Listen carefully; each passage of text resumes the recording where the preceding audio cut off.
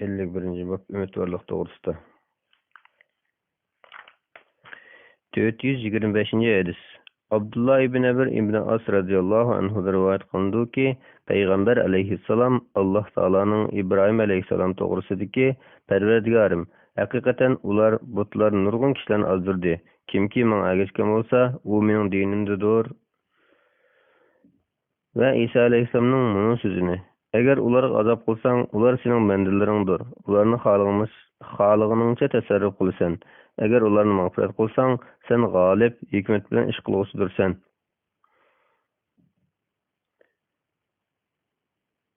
Degan iki ayetni tilavat kıldı. Andın Peygamber aleyhisselam iki kolunu igiz götürüp, "Ey Allah'ım, ümmetim" dep yığlap ketdi. Allah Taala "Ey Cibril, Muhammed'nin qışığı bargın. Gerçi Perverdigarın hemen bilip tursumu sorgan ki, o nimiş qıyğlaydı" dedi. Andın Cibril aleyhisselam Muhammed aleyhisselamın yanına bardı. Peygamber aleyhisselam Allah Taala nima üçün yığılganligini obdan biladi dep yığılganliginin sebebini dep berdi. Allah Taala "Ey Cibril, Muhammed'nin qışığı berip onunğa biz ümmetin toğrusida seni razı kılamiz ve seni rencitmeymiz" degen dedi. Muslim rivayet kılgan. Hadisning mühim noktası. Resulullah'ның ümmetiga şefaat kıldıganlığı, ularning işlariga ve menfaatiga bek köngil bildiganlığı, Allah'ның Resulullah'ni yaxshi ko'rdiganlığı ve onun ümmetiga rahimdil ekanligi. 426. hadis. Muaz ibn Cebel radıyallahu anhu rivayet kılındı ki, men Peygamber aleyhisselamның ишкінің арқысыға мен ешіп кетіп аттым.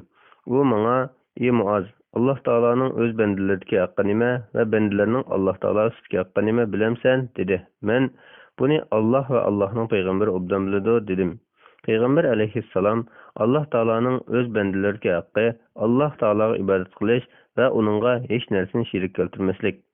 Bendilerinin Allah Taala'daki hakkı Allah Taala'ga şirik keltirmegen adamni Allah Taala'nın azaplamaslıqıdır dedi. Men "Ey Resulullah, kişilerge bunun bilen bişaret vermeymi" dedim. Resulullah bişaret vermegen. Ular bunun ölünü olmuşsun dedi. Bukhari ve Müslim rivayet kılgan. Hadisning mühim noktaları. 1. Allah Taala'nın bendilerge bulgan rahmeti ve mağfiretinin kengliki. 2. Kişilerini texim evzel emellerini kılıştığını tosip koyduğun işlerini eğitip hoş haber yetkilmesinin durus ekanligi. 427. hadis. Bera ibn Azib radıyallahu anhu rivayet kılıp mundaqdaydı. Peygamber aleyhisselam mundaq degen. Musulman bende kabirde sorak kılıngan çağda o bir Allah Taala'dan başka hiç ilah yok. Muhammed Allah Taala'nın elçisi dep guvallık berdi. Bunu Allah Taala'nın sözü ispatlaydı. Allah müminlerinin mustakim iman bilen dünyada ve ahirette berqarar kıladı. Kur'an-ı Kerim Sure İbrahim 27. ayetinin bir kısmı. Bukhari ve Müslim rivayet kılgan. Hadisning mühim noktası. Meyitning kabirde sual sorak kılınışı hakikattir. Allah Taala'nın mümin bendisiga şu kişini azaptan qutquzuvchi kelim şahadetini aytishni dilga silib, shuni muvaffaq qildiganligi. 428. hadis. Enes radıyallahu anhu rivayet kılıp mundaqdaydı. Peygamber aleyhisselam mundaq degen. Hakikaten küffarlardan bolgan adam kılgan yaxşı iş üçün dünyanın nimetlerden bahramand boladı. Ama müminin kildigan bolsak, Allah Taala onun yaxşılıklarını ahiretke kaldırıp koydu. Onun taat ibadet üçün Allah Taala onunğa dünyadımı rızık berdi. Yani bir rivayette hakikaten Allah Taala müminge kılgan yaxşılık üçün onun zulüm kılmaydı. Onun yaxşılıkıga dünyadım rızık berdi. Ahirettin mükafatlaydı. Ama kuffarlarga kelsek, ular kılgan yaxşılıkları üçün Allah Taala'nın razıqını tilimgellik üçün dünyada rızık verildi. Ahiretke barganda ularning mükafatlanıgıdak yaxşılıkları kalmaydı deyilgen. Müslim rivayet kılgan. Hadisning mühim noktası. Kuffarlar kılgan yaxşı emelleri bedeliga bu dünyada yoki mal-mulk köp buluş va yoki ko'ngilsizliklarni beshidan ko'tarishdek ishlar bilan mukofotga erishadiganligi, ammo uningga oxiratda hech qanday savob berilmaydiganligi. Chunki kuffarlik uning amallarining oxiratga ajrini bekor qiladiganligi, ammo mo'min qilgan yaxshi amallari sababli dunyo va oxiratda savobga erishadiganligi. 429. hadis. Jabir radıyallahu anhu rivayet qilib mundaqdaydi. Peygamber aleyhisselam mundaq degan. 5 vaqt namazning misali sizlarning biringlarning eshikning oldida yiqib turgan cho'nqur bir o'stan bo'lib, u kuniga 5 qitim yuyinib turgan o'xshaydi. Muslim rivayet qilgan. Hadisning muhim nuqtasi. 5 vaqt namoz kishining ma'naviy kirlari, ya'ni kichik gunohlarni yuvib o'tadi.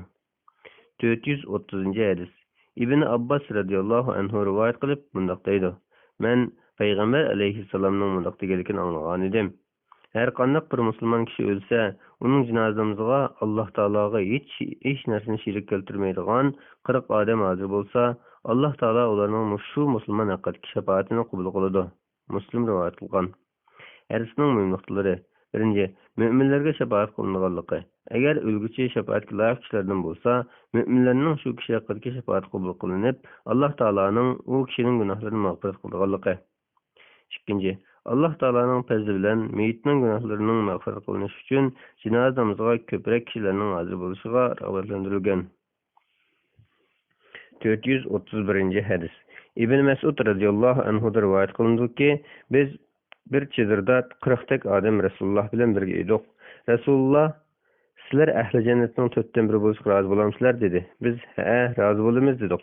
Rasululloh: "Sizlar ahli jannatning 3dan biri bo'lishga rozi bo'lamsizlar?" dedi. Biz: "Ha, rozi bo'lamiz" dedik. Rasululloh: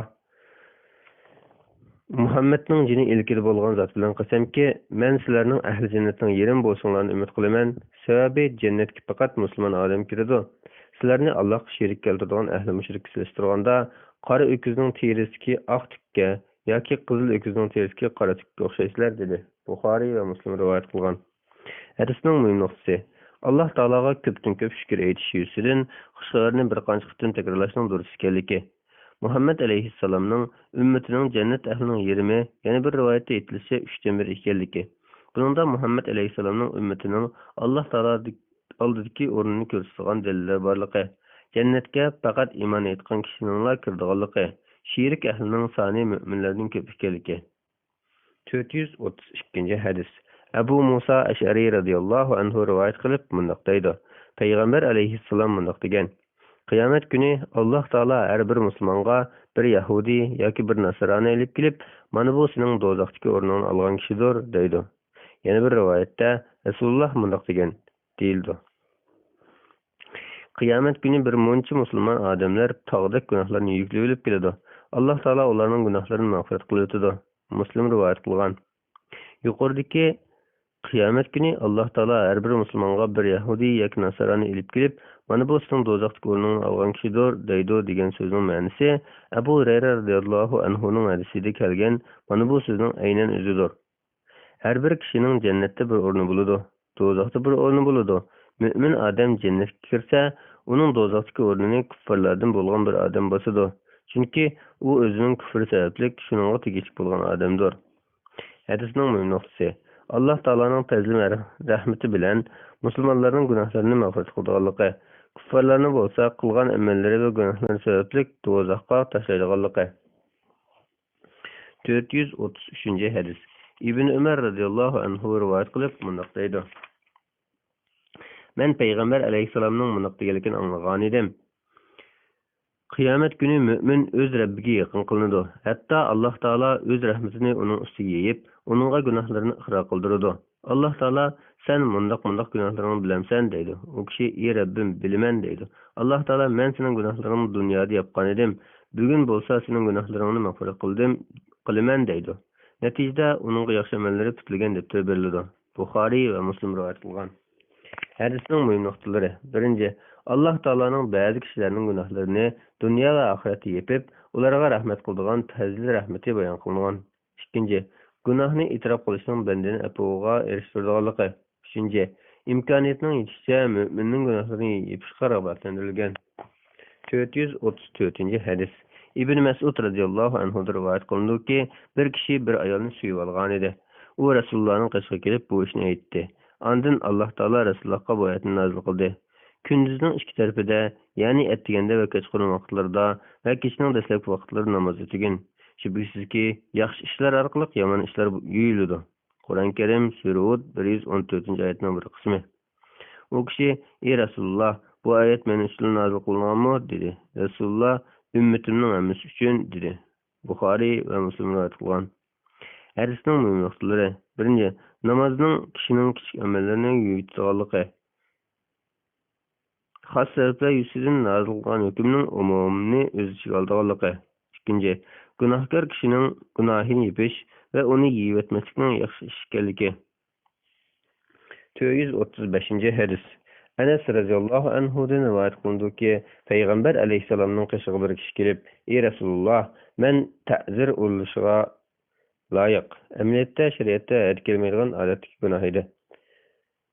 Layık bulup kaldım. Bana ta'zir urgan dedi. O kişi Resulullah bilen birle namaz okudu. O kişi Resulullah namaz okuduğundan keyin "Ey Resulullah, men ta'zir uruşga layık bulup kaldım. Bana Allah Taala'nın kitabı hükmünü icra kılgan" dedi. Resulullah "Sen biz bilen namaz okudunmu?" dedi. O "Ha" dedi. Resulullah "Sana mağfiret kılan" dedi. Buhari ve Müslim rivayet kılgan. 436. hadis. Enes radıyallahu anhu rivayet kılıp mundaq deydi. Peygamber aleyhisselam mundaq degen: "Şübhəsiz ki, yeyilganını yeyip Allah Taala'ga emri etkan ve içilganını içip Allah Taala'ga emri etkan bendisinden Allah Taala razı buludu." Buhari ve Müslim rivayet kılgan. Hadisning mühim noktası: Bendenin her kıtım tamak yegen ve ussuzluk içkende bunun için Allah Taala emri etişinin yaxşı iş ekanligi. Çünkü bunda kılış Allah Taala'nın bergen nimetleriga şükür kılış bulup Allah'ını razı kıldıganlığı. 437. hadis. Ebu Musa radıyallahu anhu rivayet kılıp mundaq deydi. Peygamber aleyhisselam mundaq degen: "Hakikaten Allah Taala gündüzde günah kılgıçıga tövbe kılış için kişiye rahmet kılını yaydı ve kişi günah kılgıçının tövbe kılış için gündüzde rahmet kılını yaydı. Ta ki quyosh mag'ribdan ko'tarilguncha shundoq davomlashdi." Müslim rivayet kılgan. Hadisning mühim noktası: Bendenin kılgan günahlarga tövbe kılışga aldırış lazımlığı. Gün g'aribdan chiqishdan ilgari kılgan tövbeni Allah Taala'nın qabul qilganligi. Qiyomatning cho'ng alomatlaridan biri bo'lgan kun g'aribdan chiqqan chog'da tövbening qabul bo'lmaydiganligi. 438. hadis. Abu Najih Emr ibn Abasa Sulami radıyallahu anhu rivayet kılındı ki "Men cahiliyet çağımda kişilerin gumrahlıkta bulup ular hech narsani tushunmaydi deb o'ylaydim. Kishilar butlarga ibodat qilatdi. Shu chog'da men Makkada turli xabarlarni so'zlaydigan bir odam maydonga kelibdi deb anglab, ulug'imga minib uning yoniga keldim. U chog'da Rasululloh islom diniga yo'shin da'vat qilayotgan ekan. Qalbi uningga qo'pol muomala qildi ekan. Men nihoyat ehtiyotchanlik bilan uning qishiga kirib, "Sen qanday odam?" dedim. U "Men payg'ambarman" dedi. Men "Payg'ambar degan nima?" dedim. U "Alloh taolo meni avatdi" dedi. Men "Seni nimaga avatdi" dedim. U "Meni sile rahim qilishga, butlarni chiqib tashlashga ve Allah Taolaga hech narsani shirik keltirmay, Allah Taolani bir deb bilishga avatdi" dedi. Men "Bu ishda kimlar sana ergashdi" dedim. U "Bana ergashgan bir odam ve bir qul bor edi" dedi. O kunlarda uningga Abu Bakr ve Bilal ergashgan ediki, Allah Taolo o ikkisidan rozi bo'lsin. Men sana ergashay dedim. U "Sen bu kunlarda bunday qilishga qodir bo'lolmaysan. Mening va kishilarning ahvolini ko'rmadingmi? Hozircha musulmon bo'lib uyingga qaytib turgan. Sen mening oshkora o'tirib chiqqanligimni anglaganingda kelgin" dedi. Men uyimga qaytdim. Keyin Rasululloh Madinaga kelibdi. Men bo'lsam o'z qavmim orasida edim. Rasululloh Madinaga kelgan chog'da men kishilardan Rasulullohning ahvolini so'rab turdim. Keyin Madinaliklardan bir qanchasi keldi. Men ulardan Madinaga kelgan bu kishi nima qilyapti deb so'radim. Ular kishilar uning qishiga orqamoq kelib o'tibdi. Qavmi uni o'ldirishni niyat qilibdi, lekin uni o'ldirishga qodir bo'lmabdi deydi. Men Madinaga kelib, uning qishiga kelib, "Ey Rasululloh, meni tanidingmi?" dedim. Rasululloh "Shundoq, tanidim. Sen bana Mekke'de muloqot bo'lgan" dedi. Men "Ey Rasululloh, bana Allah Taala sana bildirgan, men bilmaydigan narsalardan deb bersang, namoz haqida deb bersang" dedim. Rasululloh namoz bundatni o'qigan. Uningdan keyin toki kun namoz bo'yi o'rlimgacha namoz o'qimagan. Kun bo'lsa shaytonning ikki mingiz orasidan chiqadi. Bu vaqtda kuffarlar kunga bosh uradi. Ondan keyin namoz o'qiganki, namoz vaqtida rahmat farishtalar hozir bo'ladi. Kunning soati qisqarib namoz barobar bo'lgan chog'da namoz o'qishni to'xtatgan. Bu vaqtda do'zax qizitildi. Soat tushib kun qayrilgandan keyin namoz o'qigan. Namoz vaqtida rahmat farishtalar hozir bo'ladi. Namoz deganni o'qigandan keyin toki kun o'ltirishlik namoz o'qimagan. Chunki kun shaytonning ikki mingiz orasida patadi. Bu vaqtda kuffarlar kunga bosh urdi dedi. Men "Ey Rasululloh, bana tahorat to'g'riliq so'zlab bergin" dedim. Rasululloh Sizlardan kimki tahorat olgan suv bilan og'zini, burnini chayqasa, uning og'zidagi va burnidagi xatoliklar yuvilib ketadi. Ondan Alloh taolaning buyrug'ini bo'yicha yuzini yuvsa, yuzidagi xatoliklari suv bilan soqollarining orasidan yuvilib ketadi. Ondan qo'lini jaynik bilan qo'shib yuvsa, uning qo'lining xatoliklari suv bilan barmoqlar orasidan yuvilib ketadi. Ondan u beshiga masih qilsa, uning beshining xatoliklari chachlarining orasidan to'kilib ketadi. Ondan u ikki putini o'shqi bilan qo'shib yuvsa, uning putining xatoliklari putining barmoqlari orasidan to'kilib ketadi. Agar u namoz o'qib, Alloh taolaga hamd sano aytsa, Alloh taoloni loyiq ravishda ulug'lasa va qalbi Alloh taologa topshirilsa, u kishi barliq gunohlardan poklanib, anadan tug'ilgan kunnikidek pok bo'ladi dedi. Keyin Amr ibn Abasa bu hadisni Rasulullohning sahobalaridan Abu Umamaga so'zlab berganda, Abu Umama: "Ey Amr ibn Abasa, nima deydigansan? Faqat tahorat olgan kishiga shunchalar savob berilamdi" dedi. Amr: "Ey Abu Umama, men yashnab qoldim, ajlimmi yiqilib qoldi. Musha altimda Alloh taolo va Alloh taoloning rasuliga yolg'onni choplashgan nimadan bo'lsin? Men bu hadisni Rasulullohdan 1, 2, 3 navbat deb 7 qatim sanab, ko'p qatim anglamagan bo'lsam, bu hadisni hargiz so'zlab bermagan bo'lardim, lekin bu hadisni uningdan ko'p qatim anglaganman" dedi. Muslim rivoyat qilgan. Hadisning muhim nuqtalari. Birinchi, musulmonlar ojiz holatda turganda payg'ambar alayhissalomning Abi Najihga Quraysh mushriklarning aziyat yetkazib qo'yishdan ansirab qaytib ketishga buyurishining aqlonlik ekanligi. Ikkinchi, payg'ambar alayhissalomning mushriklar ustidan g'alaba qilib islom dinini ustun qilishga bo'lgan umidvorligi. Uchinchi, tahorat namozga o'xshash ibodatlarning bandining o'tkazgan kichik gunohlarini yuvitadiganligi. To'rtinchi, namozni Alloh taolodan qo'rqish va tavazzu bilan o'qish lozimligi. Farishtalarning namozga nozir bo'lib guvohchi bo'lganligi. Beshinchi, namoz o'qish makruh bo'lgan vaqtlarni bayon qilgan. 439 hadis. Abu Musa Ash'ari radhiyallohu anhu rivoyat qilib mundoq deydi. Payg'ambar alayhissalom mundoq degan: Agar Alloh taolo biror ummatga rahmat qilmoqchi bo'lsa, payg'ambarni o'z ummatiga noz-ne'mat va ustunlik tayyorlash hozirliklari uchun o'z dargohiga elib ketadi. Agar u ummatni halok qilmoqchi bo'lsa, payg'ambarlar hayot turuqliq ularni azoblab, ularni halok qiladi. Ular payg'ambarni yolg'onchi qilgan, uningga osiylik qilgan bo'lsa, ularni halok qilib, payg'ambarni xotirjam qiladi. Muslim rivoyat qilgan. Hadisning nuqtasi. Bu hadis qavmni yaxshilikqa, hidoyatga da'vat qilsa, qavmi yolg'on chiqargan payg'ambar alayhissalomga nisbatan tasalli hisoblanganligi. Yaxshilar bog'chisi 249-bob, 52-bob umidvor bo'lish to'g'risida. Alloh taolo mundoq deydi: Men ishimni Allohga topshiraman. Alloh haqiqatan bandalarni ko'rib turg'uchidir. Alloh uni Fir'avn jamoasining suiqasdidan saqladi. Qur'oni Karim sura G'ofir 44-oyatning bir qismi. 440-hadis. Abu Hurayra radhiyallohu anhu rivoyat qilib mundoq deydi: Payg'ambar alayhissalom mundoq degan: Alloh taolo mundoq deydi: Bandam mening qandoq bo'lishimni o'ylasa, men uning shundoq bo'laman. U meni aslagan chog'da men uning bilan birga bo'laman. Alloh taolo bilan qasamki, Alloh taolo o'z bandasining tavbasini sizlarning biringlar cho'l bayonida to'gisini yo'qotib qo'yib, tepib olgan chog'dagi xushaliqdan ortiq xushal bo'ladi. Alloh taolo yana mundoq deydi: Kimki menga bir g'arz yaqinlashsa, men uningga bir g'arz yaqinlashaman. Kimki menga bir g'arz yaqinlashsa, men uningga bir g'arz yaqinlashaman. Men tarafga men kelsa, men uningga yugurib boraman. Buxoriy va Muslim rivoyat qilgan.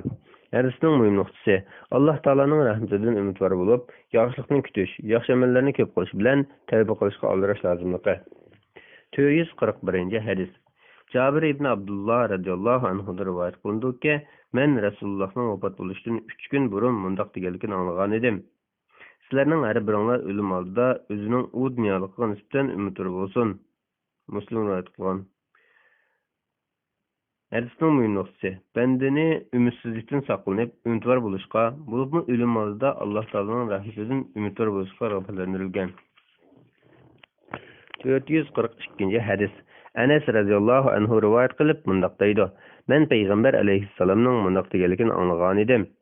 Alloh taolo aytadi: Ey odam bolasi, sen qachonki menga duo tilabdi bo'lsang va mendan umidvor bo'lsang, sening gunohlaring bo'lishidan qat'iy nazar seni mag'firat qilaman. Ey odam bolasi, sening osmonga taqashqudek ko'p gunohlaring bo'lsa-mu, mendan mag'firat qilsin. Menden mağfiret talep kılsan, seni mağfiret kılaman. Ey adam balası, eğer sen yer yüzünün kaplığıda hatalıkların bilen bana hiç nersini şerik keltirmey dergahımda bana mulakat bolsan, men sana yer yüzünün kaplığıda mağfiret bilen mulakat bolaman. Tirmizi rivayet kılgan. Hadisinin mühim noktaları. Birinci, Allah Taala'nın fazl-ı keriminin kengliki, rahmetinin çeksizliki.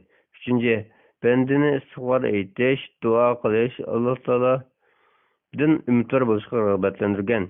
Üçüncü, bende Allah'a şerik keltirmegende bolsa, her qancha köp ve ig'ir günah ötküzgen bolsumu, Allah Ta'ala'nın mağfiretinden ümitkisi bolduğanlıqı. Bu haqda Allah Ta'ala Kur'an-ı Kerim'de mınıqtaydı.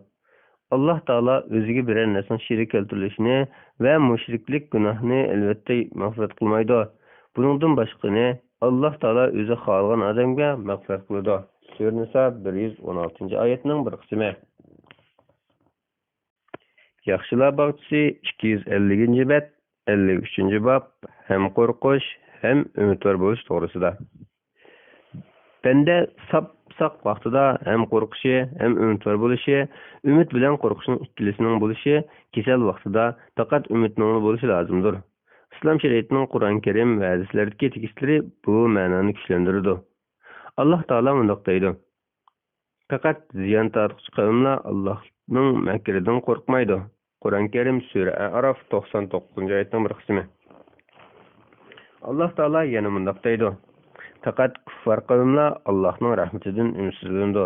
Qur'on Karim sura Yusuf 87-oyatning bir qismi. Alloh taolo yana mundoq deydi: Shu kunda ba'zi yuzlar qaraydi, ba'zi yuzlar oqiradi. Qur'on Karim sura Al Imron 106-oyatning bir qismi. Alloh taolo yana mundoq deydi: Shubhasizki Parvardigoring albatta tez jazolovchidir, albatta mag'firat qiluvchidir, marhamat qiluvchidir. Qur'on Karim sura Araf 167-oyatning bir qismi. Alloh taolo yana mundoq deydi: Mu'minlar shak-shubhasizki jannatda bo'ladi. Kuffarlar shak-shubhasiz do'zaxda bo'ladi. Qur'on Karim sura Istig'for 13-14-oyat. Alloh taolo yana mundoq deydi: Tarozi ig'ir kelgan odam kelsak, u ko'ngillik turmushda bo'ladi. Tarozi yenik kelgan odamga kelsak, uning joyi haviya bo'ladi. Haviyaning nima kelganini qandoq bilalaysan? Haviya qiziq o'tdir. Qur'on Karim sura Qariya 6-oyatdan 11-oyatgacha. Bu ma'noda kelgan oyatlar ko'pdir. Qo'rqish bilan umidvorlik bir-biriga yaqin ikki oyatda yoki boshqa oyatlarda yoki birli ikki oyatda keladi. 443 hadis. Abu Hurayra radhiyallohu anhu rivoyat qilib mundoq deydi: Payg'ambar alayhissalom mundoq degan: Agar mu'min Alloh taolaning azobini bilsa edi, Alloh taolaning jannatini hech bir kishi tama qilmagan bo'ladi. Agar kuffarlar Alloh taolaning rahmatini bilsa edi, hech biri Alloh taolaning jannatidan na'mat bo'lmaydi. Muslim rivoyat qilgan. Hadisning muhim nuqtasi: Bendini Alloh taolaning jazosidan qo'rqishga, Allohning savobidan, mag'firatidan va roziqidan umidvor bo'lishga rag'batlantirgan. 444 hadis. Abu Said Xudri radhiyallohu anhu rivoyat qilib bundoq deydi: Payg'ambar alayhissalom bundoq degan: Qachonki meyit taot qo'yilib, kishilar uni yelkilariga elib monsa, o'lguchi yaxshi odam bo'lsa, meni siz elib menglar deydi. Agar o'lguchi shaqiy odam bo'lsa, u esit meni qayerga elib borsizlar deydi. Uning ovozini odamzotdan boshqalarining hammasi anglaydi. Agar uni odamzot anglaydigan bo'lsa, jinidan judo bo'lgan bo'ladi. Buxoriy rivoyat qilgan. Hadisning muhim nuqtalari: Birinchi, Alloh taolaning bandalariga ularning oxiratga o'rnini ko'rsatib, ularga tayyorlangan narsalarni xabar qildiganligi. Mu'minning Alloh taolo beradigan izzat hurmatga erishishga aldiraydiganligi. Kuffarlar va fosiqlarning qattiq azobga qo'rqadiganligi. Ikkinchi, ba'zi ovozlarni insonlarning anglayolmaydiganligi, insonlardan boshqa jonliqlarning anglayolmaydiganligi. Payg'ambar alayhissalomning bu hadisi mo'jizalar jumlasidan bo'lib, hozirgi zamon ilm-fan tarafidan isbotlangan. 445 hadis. Ibn Mas'ud radhiyallohu anhu rivoyat qilib bundoq deydi: Payg'ambar alayhissalom bundoq degan: Jannat sizlarning har biringlarga kashning sho'nisidan yaqindir va do'zaxmi ham shunga o'xshashdir. Buxoriy rivoyat qilgan. Hadisning muhim nuqtasi: Kishining nihoyat kichik ishlar sababidanmi jannatga kirdiganligi. Shundaqla ba'zi kichik gunohlar sababidanmi do'zaxga kirdiganligi. Shunga mu'minning toat ibodatini kamtuk qilib qo'ymasligi, gunohli ishlarda azvaylab ketmaslik kerakligi.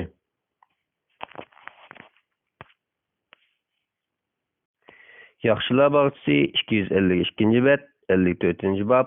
Allah Taoladan qo'rqib, Allah Taolani sig'inib yig'lashning fazilati to'g'risida. Allah Taolo mundaq deydi: ular yig'ilgan holda sajda qilishga yiqiladi. Qur'onni anglash bilan ular Allohga texim tazarruh qiladi. Qur'on Karim sura Al-Imron 109-oyat. Allah Taolo yana mundaq deydi: masxir qilib bu Qur'onda ajablanamsizlar, kulamsizlar, yig'lamamsizlar. Qur'on Karim sura Najm 59-60-oyat. 446-hadis. İbn Mesud radıyallahu anhu rivayet kılındı ki, "Bana Resulullah Kur'an'ı okup bergin" dedi. "Men, ey Resulullah, Kur'an sana nazil bolgan tursa, Kur'an'ı men sana okup berem demen" dedim. Resulullah, "Men Kur'an'ı başka adamның okuganını anlaştığını yaktırmen" dedi. Men Resulullah'a Sure Nisa'ni okup, "Biz her bir ümmetke bir guvahçını keltirgen ve ey Muhammed seni bularga guvahçı kılıp keltirgen çağımızda ularning hali qandoq bo'ladi?" Qur'on Karim sura Nisa 41-oyat. degan oyat kelganda Rasululloh "Am to'xta" dedi. Men Rasulullohga qarasam, uning ikki ko'zidan yosh qo'yilib o'tibdi. Buxoriy va Muslim rivoyat qilgan. Hadisning muhim nuqtalari. Birinchi, Qur'on Karimni boshqalardan anglashning yaxshi ekanligi. Buningda anglag'uchi odamning Qur'on o'qigan odamga talaffuz va o'lchamga loyiq o'qishga zehni bo'lib ketishdan xoli holda texim oson tushunganligi. İkinci, o'quvchining ustoziga o'qib berishning joiz ekanligi. Buninglik bilan o'quvchi anglag'uchini afzal hisoblanmaydiganligi. Uchinchi, Qur'on o'qiganda o'quvchining birdan to'xtab turishi zarur bo'lsa, to'xtab turishga buyruq qilishning durust ekanligi.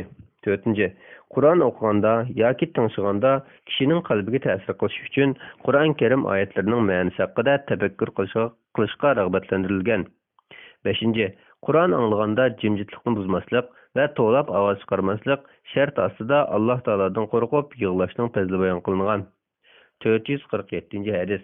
Anas radhiyallohu anhu rivoyat qilib mundaq deydi: Payg'ambar alayhissalom shundaq bir nutq so'zladiki, men undaq nutqni zotda anglab boqmagan edim.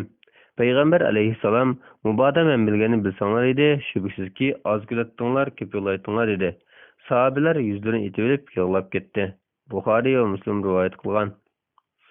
Hadisning muhim nuqtasi: sahobalarning vaz tablig'idan ta'sirlanib, yuragi eriydiganligi. Alloh taolodan qo'rqib yosh to'kadigan holatini bayon qilib, shularni ulgu qilishga rag'batlantirilganligi. 448-hadis. Abu Hurayra radhiyallohu anhu rivoyat qilib mundaq deydi: Payg'ambar alayhissalom mundaq degan: Seg'ilgan sutning yilinga qaytib kirishi yo'q gap bo'lganidek, Alloh taoladan qo'rqib yosh to'kkan odamning do'zaxga kirishimi yo'q gap. Alloh taolo yo'lidagi bandining badaniga qo'ngan chang to'zon bilan do'zax tutuni bir yerda jam bo'lolmaydi. Tirmiziy rivoyat qilgan. Hadisning muhim nuqtasi: Alloh taoladan qo'rqib yig'lashning kishini to'g'ri yo'lga boshlashga sabab bo'lganligi. Shundaqla buning shu kishini do'zax azobidan saqlaydiganligi. 449-hadis.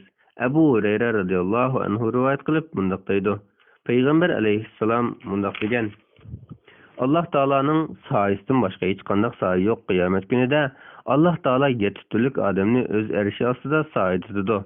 Birinchi, adil podshoh. Ikkinchi, Parvardigori Alloh taolaning ibodatida o'sgan yosh. Uchinchi, asyodi hamisha masjidda bo'lgan odam. To'rtinchi, Alloh taolaning roziligi uchun do'st bo'lishgan va Alloh taolaning roziligi uchun ayrilishgan odamlar. 5. Isil va chiroyli bir ayol o'ziga chaqirsa, Alloh taoladan qo'rqaman deb o'ziga uni rad qilgan kishi. 6. O'ng qo'li bilan nima berganligini so'l qo'li bilan bilmay qolganlik darajada maxfiy sadaqa bergan kishi. 7. Xoli joyda Alloh taolani yetib yosh to'kkan kishi. Buxoriy va Muslim rivoyat qilgan. Hadisning muhim nuqtasi: xoli joyda Alloh taolaga ibodat qilib, Alloh taolani yod etib, savobini umid qilgan holda Alloh taoladan qo'rqib yosh to'kkan odamning fazli Allah Taoladan qo'rqib yig'lashning shu kishini bu dunyoda xotirjamlikka, qiyomat kunida xushlikqa erishtiradiganligi. 450 hadis. Abdullah ibn Shahr radhiyallohu anhu da rivoyat qilindiki, u mundoq degan: "Men Rasulullohning yoniga kelsam, Rasululloh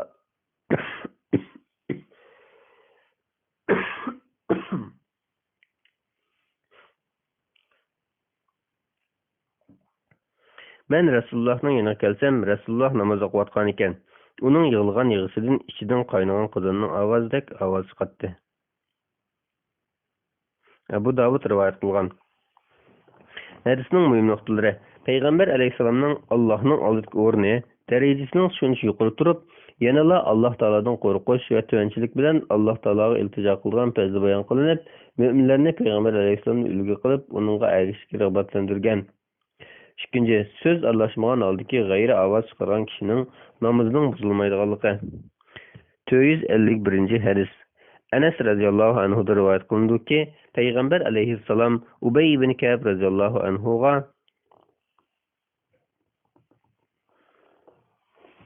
Ulug' Alloh taolo meni sana Bayna surasini o'qib berishga buyurdi dedi. Ubay, Alloh taolo mening ismimni atadimi dedi. Payg'ambar alayhissalom ha dedi. Ubay yig'lab ketdi. Buxoriy va Muslim rivoyat qilgan. Yana bir rivoyatda yig'lag'il turdi deyilgan.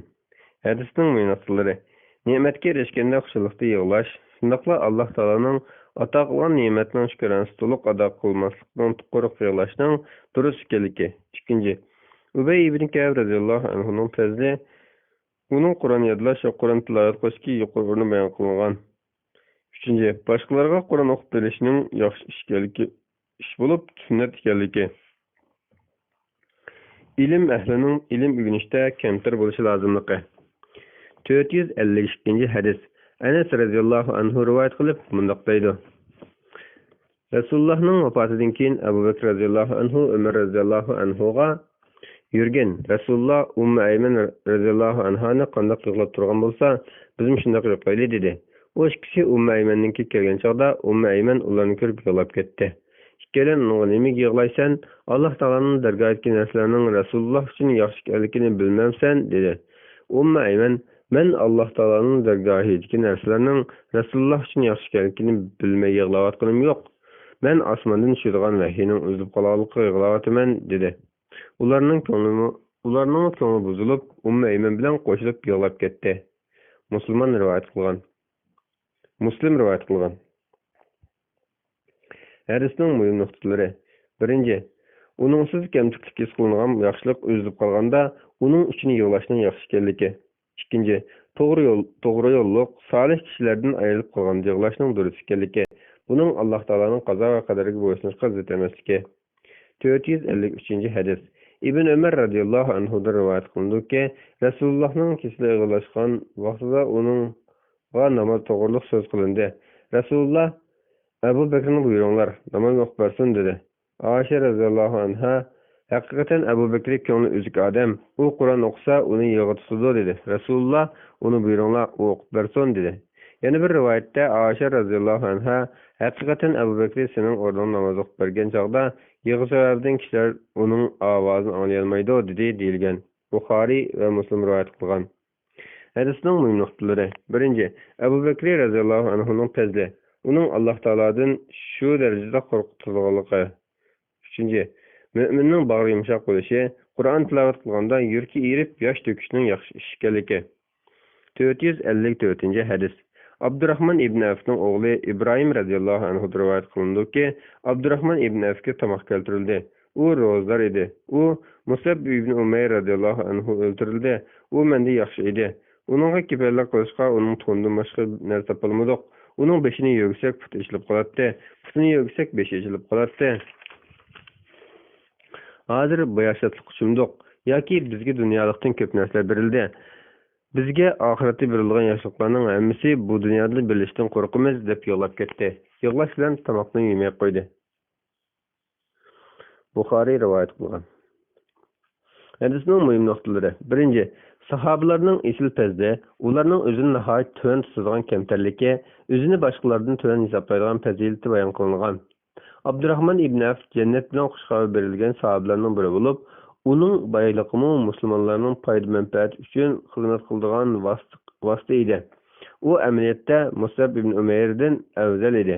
Ikkinchi, mo'minni dunyo g'ayridan ziyod bilib ketishdan, dunyoga bilib ketish sababi bilan o'tishlik vazifalarni to'liq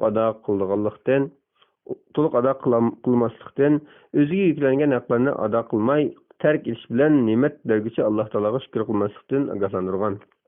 455 hadis. Abu Umama Suday ibn Bahili radhiyallohu anhu rivoyat qilib bundoq deydi. Payg'ambar alayhissalom bundoq degan: Alloh taolo ikki tomchi bilan ikki izni eng yoqtirdi. Uning biri Alloh taolodan qo'rqib to'kilgan yosh tomchisi, yana biri Alloh taolo yo'lida to'kilgan qonning tomchisidir. Ikki izga keladigan bo'lsak, biri Alloh taolo yo'lida besilgan qalamning o'zi, yana biri Alloh taoloning fazilati, yana biri Alloh taoloning farzlarini ado qilishda qolgan izdir. Tirmiziy rivoyat qilgan. Hadisning muhim nuqtalari. Birinchi, Alloh taolodan qo'rqib yosh to'kishning fazli. Chunki bu bandaning Alloh taologa bo'lgan chin iymonining dalili ekanligi. Ikkinchi, jihadning fazli. Alloh taolo yo'lida qani oqqan kishiga katta savob beradiganligi. Uchinchi, tahoratning o'likni qoldirib qo'yganiga o'xshash, ibodatning iz nishonlarini qoldirib qo'yishning joiz ekanligi. 456. İrbaz ibn Sariya radhiyallohu anhu rivoyat qilinadiki, Rasululloh bizga shunday bir nasihat qildiki, uningdan qalblar larziga keldi va ko'zlardan yosh qo'yildi. Abu Davud va Tirmiziy rivoyat qilgan. Bismillah valhamdulillah vassalatu vassalamu ala rasulillah amma ba'd. Assalomu alaykum va rahmatullohi va barakatuh. Aziz qarindoshlar, yaxshilar baxtisi. Hadis sharifi tarjimasiniki 55. babı kelgan 257. bet davomlashtiramiz. Bismillahirrohmanirrohim. Yaxshilar bog'chisi 257. bet 55. bab dunyoga berilmaslikning fazilati, dunyoning ko'p bo'lmasligiga qiziqtirish va namozlikning fazilati to'g'risida.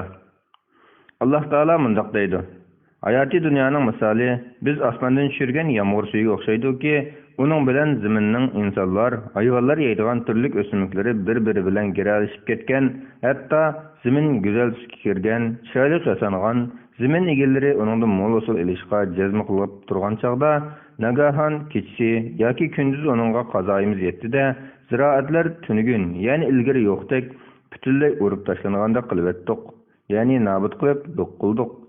Fikr yurgizgan qavm uchun oyatlarni mushundoq tafsili bayon qilamiz. Qur'on Karim Sura Yunus 24-oyat. Alloh taolo yana mundoq deydi: Ey Muhammad, ularga dunyo tirikchiligi haqida shundoq bir misolni keltirgin.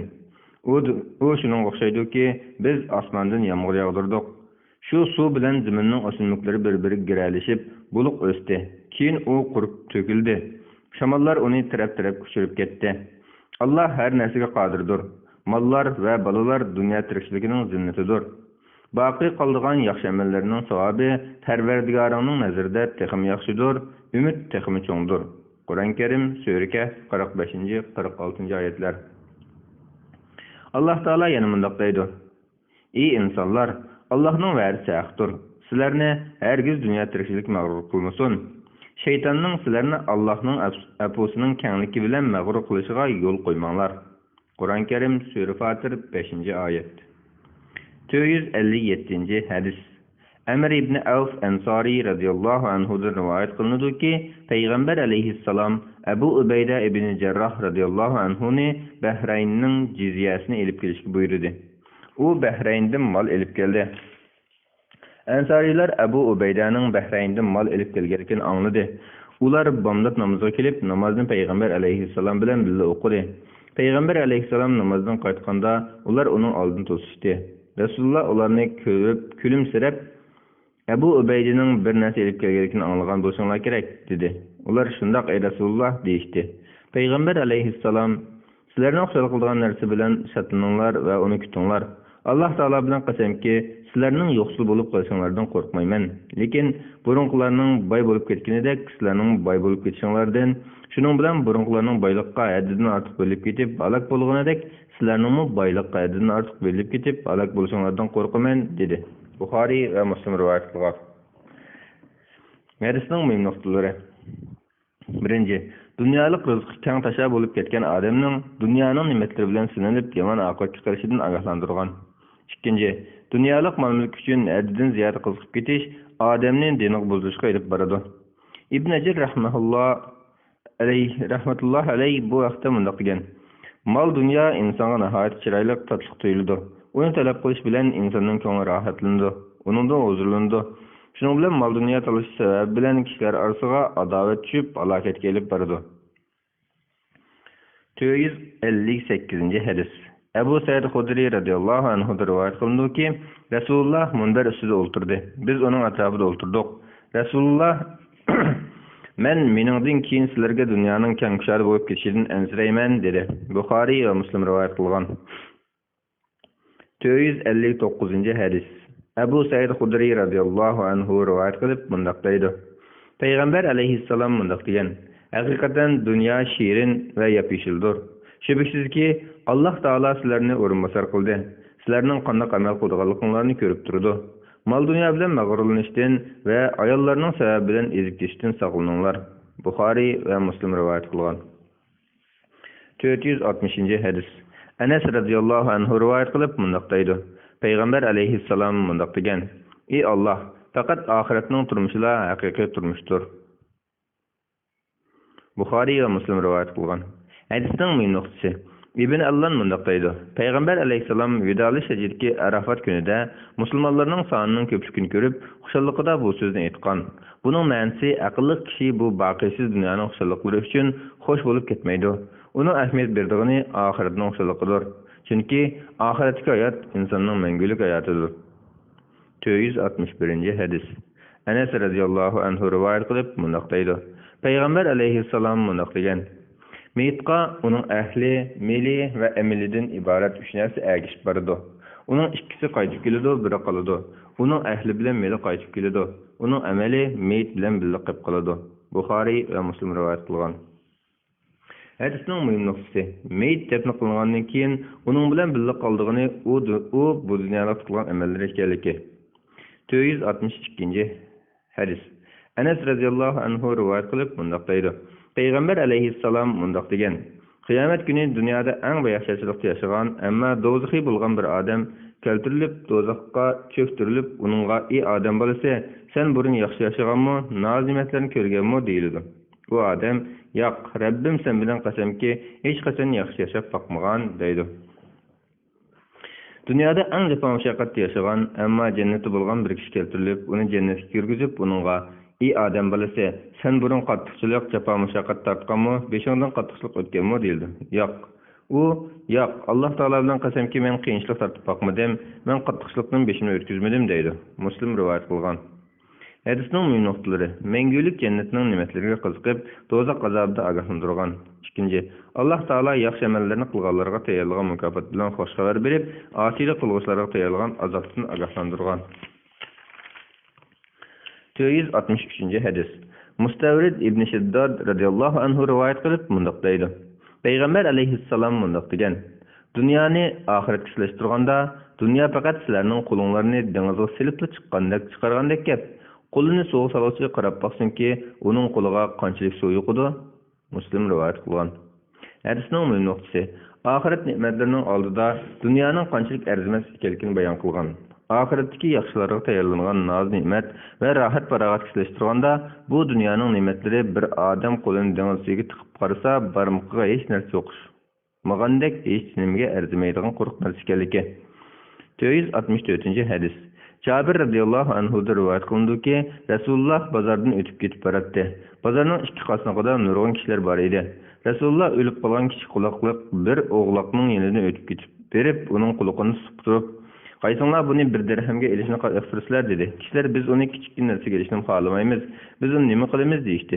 Rasululloh: "Sizlar u o'g'loqning sizlarning bo'lib qolishini xohlamsizlar" dedi. Ular: "Alloh taolo bilan qasamki, u tirik chig'idimi, quloqi kichik bo'lib, aytib tursa, uning o'ligini qanday qiladiq" deydi. Rasululloh: "Alloh taolo bilan qasamki, dunyo Alloh taoloning nazarida sizlarning buni mansitmasliklaringlardan bekor arzimaydi.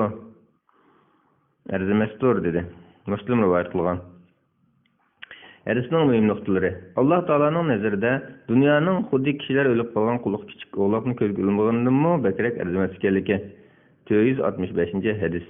Abu Zar radhiyallohu anhu rivoyat qildiki, men payg'ambar alayhisalom bilan Madinaga qartashlikda ketyotdim. Bizga Uhud tog'i ko'rindi. Rasululloh, "Ey Abu Zar" dedi. Men "Xo'sh, ey Rasululloh" dedim. Rasululloh, "Mening mushu Uhud tog'isilik oltinim bo'lsa, 3 kun ichida onundan qarz qaytarishim o'ylab qolganimdan boshqa bir dinarning meni qilishi meni xursand qilmaydi. Mening deydiganim, mushu tog' birorta oltinim bo'lsa, Alloh taolaning bandalariga mundaq yana o'ng tarafimdan, so'l tarafimdan, orqa tarafimdan bergan bo'lardim" dedi. Ondan payg'ambar alayhisalom menga ketib o'tib, "Dunyoda pul meli ko'p bo'lganlar qiyomat kuni namrat odamlardir. Lekin mollarini o'ngdan, so'ldan, keyindan berganlar namrat hisoblanmaydi. Lekin undaqlar azdir" dedi. Ondan menga men qaytib kelgishlik chog'ini mindirilmay turgan deb qo'yib, kechining qorong'usida g'oyib bo'ldi. Ondan men bir ovoz angladim. Men Rasululloh biror xatar yetib qo'yishdan qo'rqib, uning qishib berishini o'yladim. Men Rasulullohning men kelgishlik mindirilma degan buyruqni eslab, toki Rasululloh qaytib kelguncha joyimni mindirlamadim. Rasululloh bir ovoz anglab qo'rqib ketganligimni aytdim. Rasululloh, "U ovozni angladingmi?" dedi. Men "Ha" dedim. Rasululloh, "U Jibril bo'lib mening qishimga kelib, sening ummatingdan biror kishi Alloh taologa sherik keltirmay o'lsa, u jannatga kiradi" dedi. Men agar o'g'irlik va zina qilsa desam, Rasululloh o'g'irlik qilsimi, zina qilsimi dedi. Buxoriy va Muslim rivoyat qilgan. Hadisning muhim nuqtalari. Payg'ambar alayhisolamning nihoyat kamtarligi, sahobalardan biriga cho'nchilik qilmaydiganligi. Ikkinchi, oldin ola biror qarzini to'lash uchun mol-mulkni saqlab qo'yishning durust ekanligi. Xayr ihson uchun sadaqa qilishdan avval gadiniki qarzdan to'lab o'tish kerakligi. Uchinchi, mol egallarini Alloh taolo yo'lida mol-mulkni sarf qilishga rag'batlantirganligi. To'rtinchi, Alloh taolo yo'lida pul melidan xayr ihson qilib turgan kishiga nisbatan mol dunyoning yomon narsa hisoblanmaydiganligi. Beshinchi, ba'zi gunohlarni qilgan bo'lsa-mu, Alloh taologa sherik keltirmay, iymon bilan o'lgan kishining gunohiga loyiq jazodan keyin jannatga kirdiganligi. Oltinchi, Alloh taologa sherik keltirgan kishining do'zaxdan mangu qoldiganligi. 466-hadis. Abu Hurayra radhiyallohu anhu rivoyat qilib mundaq deydi. Payg'ambar alayhissalom mundaq degan: "Mubada mushu Uhud tog'isilik oltinim bo'lsa, 3 kun ichida onundan qarz qaytarishim bo'lib qolganimdan boshqa bir dinarning qilishini xohlamayman." Buxoriy va Muslim rivoyat qilgan. Hadisning muhim nuqtalari. Birinchi, qarzni qaytarish, omonatni loyiq ravishda ado qilishga rag'batlantirgan. Ikkinchi, yaxshilikni umid qilish yuzidan muborak degan so'zni ishlatishning durust ekanligi. Uchinchi, payg'ambar alayhisolamning dunyoga berilmaydigan xislati bayon qilingan. 467-hadis. Abu Hurayra radhiyallohu anhu rivoyat qilib mundaq deydi. Payg'ambar alayhissalom mundaq degan: "Sizlar o'zinglardan to'g'ri kishiga qaranglar, o'zinglardan yuqori kishilarga qaramanglar. Bundaq qilishinglar Alloh taolaning sizlarga bergan ne'matlarini kichik sanmasliklaringiz uchun eng loyiqdir." Buxoriy va Muslim rivoyat qilgan. Hadisning muhim nuqtasi. Musulmonning dunyo ishlarida o'zidan to'g'ri kishilarga qarashi, diniy ishlarda o'zidan yuqori kishilarga qarashining yaxshi ekanligi. Chunki odamning mol dunyosi o'zidan ko'p kishiga qarashi, shu odamni bearomlik, norozilik, Alloh taolaning ne'matlariga noshukrlik qilishga olib boradiganligi. Din ishlarida o'zining afzal kishiga qarashi, shu odamni texim ko'proq ibodat bilan Allohga yo'linishga olib boradiganligi. 468-hadis. Abu Hurayra radhiyallohu anhu rivoyat qilib mundaq deydi. Payg'ambar alayhissalom mundaq degan: "Dinar, dirham, yaktak va to'qilma raqlarga qul bo'lg'uchilar halok bo'lsinki, agar uningga berilsa rozi bo'ladi, berilmasa rozi bo'lmaydi." Buxoriy rivoyat qilgan. Hadisning muhim nuqtalari. Birinchi, Alloh taoladan g'ayriga cho'qinishdan, bo'libmi mol dunyoning quli bo'lib qolishda ogohlantirilgan. Ikkinchi, ojizidan oshqo'lik alda mol dunyo to'plab, u mol dunyoni Alloh taolo buyurgan yaxshilik yo'llarga ishlatmaslik qilmishi ayblangan. 469-hadis. Abu Hurayra radhiyallohu anhu rivoyat qildiki, men ahli suffa ya'ni payg'ambar alayhisolamning bir jamoat taqvodor nomar sahobalar bo'lib, ular payg'ambar alayhisolamning masjidlarining oxir tarafidagi suffini makon tutgan edi. Men ahli suffadan 70 kishini ko'rdim. Ulardan uchiga to'n kiygan biror kishi yo'q edi. Ularning ustki kiyimi faqat birla ishdan yoki bo'yniga sigib olgan biror parcha raqtdan iborat bo'lib, shu kiyimning uzunligi ba'zining parchiqining yarmiga kelsa, ba'zining o'shqiga keladi. Ular avratlarining ichilib qolishidan ansirab, qo'li bilan kiyimlarini yig'ib tutib oladi. Buxoriy rivoyat qilgan. Hadisning muhim nuqtalari. Ebu Nuaym Evliyalar Zinneti namlı kitabıda bu vaqtda mundaq degan: Ahli sufa kişilerinin ahvalida ma'lumki, ular nihoyat kambag'al bo'lib, azga shukr qilgan va shuni tanlagan. Ularning hech birining bir vaqtda ikki kiyimi bo'lmagan va yoki ikki xil taomga bir vaqtda eg'iz tegmagan. Mushundaq yashash yo'lliq bir ulug' g'oyaga yetish uchun zarurati bo'lgandila, mushundaq yashashning yaxshi ekanligi. Yaxshilar bog'chisi 263-bet 470 hadis. Abu Hurayra radhiyallohu anhu rivoyat qilib bunday deydi: Payg'ambar alayhisalom bunday degan: Dunyo mu'minga zindondir, kuffarlarning jannatidir. Mu'min bandaga oxiratda tayyorlangan ne'matlarga nisbatan bu dunyoning go'yo bir zindonning o'rni ekanligi. Kuffarlarning u dunyoda tayyorlangan qattiq azobga nisbatan bu dunyoning ularga go'yo jannatdek bo'lganligi. Muslim rivoyat qilgan. 471 hadis. İbn Ömer radıyallahu anhu'da rivayet qilindiki, Rasululloh mo'ramni suturib, dunyoda xuddi musafir yoki yo'lovchilik bo'lgan degan edi. Ibn Ömer radıyallahu anhu mundaq deydi: Kechqurunligi atganligingni kutmagan, atganligi kechqurunligini kutmagan. Saq vaqtini g'animat bilib, kesal vaqtida qilolmaydigan ishlarini qilib ol. Hayatliqni g'animat bilib, o'lgandan keyin qilolmaydigan ishlarini qilib ol. Buxoriy rivoyat qilgan. Hadisning muhim nuqtalari: har bir ishni o'z vaqtida qilishga aldirash kerakligi. Ikkinchi, quruq arzuni oz qilish kerakligi. Bunda qilishning amallarni tuzab, yaxshilik qilishga undab, o'rinliq so'ralmalikdan saqlaydiganligi. Üçüncü, müminning ko'proq taat ibodat qilish uchun har bir fursatni chong tutish lozimligi. To'rtinchi, hayotlik va salomatlik mümin uchun ikki chong ne'mat bo'lib, bu ikkisidan yaxshi amallarni qilish bilan foydalanish kerakligi. Hargizmi oxirat uchun foydasiz bo'lgan ishlar bilan ularni isrof qilib o'tmaslik kerakligi. 472 hadis. Abu Abbas Sahl ibn Sa'd Sa'idi radhiyallohu anhu rivoyat qildi-ki, bir kishi Rasulullohning huzuriga kelib: "Ey Rasululloh, men o ishni qilsam, meni Alloh taolam yaxshi ko'radigan, kishilarni yaxshi ko'radigan bir ish buyurgan" dedi. Rasululloh: "Dunyoga berilma, Alloh taolo seni yaxshi ko'radi va kishilarning ilkirki narsa qiziqma. Shunday qilsang, kishilar seni yaxshi ko'radi" dedi. Ibn Majah rivoyat qilgan. Hadisning muhim nuqtalari: birinchi, mu'minning rizq talab qilish yo'lida baliq tirishchiligini ko'rsatgandan keyin haloldan topgan rizqqa qanoat qilish kerakligi. Ikkinchi, mu'minning haromdan o'zini saqlab, shubhli ishlardan ehtiyot qilishi, halol rizqqa qanoat qilib, uni shariatga uyg'un ravishda sarf qilish kerakligi. Uchinchi, insonning mol dunyoni qo'lida tutib, uni maqsadga yetishdagi bir vosita deb qarash, hargizmi uni chin ko'ngildan butun ishlarining maqsadi qilib olmasligi. To'rtinchi, zahidlik degan namratlik, xorlik, g'ururlik bilan bo'lmaydiganligi, balki insonning ruhi boy bo'lishi, muhtoj bo'lsin tilmaydigan, tama qilmaydigan bo'lishi bilan birga iffatlik bo'lishi, Alloh taolo rozi bo'lgan ishlarga o'zini otish kerakligi. Beshinchi, kishining mol dunyoga erisman bo'lishi, shahvoniy nafsi, havo havasi uchun bo'lsa, bunday farismanlik ayib sanaladi. Ammo mol dunyo tepishi yaxshi amallarni qilish uchun bo'lsa, bu ayiblanmaydi, balki bu Alloh taologa bo'lgan taat ibodat hisoblanadi. 473 hadis. Nu'man ibn Bashir radhiyallohu anhu da rivoyat qilindi-ki, Umar radhiyallohu anhu kishilarning dunyoda erishgan narsalarini tilga olib o'tdi. Ondan men Rasulullohning qo'rqituvdek nachar xorumi yo'q, kun bo'yi ochilganligini ko'rgan edim dedi. Muslim rivoyat qilgan. Hadisning muhim nuqtalari: Payg'ambar alayhisalomning dunyoga bilmasligi, ojizlik va kambag'allikdan bo'lmasdan, oxiratni dunyodan afzal bilganligi, sahobalari va ummatiga dunyoning rohat barobat, havo havaslarga berilib ketishdan taat ibodatini tark etmasligini o'rgatish uchundir. 474 hadis. Aisha radhiyallohu anhadan rivoyat qilindi-ki, Rasululloh vafot bo'lganda uyimda faqat taxti beshidagi ozroq arpadan boshqa yegirik narsa yo'q edi. Men uni uzungacha yedim. Ozg'ina arpa nimaga tugamaydigandi deb uni tortib ko'rgandim, u tugab ketdi. Buxoriy va Muslim rivoyat qilgan.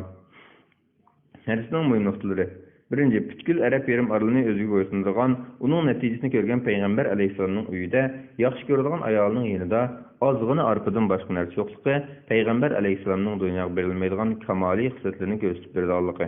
Ikkinchi, oz taomni ko'p barakatli qilish payg'ambar alayhisolamning mo'jizalaridan biri ekanligi. 475 hadis. Amr ibn Aris radhiyallohu anhu rivoyat qildi-ki, Rasululloh vafot bo'lgan chog'da dinar, dirham, qo'l, didak va boshqa hech qanday narsalarni qoldirmagan. Faqat u o'zimindigan bir oq xechirni, urush qurollarini va ibn sabillarga sadaqa qilgan bir parsimini qoldirgan edi. Buxoriy rivoyat qilgan. 476 hadis.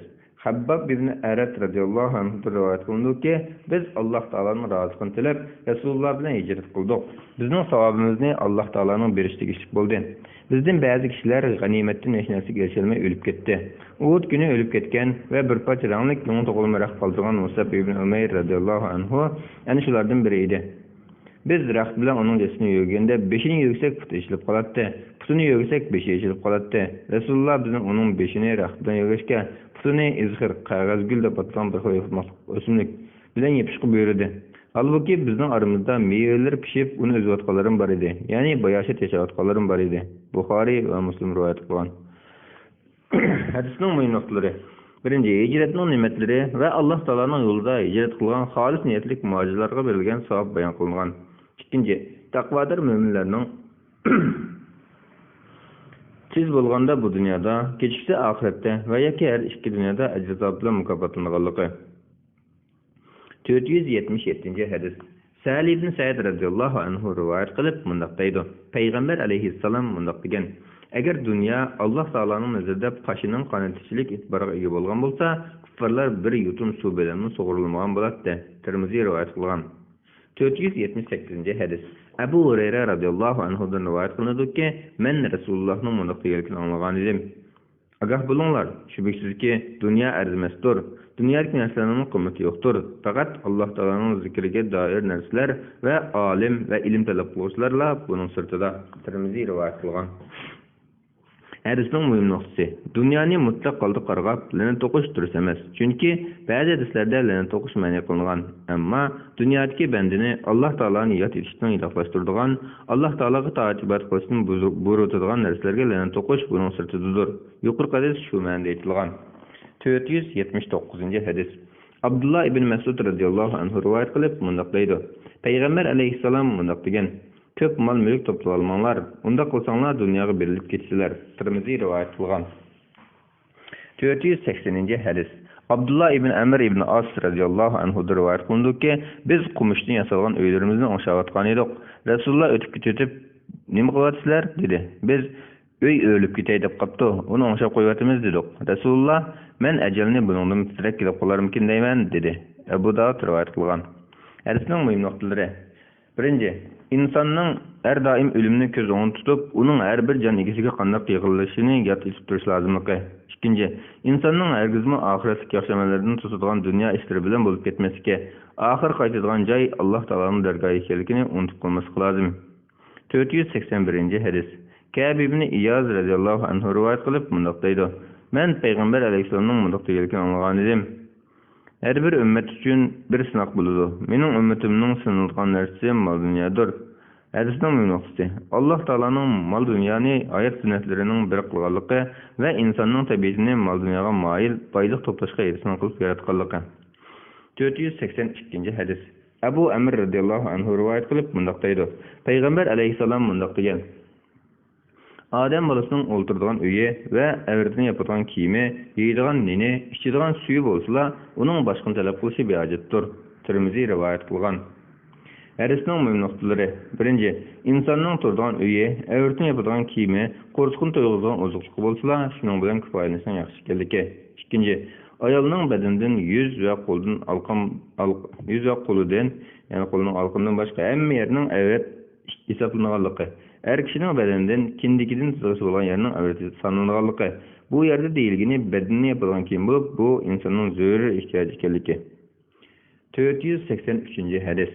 Abdullah ibn Shahir radhiyallohu anhu rivoyat qilindiki, men Rasulullahning qishga kelsam, Rasululloh sura takassurni o'qiyotdi.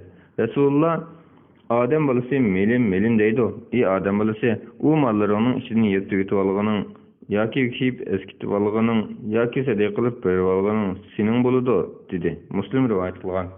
Hadisning muhim nuqtalari. Birinchi, zarur ehtiyojdan ortiq mol dunyo yoqqan odamning xuddi boshqalarga xayriydigan boylikni saqlab turadigan ambarchiga o'xshaydiganligi. Ikkinchi, mol dunyo boylikqa berilmaslikka, o'zining eng asosiy ehtiyojini qamdovlik narsa bilan kifoyalanib, ko'plab sadiq bilishga, hojatmandlarga yordam qilishga, pul milini Alloh taolaning rozi qo'lida sarf etishga tavsiya qilgan. 484 hadis. Abdullah ibn Mughaffal radhiyallohu anhu rivoyat qilindiki, men bir odam payg'ambar alayhissalomga: "Ey Rasululloh, Alloh taolo bilan qasamki, "Men seni albatta yaxshi ko'raman" dedi. Rasululloh "Nima deyotganligingga qaragan" dedi. U kishi "Alloh taolo bilan qasamki, albatta yaxshi ko'raman" deb bu so'zni 3 qatim takrorladi. Ondan Rasululloh "Agar sen meni yaxshi ko'rsang, kambag'allik libosini hozirlig'in. Shubhasizki, kambag'allik meni yaxshi ko'rgan kishiga kelgunning barar joyiga yetib berishidanmi tez yetib boradi" dedi. Tirmiziy rivoyat qilgan. Hadisning muhim nuqtalari: dunyoning rohat farog'atlariga, mol dunyoga bilib ketmaslik payg'ambar alayhissalomga bo'lgan haqiqiy muhabbatning dalili ekanligi. Chunki haqiqiy muhabbat yaxshi ko'rgan kishining xulq axloqini ulgu qilish, o'ziga singdirish bilan bo'lganligi. 485-hadis. Ka'b ibn Malik radhiyallohu anhu rivoyat qilib mundaq deydi: Payg'ambar alayhissalom mundaq degan: Bir odamning mol va obro'yiga bilib ketishi dinni buzishda ikki och bo'rining qo'ylar orasiga qo'yib birlashidan xatarlashdir. Tirmiziy rivoyat qilgan. 486-hadis. Abdullah ibn Mas'ud radhiyallohu anhu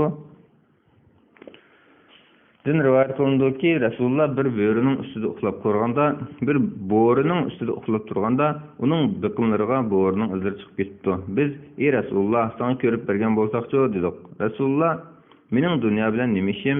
Men dunyoda faqat daraxtning ostida soydab orom olgandan keyin uni tashlab ketgan yo'lovchiga o'xshayman" dedi. Tirmiziy rivoyat qilgan. Hadisning muhim nuqtalari: birinchi, payg'ambar alayhissalomning dunyoga berilmasligi, dunyo hayotini xuddi oxirgi manzil, oxiratga qarab ketayotgan yo'lovchi o'tib ketayotgan o'tanga o'xshatganligi.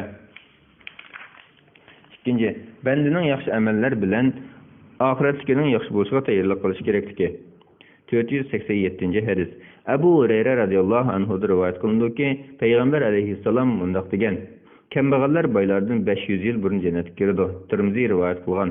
Hadisning muhim nuqtalari: birinchi, yaxshi amallarni qilgan kambag'allarning gunoh patqiga patgan boylardan afzal ekanligi. Ikkinchi, kambag'allar boylardan 500 yil ilgari jannatga kiradi. Mundaq bo'lishi shu millatda boylar boyligini qaysi yo'l bilan topganligi va qanday ishlar sarf etganligi to'g'risida hisob beriladi. 488-hadis. Ibn Abbas va Imron ibn Husayn radhiyallohu anhumalar rivoyat qilib mundaq deydi: Payg'ambar alayhissalom mundaq degan: Men jannatga qarab, jannat ahlining ko'pinchisining kambag'allar ekanligini ko'rdim. Do'zaxga qarab, do'zax ahlining ko'pinchisining ayollar ekanligini ko'rdim. Buxoriy va Muslim rivoyat qilgan. Hadisning muhim nuqtalari: birinchi, jannatda kambag'allar boylardan ko'p.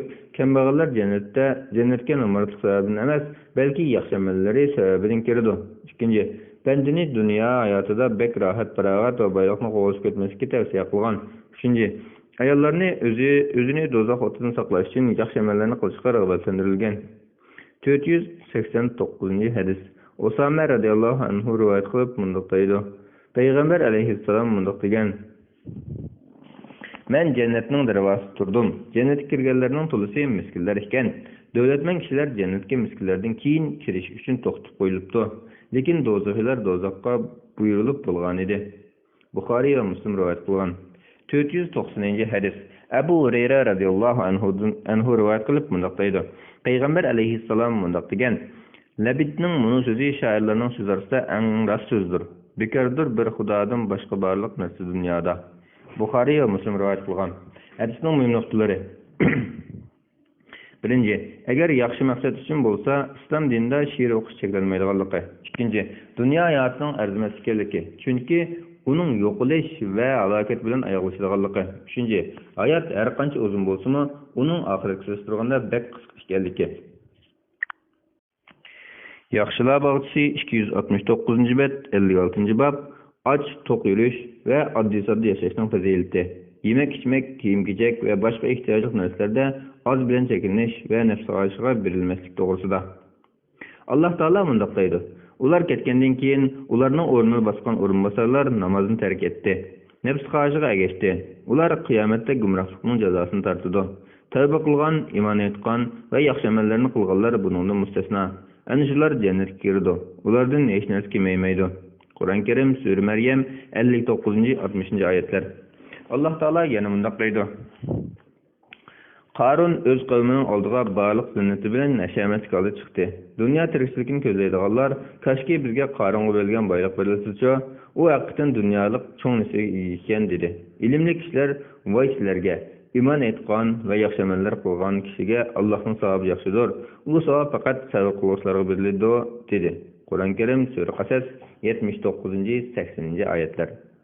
Alloh taolo yana mundaq deydi: Ondan dunyoda sizlarga berilgan ne'matlardan savol-so'roq qilinsizlar. Kur'an-ı Kerim Sure Tekessür 8. ayet. Allah Taala yana mundaqdaydı. Biz dünyani közlegenler içinde xalığan adamga onun xalığını emas, bizning xalığımızı berimiz. Ondan onu ahiretde cehennemden cezalaymiz. Cehennemge o xallanğan Allah'ның rahmetinden kullanğan aldı kirdi. Kur'an-ı Kerim Sure Isra 18. ayet. 491. hadis. Ayşe radıyallahu anhadan rivayet kılındı ki Muhammed aleyhisselamның ailesikiler Resulullah alemde ötkinge kadar o da 2 gün arpınına toygan emas. Bukhari ve Müslim rivayet kılgan. Hadisning mühim noktası Peygamber aleyhisselamның dünyaga rahat paragat verilmesike ilkiga ötken mal-mulkning hammasini muhtojlarning aish uchun sarf qilib, o'zi uchun hech narsa elib qolmaydigan sehiyligi. 492. hadis. Urva radıyallahu anhu rivayet qilib mundaqdaydi. Ayşe radıyallahu anha Allah Taala bilan qasamki, "Ey qarindishimning o'g'li, biz oyga qaraydik. Undan keyin yana bir oy, ondan keyin yana bir oyga qaraydik. Kütetdik. 2 ay, 3 ay ötedi. Halbuki Peygamber aleyhisselamның öylerde oçaqqa ot yıqılıp bakmaydı dedi. Men amma sizler qandaq turmuş geçirdinglar dedim. O xorma ve su bilen. Lekin Resulullahның ensari qoşunları bulup, ular özlerinin öçke yoki tugullarının sütünü Resulullah'a öğretip turatdı. Biz aşı sütünü birge işetdik dedi. Bukhari ve Müslim rivayet kılgan. Hadisning mühim noktaları. Şeriat çekilgan ahval asida öydeki işlerini başlap erişning duruz ekanligi. Bunun şikayet hesaplanmaydiganligi. İkinci, misal keltirish başlar yaxshi ulgu tikleşi yüzünden kişinin xas ahvallarini tilga olishga bo'ldiganligi. 493. hadis. Abu Said Maqburi radıyallahu anhu rivayet kılındı ki Abu Hurayra radıyallahu anhu bir qo'yning go'shtini kebab qilayotgan kishilarning yonidan o'tib ketyotdi. Kishilar uni go'sht yeyishga taklif qildi. Abu Hurayra radıyallahu anhu yeyishga unamadi va mundaq dedi: Rasululloh dunyodan orqinni to'ymay o'tib ketgan.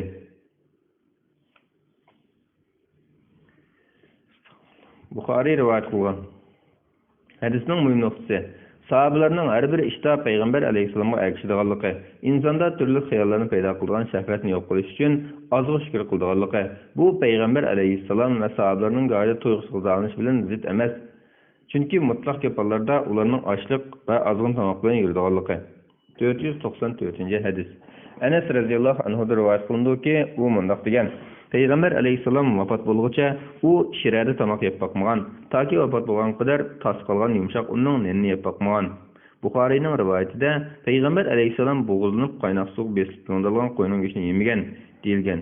Dövletmen adamlar boğuldangan qo'yni kaynak suq besip yungdu bitip tirisi bilen pişirip yeydi. Bukhari rivayet kılgan. Hadisning mühim noktası Dünyanın rahat paragatga haddidan ortiq berilib ketkişilerge Peygamber aleyhisselam canlıq ulgu tiklep bergen.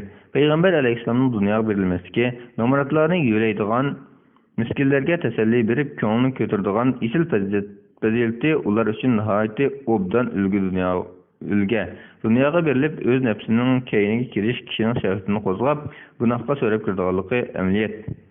495. hadis. Nu'man ibn Beşir radıyallahu anhu'da rivayet kılındı ki o mundaq degan: "Men peygamberimizning qo'rqituvlik nachar hormonini topolmay yurganligini ko'rgan edim."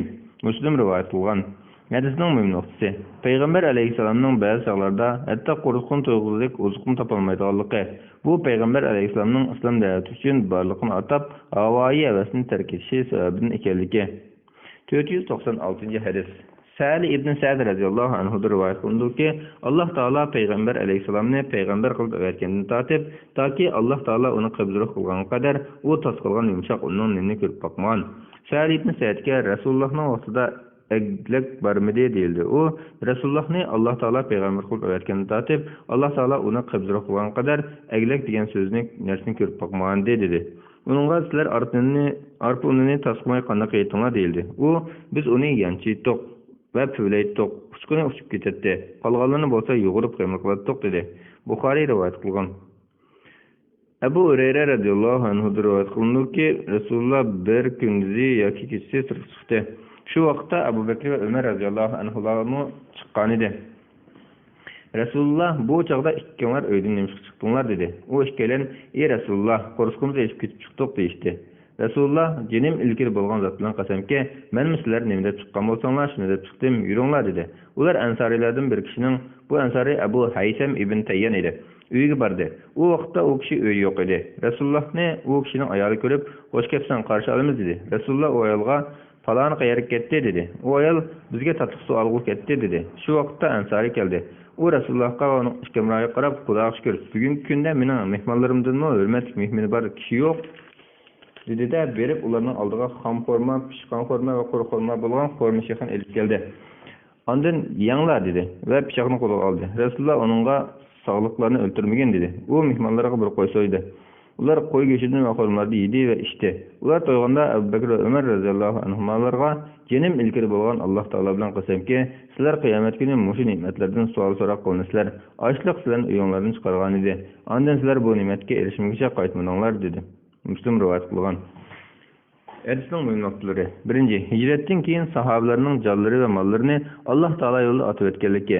Ba'zi joylarda ularning yigrak bir narsaning bo'lmaydiganligi. Buningdan ularning ba'zi joylarda yemak ichmakda keng tashar bo'lishidan cheklanganlik ma'nosi chiqmaydi. Ularning o'zlari yordamlashadiganligi. 2. Diniy qarindoshining roziligini bilgan holda uningdan yordam so'rab uyga berishining durust ekanligi. 3. Mehmonni hurmatlash va Allohning ne'matiga shukr qilish lozimligi. 4. So'zni ta'kidlash yuzasidan qachon qo'ysan joiz ekanligi. 5.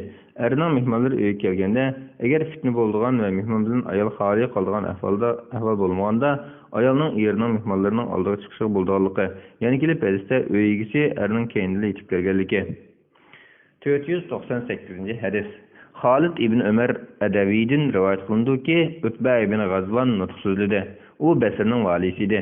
U Alloh taologa hamd sano aytgandan keyin mundoq dedi: "Dunyo oxirlashadiganligidan derak berdi. Dunyo tezlik bilan ketyotdi. Dunyo kishining tomoq qachidagi eng oxirgi tomoq qoldiqini yiqqandek ozg'ina qoldi. Sizlar bu dunyodan mangulik makonga yetkilisizlar. Sizlar o'zinglardagi eng yaxshi narsalar bilan yetkilinglar. Bizga shundoq bayon qilib berilganki, jahannamning ustidan bir tosh tashlansa, 70 yil tushibmi tekka yetolmaydi. Alloh taolo bilan qasamki, jahannam cho'qim sizlar bilan to'shqiziladi. So'zimda ajablanamsizlar. Bizga shundoq bayon qilinganki, jannatning eshiklarining ikki qanoti 40 yillik masofadir. Chuqumki shundoq bir kun keldiki, jannatga kirgan kishilarning ko'pligidan shundoq keng jannat tarliq qiladi. Ayni chog'da men Rasululloh bilan birga bo'lgan 7 kishining biri edim. Bizlarga yeyrak narsa yo'q. Yeydiganimiz daraxtning yurtmoqlari edi. Uni yeb qalpoqlarimiz yerilib ketdi. Men bir to'nga erishib, uni yirtib bir bo'lkini Sa'd ibn Malikqa berdim. Bir bo'lkini Sa'd ishdan qilib kiyib oldik. Bugungi kunda bo'lsa har birimiz birdan shaharga vali bo'ldik. Jazmanki men o'zimga cho'ng, Alloh taolaning nazari kichik bo'lib qolishimdan Alloh taolaga sig'inib panoh tilayman dedi. Muslim rivoyat qilgan. Hadisning muhim nuqtalari. 1. Qarindosh uchun nasihat qilish, ularni yaxshilik tavsiya qilib, oxiratdagi hisobdan qo'rqitishning shariatga uyg'un ish ekanligi. 2. Qiyomat kunining yaqin ekanligi. Payg'ambar alayhisolamning bu vaqtda men payg'ambar qilib avatildim. Albuki buning bilan qiyomatning orliqi mana shunchalik deb ko'rsatkish bilan o'tir bormoqni ko'rsatgan degan hadisim bor. 3. Alloh taolaning jannat va do'zaxni yaratgandagi ulug'ligining bayoni. 4. Alloh taolaning rahmatining kengligi va fazlining ziyodaligi bilan jannatga kirganlarning ko'pligi. 5. Sahobalarning kambag'allik, muhtojlikqa sabr qilganligi, Alloh taolaning va'zasini ishga oshirib, ularga g'alaba, kengchilik va bayoshat ato qilganligi. 6. İnsanның nafsining mag'rurligi va shaytonning oldishidan Alloh taologa iltijo qilib panoh tilashi lozimligi. 499-hadis. Abu Musa Ashari radhiyallohu anhu rivoyat qilindiki, Aisha radhiyallohu anha yirik raxtdan tikilgan qo'pol ishton bilan choponni elib chiqib bizga ko'rsatib, Rasululloh vafot bo'lganda mushkim ustida edi dedi. Buxoriy va Muslim rivoyat qilgan. Hadisning muhim nuqtasi. Payg'ambar alayhisolamning ba'zida qo'pol raxtdan tikilgan kiyimlarni kiydiganligi, ammo buning payg'ambar alayhisolamning yana boshqa kiyimlari borligini shak qo'ymaydiganligi. Payg'ambar alayhisolamning hech qanday takallufsiz to'g'ri kelgan kiyimni kiyirdiganligi, to'g'ri kelgan tomoqni yeyirdiganligi. 500-hadis. Said ibn Abu Waqqas radhiyallohu anhu rivoyat qilindiki, men Alloh taolo yo'lida o'q otgan erlarning tunjisidirman. Biz Rasululloh bilan urushlarga chiqqanda bizga yeydigan narsa yo'q. Yeydiganimiz faqat jangaldagi kavshib daraxtning mevalari va hurmoqlar edi. Hatto bizning birimiz taraf qilsak, xuddi chaplashmaydigan qo'yning oyoqlariga o'xshash qo'rg'oq taraf qilatdik. Buxoriy va Muslim rivoyat qilgan. Hadisning muhim nuqtalari. 1. İnsanның Alloh taolaning ne'matlari ustida yuzlanganda qattiqchilik qildirgan ahvollarini shikoyat yuzidan emas, bayon qilish yuzidan so'zlashning durust ekanligi. 2. Sahobalarning toki Alloh taolo ularga nurg'un yerlarni fath qilishiga muyassar qilib, öz pezli bilen ularning bejat qilg'uchi qiyinchiliklarga sabr qilganligi. Hadisdan sahabalarning jangga chiqqanda uzuq-tuluksiz, tayyorliksiz chiqadi degan ma'no chiqmaydi. Balki ularning tayyorlagan uzuq-tuluklari jang maydonida tugab ketadi. 501 hadis. Abu Hurayra radhiyallohu anhu rivoyat qilindiki, Payg'ambar alayhissalom: "Ey Alloh, Muhammadning oilasining rizqini kun o'tkazgidek bersang kifoya" deydi. Buxoriy va Muslim rivoyat qilgan. Hadisning muhim nuqtalari. Birinchi, insonning Alloh taolodan o'ziga yetkazak darajada rizq tilab duo qilishining durust ekanligi. Payg'ambarlar dunyo va uning rohatlariga berilmagachga, buning payg'ambarlarning duosi ekanligi. Ammo hadisdan payg'ambar alayhissalom kambag'allikni tilagan degan ma'no chiqmaydiganligi. Chunki payg'ambar alayhissalom duolarida kambag'allikdan panoh tilaydigan bo'lib, hojatiga yetkazak rizq bilan kifoyalanganligi. Ikkinchi, bu hadis boy bo'lishga rizq bo'lmasdan bandaning halol yo'l bilan boy bo'lishi va mol mulkidagi Alloh taoloning haqqini ado qilish kerakligi. Sahabalarning orasida shukr qiluvchi boylarning bo'lganligi. 502 hadis. Abu Hurayra radhiyallohu anhu rivoyat qilindiki, o'zidan boshqa hech qanday iloh bo'lmagan zot bilan qasamki, men ochliqdan maydonni yerga yiqib yotatdim. Yetib qolatdim. Ochliqdan qo'rqib toshdan olatdim. Bir kuni yo'l bo'yida o'tirib qoldim. Payg'ambar alayhissalom yanimda o'tib ketib meni ko'rib kulimsirdi. Meni ahvolimni bildi. Ondan Abu Hurayra dedi. Men xo'sh, labbay Rasululloh dedim. Manga dedi. Men uning aytishmadim. Ondan Rasululloh uyga kirish ijozat so'radi. Men uchunmi ijozat so'radi. Ondan biz uyga kirganda bir qoch sutni ko'rib, bu qayerdan kelgan sut deb so'radi. Ular falon kishi yoki falon ayol sana deyapti deydi. Rasululloh Abu Hurayra dedi. Men labbay Rasululloh dedim. Rasululloh sen ahli suffaga berib, ularni chaqirib kelgan. Ahli suffa islomning mehmonlaridir. Ularning uylanchiq bo'lgan oilasi, meli va hech qanday kishisi yo'q dedi. Rasulullohga bir sadiq kelsa, ularga ayat berdi. Uning hech bir narsani ilib qolmaydi. Agar Rasululloh hadiya kelsa, o'zim oladi. Ular bilanmi o'rtoq bahilnatdi. Rasulullohning ularni chaqirib kelgan degani menga yoqmay ko'nglimda bu sut ahli suffaning ichiga yetadimi? Bu sutni ichib quvvatlanishga men eng tegishli edim. Agar ular kelsa, Rasululloh meni buyursa, ularga mening taqsim qilib berishim to'g'ri keladi. Bu sutning yetmasligi to'g'ri gap. Alloh taolo va Alloh taoloning rasuliga bo'ysunmay bo'lmaydi deganlarni o'ylagach, ahli suffalarni qashig' berib, ularni chaqirib keldim. Ularning kirishiga ijozat berilgandan keyin ular uyga kirib o'ltirishdi. Rasululloh: "Ey Abu Hurayra" dedi. Men labbay Rasululloh dedim. Rasululloh bu sutni ularga bergan dedi. Men qochning kishilar orasida aylanib o'tirdim. Men qochini bir kishiga beretdim. U qanosish bo'lib, men qaytirib beretdi. Uni yana bir kishiga beretdim. U qanosish bo'lib, men qaytirib beretdi. Ondan uni yana bir kishiga beretdim. U qanosish bo'lib, men qaytirib beretdi. Oxir payg'ambar alayhissalomga kelib to'xtadim. Kishilar hammasi sutga qolgan edi. Payg'ambar alayhissalom qochini qo'liga olib, men qarab: "Ey Abu Hurayra, sutni ichimgan sen bilan menga qopdiq" dedi. Men to'g'ri aytding dedim. Payg'ambar alayhissalom o'ltirib ichgin dedi. Men o'ltirib ichdim. Payg'ambar alayhissalom yana ichgin dedi. Yana ichdim. Payg'ambar alayhissalom yana ichgin deverdi. Men oxiri seni payg'ambar qilib aytgan zotdan qasamki, qo'rqimga siqqidek yer qolmadi dedim. Payg'ambar alayhissalom undaq bo'lsa qochini menga bergin dedi. Ondan payg'ambar alayhissalom Alloh taolo hamdini aytib, Bismillah, ya'ni Alloh taoloning ismi bilan boshlayman deb sutning qolganini ichdi. Buxoriy rivoyat qilgan. Hadisning muhim nuqtalari. Birinchi, payg'ambar alayhissalomning sahobalarining kambag'allarga ko'ngil bildirganligi va ularga ko'p iltifot qilganligi.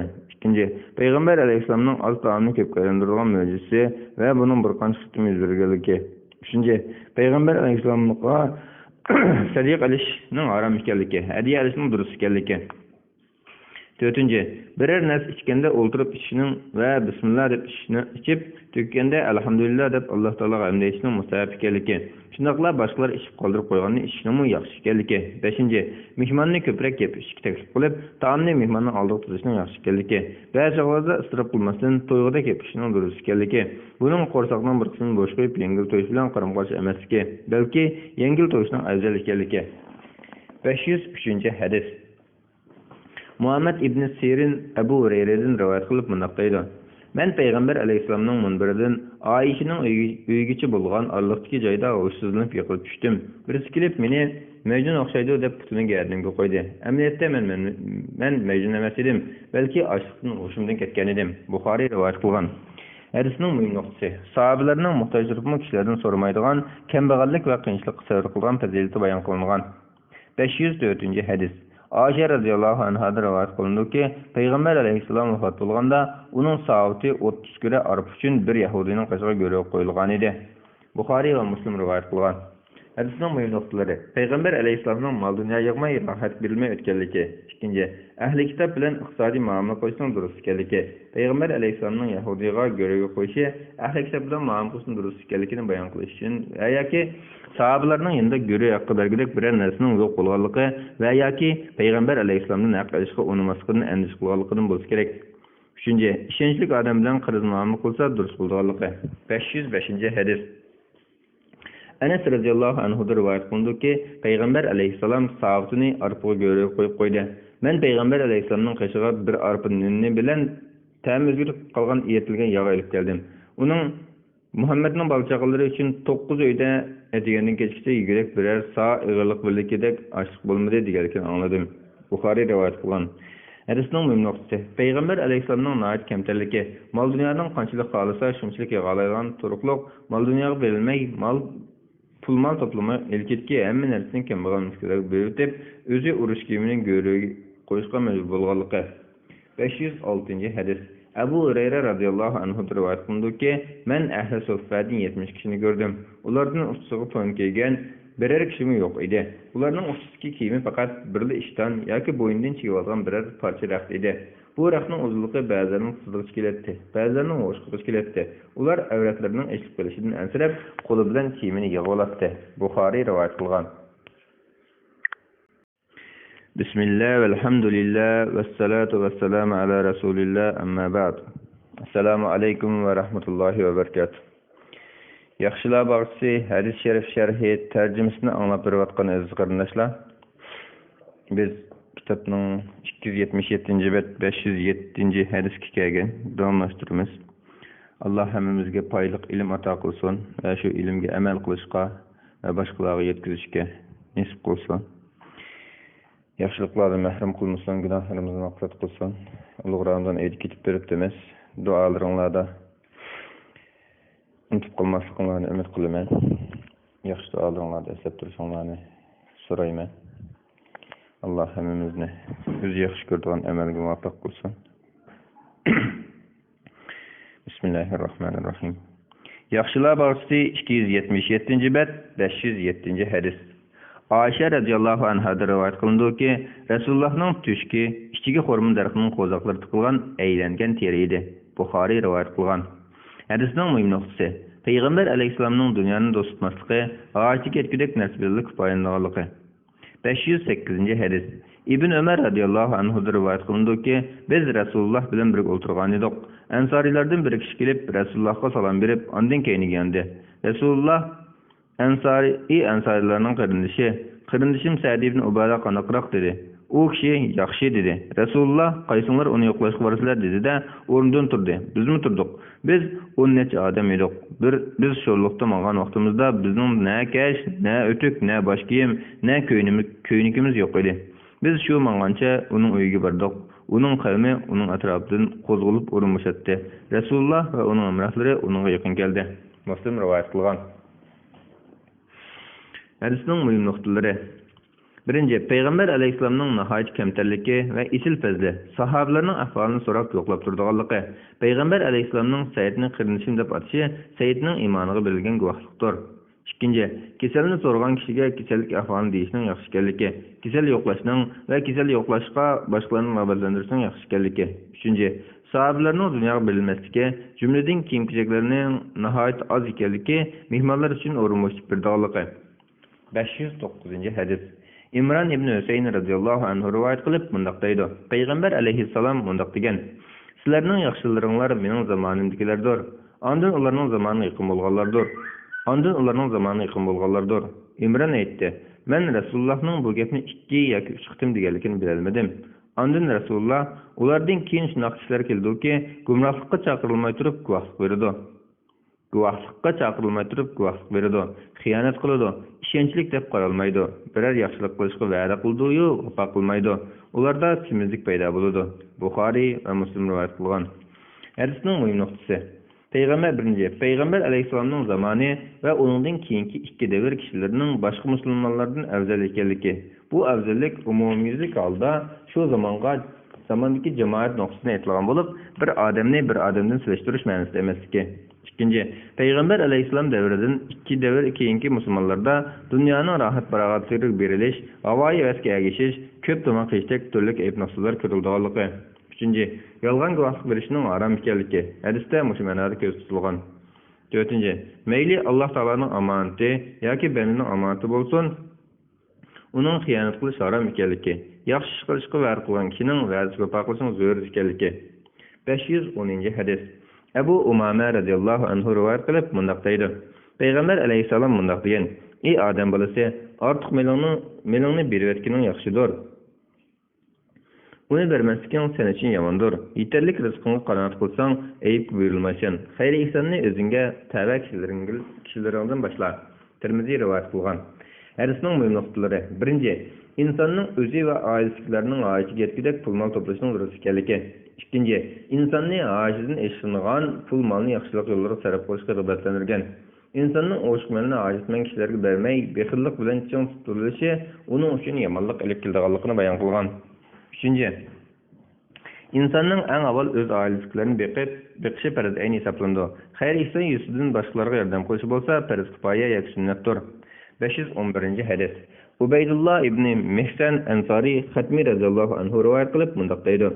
Payg'ambar alayhissalom mundaq degan: "Sizlardan kimki tinch amon, tini sog'lom, oldida kundalik kiymak ichmak bor bo'lsa, go'yo dunyoning hamma taraflari uning ilkiga jamlangan bo'ladi." Tirmiziy rivoyat qilgan.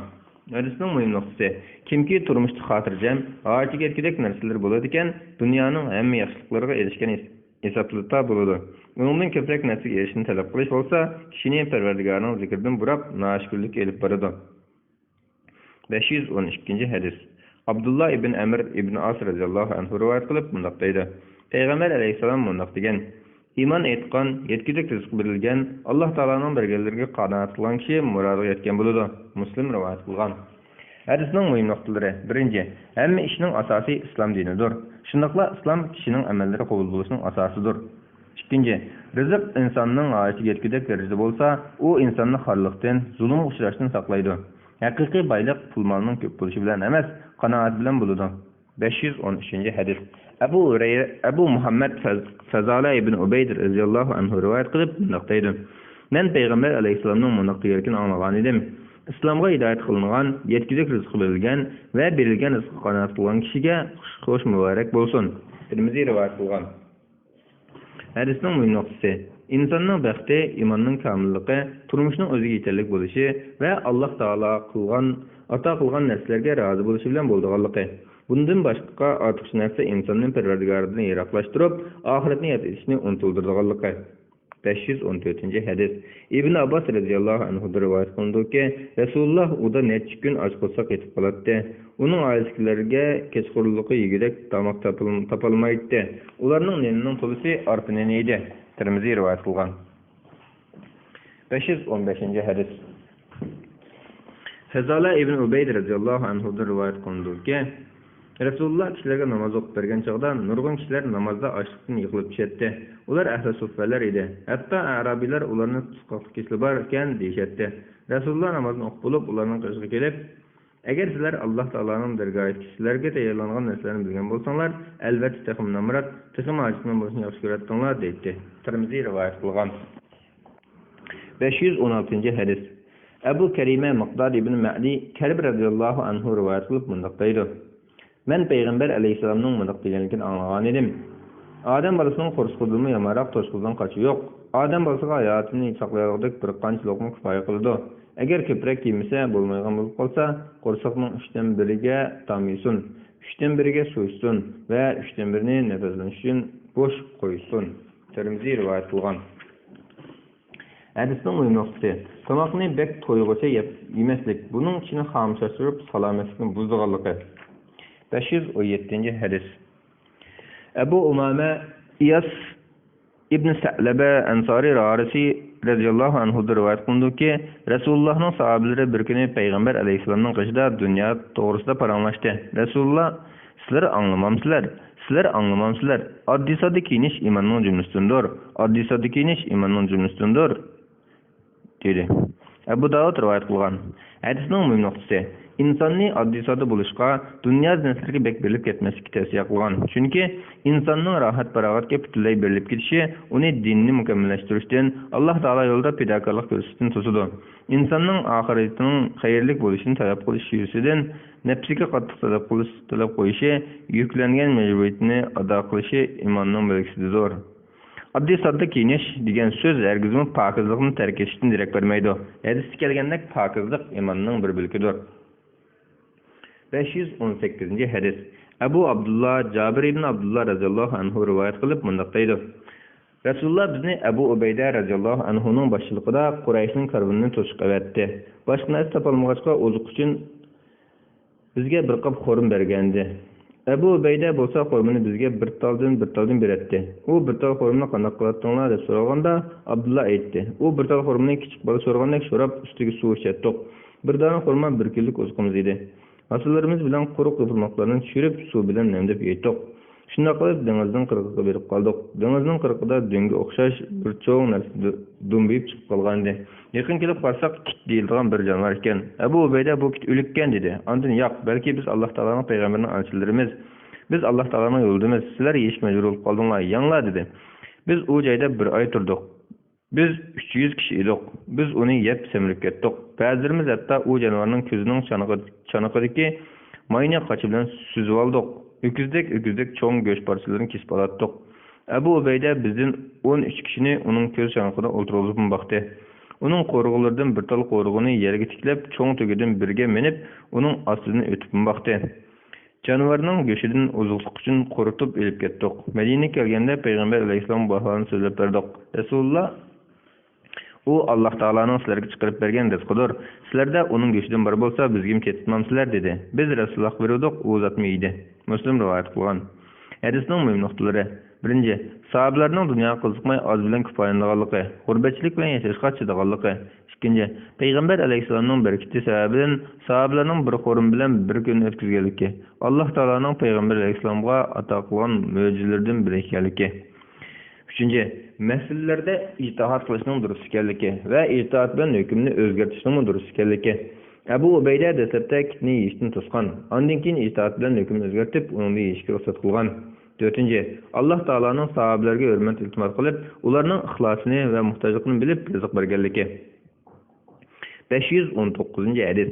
Yazidning qizi Asma radhiyallohu anhadan rivoyat qilindiki, u mundaq dedi: Rasulullohning ko'nglining yangi beg'ishigacha edi. Abu Davud va Tirmizi rivoyat qilgan. Hadisning muhim nuqtasi kiyimning uzun bo'lishi kishining takabburlikka sabab bo'lishi yoki tez harakat qilishga puslakashdan bo'lib qolishi mumkin.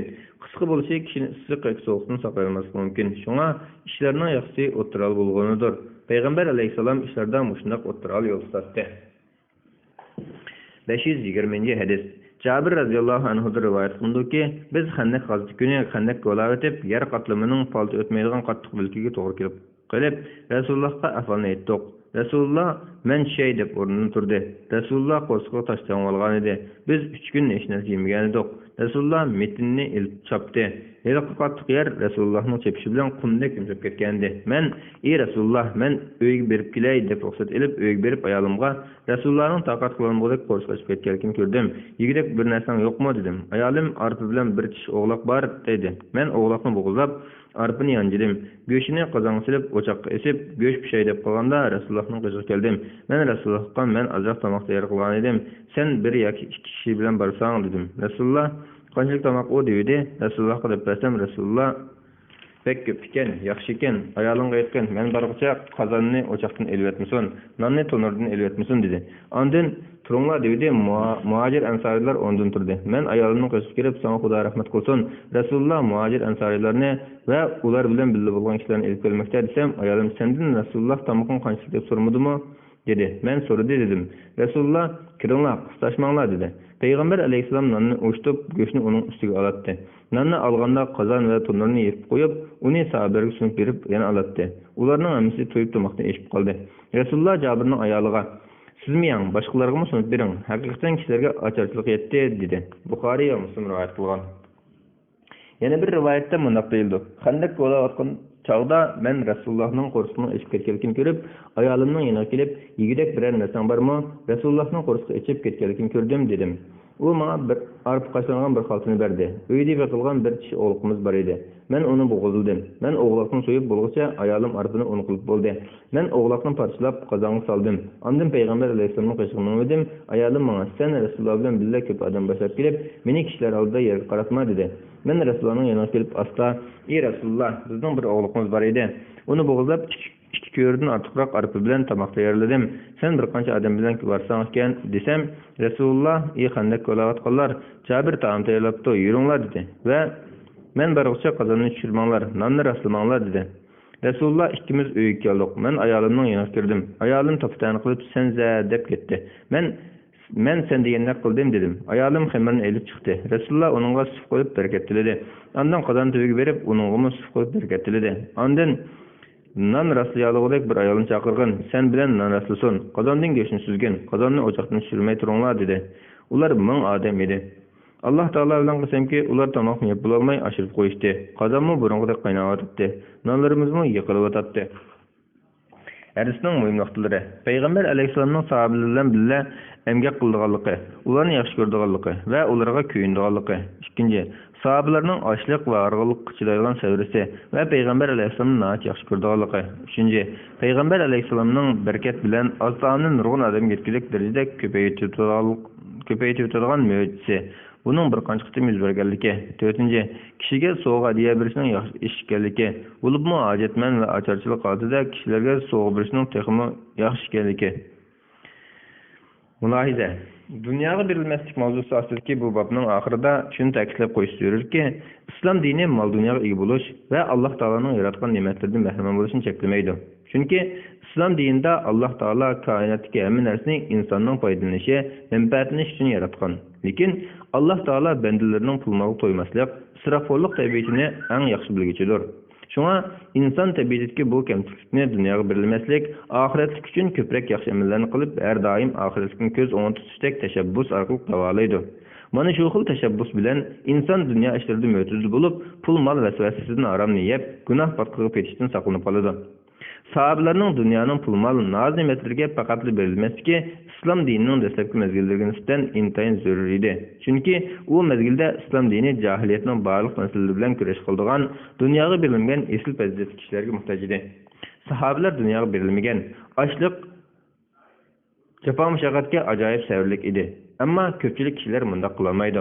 Shundaqla ularga dunyolik pul mol jihatlarda o'tiroq bo'lib, ne'matlardan bahramand bo'lishdan boshqa yuqori talabni qo'yilmaydi. Alloh taolo bu vaqtda bunday degan: "Yanglar, ichinglar, isrof qilmanglar. Alloh taolo isrofxo'rlarni yaxshi ko'rmaydi." 521-hadis. Anas radhiyallohu anhudan rivoyat qilindiki, Abu Talha Sulaymga "Men Rasulullohning ovozining nihoyat bo'shliqni anglab, qo'rqishga ichib ketganligini bildim. Bir narsang bormi?" dedim. Sulaym "Bor" dedi va bir necha arqonni elib ro'mliga o'rab, kiyimimning ostiga tiqdi va yana bir tarafini ma'nus qilib, meni Rasulullohning yoniga avatdi. Men nonni elib berib Rasulullohning kishilar bilan masjidda o'tirgan yerini topdim. Men ularning yanında turdim. Rasululloh menga "Seni Abu Talha avatdimi?" dedi. Men javoban "Ha" dedim. Rasululloh "Tamoq chaqiribdimi?" dedi. Men "Ha" dedim. Rasululloh "Turinglar" dedi. Ular hammasi mandi. Men oldida kelib Abu Talha xabar qildim. U "Ey Sulaym, Rasululloh kishilar bilan kelyapti. Ularga erkak tamoqimiz bo'lmasa qanday qilamiz?" dedi. Sulaym "Alloh taolo va Alloh taoloning rasuli biladi" dedi. Abu Talha chiqib Rasululloh bilan salomlashib uyga kirdi. Rasululloh "Bar narsalarni keltir, ey Sulaym" dedi. U ashu arpini elib keldi. Rasulullohning amri bilan non o'stildi.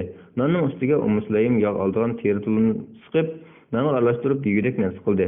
Ondan Rasululloh nonning bilimlarini o'qidi. Ondan 10 odamga ruxsat qildi dedi. Ular kelib yeb to'yib chiqib ketdi. Yana 10 odamga kelib yeb to'yib chiqib ketdi.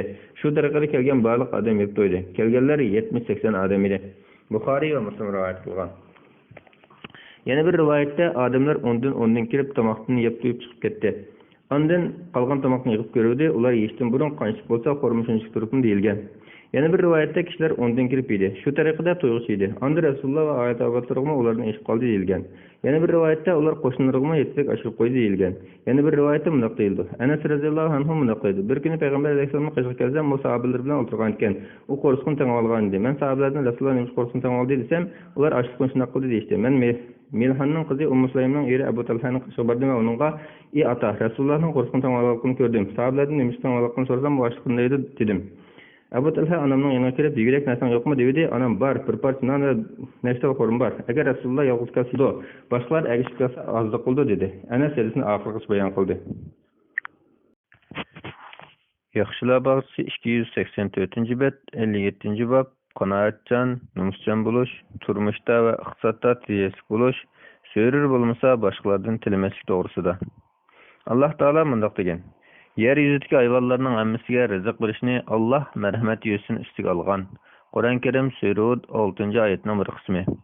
Alloh taolo yana mundoq degan: O'zini Alloh yo'lida atagan, tirikchilik uchun yiroq joylarga bora olmaydigan yo'qsullarga xayr ihson qilinish kerak. Ahvolni o'qimaganlar ularning narsatilmaganligiga qarab, ularni boy deb gumon qiladi. Ularning chiroyidan taniysan, ular kishilarga chaplashib olib tilamchilik qilmaydi. Qur'on Karim sura Baqara 273-oyatning bir qismi. Alloh taolo yana mundoq degan: Ular, ya'ni Alloh yaxshi ko'radigan bandalar xarajat qilganda isrofgarlik qilmaydi, bexillikmi qilmaydi, o'ttir hol xarajat qiladi. Qur'on Karim sura Furqon 67-oyatning bir qismi. Alloh taolo yana mundoq degan: Jinlarni, insonlarni faqat menga ibodat qilish uchun yaratdim. Ulardan men rizq tilamayman va ularning meni o'rlashtirishini tilamayman. Qur'on Karim sura Zariyat 56-57-oyatning bir qismi. 522-hadis. Abu Hurayra radhiyallohu anhu rivoyat qilib mundoq deydi: Payg'ambar alayhissalom mundoq degan: Pul molning ko'pligi boylik emas, haqiqiy boylik ruhiy boylikdir. Buxoriy va Muslim rivoyat qilgan. Hadisning muhim nuqtasi: Alloh taolo ato qilgan rizqqa qanoat qilish, hojatidan o'shiq narsaga ega bo'lishga va boshqalarning ilkidagi narsalarni egallashga erishman bo'lmaslik. 523-hadis. Abdullah ibn Amr radhiyallohu anhu rivoyat qilib mundoq deydi: Payg'ambar alayhissalom mundoq degan: Iymon etgan, yetkudek rizq berilgan va Alloh taoloning birgaligiga qanoat qilgan kishi murodga yetgan bo'ladi. Buxoriy va Muslim rivoyat qilgan. Hadisning muhim nuqtasi: kishilardan tilamay, Alloh taolo ato qilgan rizqqa oz bo'lsin qanoat qilgan kishining fazli. 524-hadis. Hakim ibn Hizam radhiyallohu anhu rivoyat qilindiki, u mundoq deydi: Men Payg'ambar alayhissalomdan bir narsa so'radim, u berdi. Yana so'radim, yana berdi. Yana so'radim, yana bergandan keyin: Ey Hakim, mol dunyo degan yeshil narsalarga o'xshash ko'rinishi chiroyli, ta'm shirin narsa. Uni to'qvozlik bilan olgan odamga uning barakati bo'ladi. Ochko'zlik bilan olgan odamga uning barakati bo'lmaydi. Bundoq odam xuddi yeb to'ymaydigan odamdek bo'ladi. Bergan qo'l tilagan qo'lda yaxshi dedi. Hakim: Ey Rasululloh, men seni haq payg'ambar qilib o'tgan Alloh taolo bilan qasam qilamanki, sendan keyin toki dunyoni o'tkicha hech odamdan bir narsa olmayman dedim, deydi. Rasulullohdan keyin Hazrat Abu Bakr hakimga mol bersa qabul qilmadi. Ondan keyin Hazrat Umar mol bersam olmadi. Hazrat Umar: Ey musulmonlar jamoasi, hakimni Baytulmol, davlat xazinasidan tegishli haqni elishga taklif qilgan edim, lekin u buni elishga urinmadi dedi. Demak, hakim payg'ambar alayhissalomdan keyin toki dunyodan o'tkicha hech odamdan bir narsa olmagan. Buxoriy va Muslim rivoyat qilgan. Hadisning muhim nuqtalari: 1. Saxiylik bilan boshqalarga sovg'a berish, bexillik qilmaslik, bo'libmi kishilarni o'zaro do'stlashtirish maqsadida sovg'a berishning yaxshi ish ekanligi. 2. Hech qanday qoish yo'q turib pul molga erishman bo'lib ketishning illat ekanligi. Shu kishiga ma'lum mas'uliyatni yuklab qo'ydiganligi. Buning xuddi to'ymas kishini har qancha taom to'ydira olmaganga o'xshash ish ekanligi. 3. Shariatga uyg'un yo'l bilan pul mol tepish, to'plashning dunyoga berilmaydigan zoitlik bilan zid emasligi. Chunki dunyoga berilmaslik degan gap sexiy bo'lish va mol dunyoga ko'ngil bermaslik degan ma'noda ekanligi. 4. Kishilardan biror narsa tilmaslik, bo'libmi hojat yo'q turib so'rashning yomon ish ekanligi. 5. Kishining boshqalardan so'rab tilgichi emas, bergichi bo'lishga erishman bo'lishning yaxshi ekanligi. 525-hadis. Abu Burda Abu Musa Ash'ari radhiyallohu anhu rivoyat qilindiki, biz Rasululloh bilan g'azotga chiqdik. Biz 6 kishi edik. Bizda birli to'gi bo'lib, uni navbatlashib minatdik. Putlarimiz qopirib ketgan edi. Meningmi putlarim qopirib, tirnoqlarim tushib ketdi. Biz putlarimizga lat urib oldik. Shuning uchun bu g'azot Zaturruqqa g'azot deb ataldi. Abu Burda mundoq deydi: Abu Musa bu hadisni so'zlab bo'lgandan keyin buni yoqtirmagandek, uni tilga olib nima qilatdim dedi. Biror ishni oshkorlab qo'yganligini yoqtirmagandek, buni tilga olib nima qilatdim dedi. Buxoriy va Muslim rivoyat qilgan. Birinci, sahabelerning memnunluk va chidamchanlik bilan oddiy-sodda yashaydiganligi. Ikkinchi, riyokorlik bo'lib qolishdan asrash yuzasidan biri yaxshilik qilgan odamning boshqalar oldida yaxshilikni tilga ilib o'tishining yaxshi emasligi. 526 hadis. Amr ibn Tag'lib radhiyallohu anhu rivoyat qilib mundoq deydi: Rasulullohga bir turkum mol yoki asirlar keltirildi. Rasululloh uni taqsim qilib, ba'zi kishilarga berdi, ba'zi kishilarga bermadi. Rasulullohga mol bermagan kishilarning norozi bo'lganligi xabar yetdi. Rasululloh Alloh taologa hamd sano aytgandan keyin mundoq dedi: Maqsad kelsak, Alloh taolo bilan qasamki, men albatta ba'zilarga berib, ba'zilarga bermadim. Bergan kishilarimdan bermagan kishilarim menga suyimlikdir. Lekin men dillarda sabrsizlik va g'am qayg'u bor kishilarga berdim. Alloh taolo tarafidan qalblariga boylik va yaxshilik berilgan kishilarga bermadim. Amr ibn Tag'lib ana shulardandir, dedi. Amr ibn Tag'lib Alloh taolo bilan qasamki, Rasulullohning menga aytgan bir og'iz so'zi arablar azizlardan qizil tugudim suyimlikdir, dedi. Buxoriy rivoyat qilgan. Hadisning muhim nuqtalari. Birinchi, pul mol dunyoning insonning izzatini o'lchaydigan va o'rnini ko'rsatadigan o'lcham emasligi. Ikkinchi, Payg'ambar alayhissalomning qalblarini do'stlashtirish va uni halokatdan saqlash hikmati. Uchinchi, pul molni sarf qilish va boshqalarga narsa berishda umumiy manfaatni asos qilish kerakligi. To'rtinchi, musulmonni boshqalardan so'ramay, talab qilmay, o'z emgaki bilan erishgan rizqqa rozi bo'lishga rag'batlantirish. 527 hadis. Hakim ibn Hizam radhiyallohu anhu rivoyat qilib mundoq deydi: Payg'ambar alayhissalom mundoq degan: Bergich qo'l tilgich qo'lda yaxshi. Sadiqani oldi bilan sen ta'minlash tegishli odamlarga bergin. Anangga, ondan otangga, ondan och singillarga, ondan abukanga, ondan daraja bo'yicha san yaqinlarga. Boyliqda berilgan sadiqa afzal sadiqadir. Kimki Alloh taolodan kishilarga narsalashni saqlashni tilasa, Alloh taolo uningga tilaganini beradi. Kimki Alloh taolodan boyliqni tilasa, Alloh taolo uni boy qiladi. Hadisning muhim nuqtalari. Birinchi, nafiq bo'lishga eng tegishli odam musulmonning iydorchiligidagi uning qarashli kishilar ekanligi. Ikkinchi, boshqalardan so'rashga majbur bo'lib qolmaslik uchun o'zi ehtiyojli yoki ilkidagi hamma narsani sadiq qilib o'tishning yaxshi emasligi. Uchinchi, kishilardan hojatmand bo'lib tilamaslik. Alloh taolodan tilash bilan kifoyalanishning rizqini keltiradigan va kishining izzatini yuqori ko'taradigan yo'l ekanligi. 528 hadis. Abu Abdurrahman Muaviya ibn Abu Sufyan ibn Sahr radhiyallohu anhu rivoyat qilib mundoq deydi: Payg'ambar alayhissalom mundoq degan: Kishilarga chaplish olib narsa tilamanglar. Alloh taolo bilan qasamki, sizlarning biringlar mendan turilib bir narsa so'ramasin. Uning so'rashi bilan yoqtirmay turib bir narsa bersam, uningga bergan narsamda barakat bo'lmaydi. Muslim rivoyat qilgan. Hadisning muhim nuqtalari. Boshqalardan biror narsa berishni talab qilib, turilishdan cheklash. Kishining rozi bo'lmay turib majburiy holda yoki oyoq qilish yuzasidan bergan narsaning harom ekanligi. 529 hadis. Abu Abdurrahman Auf ibn Malik Ashja'i radhiyallohu anhu rivoyat qilindiki, Rasulullohning huzurida 7 yoki 8 yoki 9 odam bor edi. Rasululloh Alloh taolaning rasuli bayat qilmamsizlar dedi. Biz sana emdil bayat qilgan edik dedik. Rasululloh Alloh taolaning rasuli bayat qilmamsizlar dedi. Biz qo'llarimizni yeb, biz jazma sana bayat qildik. Ey Rasululloh, biz nima bayat qilamiz dedik.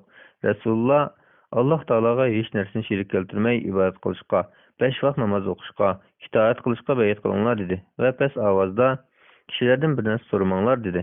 Ben aşı kishilarning ba'zisining uloqdan qamchisini yerga tushib kesdimi, biror kishidan uni elib berishini so'ramoqligini ko'rdim. Muslim rivoyat qilgan. Hadisning muhim nuqtalari. Birinchi, mo'minning iymonining rostligi, ibodatga chin ixlosi va shariat yo'lini chin tutganligini ifodalash yuzasidan Alloh taolo bilan bo'lgan ahdini yanglab turishning yaxshi ekanligi. Ikkinchi, güzel axloq bilan xulqlanishga rag'batlantirish, kishining ko'zi to'qliq, isil sifat bilan boshqalardan narsalamasligi, boshqalarning bajat bo'lishining shu güzel axloq sunnasidan ekanligi. Uchinchi, musulmonning ham ishlarida boshqalarga yo'linib olmay, o'ziga tanishning yaxshi ekanligi. To'rtinchi, oddiy ishlarda bo'lsin, boshqalardan bir narsa so'rash va tilashdan saqlanish lozimligi. 530 hadis.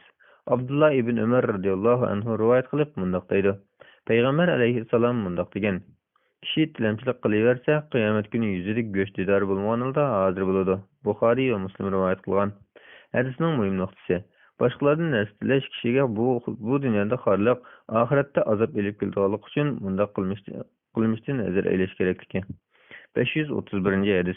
Ibn Umar radhiyallohu anhu rivoyat qilindiki, Rasululloh munbar ustida turib sadiq qilish va tilamchilik qilishdan saqlanish ustida to'xtalib, ustunki qo'l tuvan qo'ldan yaxshi, ustun qo'l bergich qo'l, ostun qo'l so'rg'ich qo'ldir dedi.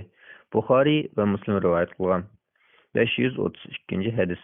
Abu Hurayra radhiyallohu anhu rivoyat qilib mundoq deydi. Payg'ambar alayhissalom mundoq degan: "Melini ko'paytirish uchun so'ragan kishi bir parcha cho'g' so'ragan bo'ladi. Endi u odam qarab boqsinki, cho'g'dan oz talab qilandi yoki ko'p talab qilandi." Muslim rivoyat qilgan. 533 hadis. Samura ibn Jundub radhiyallohu anhu rivoyat qilib mundoq deydi. Payg'ambar alayhissalom mundoq degan: "Haqiqatan tilamchilik bir tatlıg'usi bo'lib, kishi uning bilan o'zining yuzini tatlaydi. Lekin podshohdan so'rash yoki ilojsizlikdan kishilardan so'rash buning sirtida." Tirmiziy rivoyat qilgan. Hadisning muhim nuqtasi: podshohdan so'rash va zarur hojat uchun kishilardan so'rashning durust ekanligi. Bu ikki xil holatdan boshqasining cheklanganligi. 534 hadis. Ibn Mas'ud radhiyallohu anhu rivoyat qilib mundoq deydi. Payg'ambar alayhissalom mundoq degan: "Kimki nomrodlikqa duchor bo'lib, u buni kishilar orqali tugatmoqchi bo'lsa, uning nomrodligi tugamaydi. Kimki uni Alloh taoladan tilab tugatmoqchi bo'lsa, Alloh taolo uning nomrodligini tez keladigan yoki keyin keladigan rizqi bilan hal qilib beradi." Abu Davud va Tirmiziy rivoyat qilgan. Hadisning muhim nuqtasi: bandani Alloh taoladan so'rash, qiyinchilik va g'am-qayg'uga duch kelganda Alloh taologa iltijo qilish rag'batlantirish. Chunki Alloh taolo so'raganini berishga qodirdir. 535 hadis. Savban radhiyallohu anhu rivoyat qilib mundoq deydi. Payg'ambar alayhissalom mundoq degan: "Kimki menga kishilardan bir narsa so'ramaslikqa kepillik qilsa, men uningga jannat bilan kepillik qilaman" dedi. Men: "Ey Rasululloh, men kishilardan hech narsa so'ramayman" dedim. U haqiqatan kishilardan hech narsa so'ramaydi. Abu Davud rivoyat qilgan. Hadisning muhim nuqtalari: 1. Bandining oshini Allohdan so'rashi, kishilardan tilmaslik lozimligi. 2. Savban radhiyallohu anhuning fazilati bayon qilingan. Imom Ibn Majah mundoq yozgan: Savban radhiyallohu anhu uloq qilmagan chog'ida qamchisi yerga tushib ketsa, birasiga qamchamni elib ber demasdan o'zi uloqdan tushib oladi. 536 hadis. Abu Bishir Qabisa ibn Muhariq radhiyallohu anhu rivoyat qildiki, men majralashgan ikki jamoani aplashtirib qo'yish uchun mablag' javobgarligini ustimga olgan edim. Bu to'g'riliq yordam so'rab Rasulullohning yoniga keldim. Rasululloh bizga sadiq kelguncha turib turgan, shu chog'da uningdan sang buyurib berayli dedi. Ondan: "Ey Qabisa, so'rash faqat 3 turlik odamga durust bo'ladi. 1. boshqalarning iqtisodiy javobgarlikni ustiga olgan kishiga shu ustiga olgan narsaga barobar narsani so'rash halol bo'ladi. Uningdan ortiq so'ramaslik kerak. 2. bir kishining biror narsasi yo'qolgan bo'lsa, u odam turmushda zarur ehtiyojni qamdag'udek bo'lgan qadar bir narsa so'rasa bo'ladi. 3. biror odamga nomrodlik aytib, uning qavmidan 3 aqldor kishi haqiqatan palonchiga nomrodlik etdi deb guvohlik bersa, ondan uningga turmushini qamdag'udek bir narsa so'rash durust bo'ladi. Ey Qabisa, yuqorqi 3 xil holatdan boshqa holatda kishilardan so'rab ilingan narsa harom hisoblanib kishi uni haromdan yegan bo'ladi dedi. Muslim rivoyat qilgan. Hadisning muhim nuqtalari: 1. Hadisda bayon qilingan sabablarning birarsi tepilgan ahvolda so'rashning durust ekanligi. 2. Hadisda tilga kishilarga zakotdan berishning durust ekanligi. Chunki ularning birisining jarimani qo'yilg'icha, qolgan ikkisining kambag'al ekanligi. 3. boshqalardan narsa so'rash durust bo'lib, qolgan kishining hojatidan ortiq narsa so'ramaslik lozimligi. 537 hadis. Abu Hurayra radhiyallohu anhu rivoyat qilib mundoq deydi. Payg'ambar alayhissalom mundoq degan: "Ishik yurib, 1-2 loqma va 1-2 xo'rim birilish bilan talab o'rnilgan odam miskin emas. Haqiqiy miskin degan tilamchilik qilishdan o'zini tortgan, nomrodligi bilinmagachga uningga sadiqan berilmaydigan, kishilardan tilashni xohlamaydigan kishilardir." Buxoriy va Muslim rivoyat qilgan.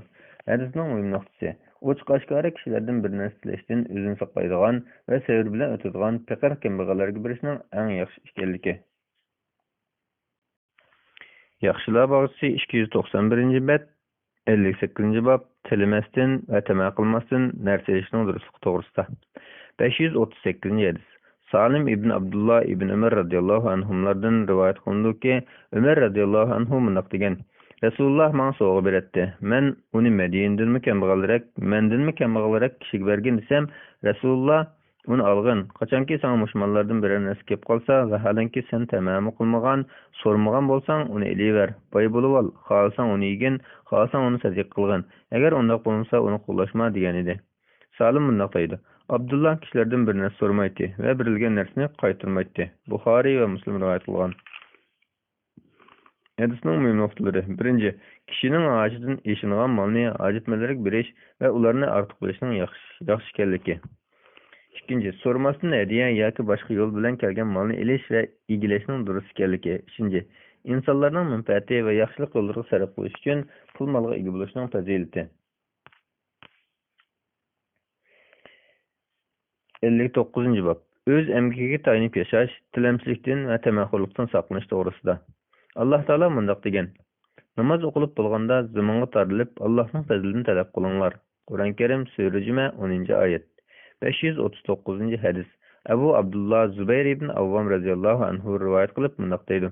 Payg'ambar alayhissalom mundaq degan: Sizlarning biringlarning arg'amchisini elib chiqib, tog'dan bir bog'lam o'tni terib kelib, setib o'zini ta'minlasa, shuning bilan Alloh uni tilash va tamaqishni saqlab qolsa, bu uning uchun kishilar mayli bir narsa bersin, mayli bermasin kishini tilganidan yaxshi.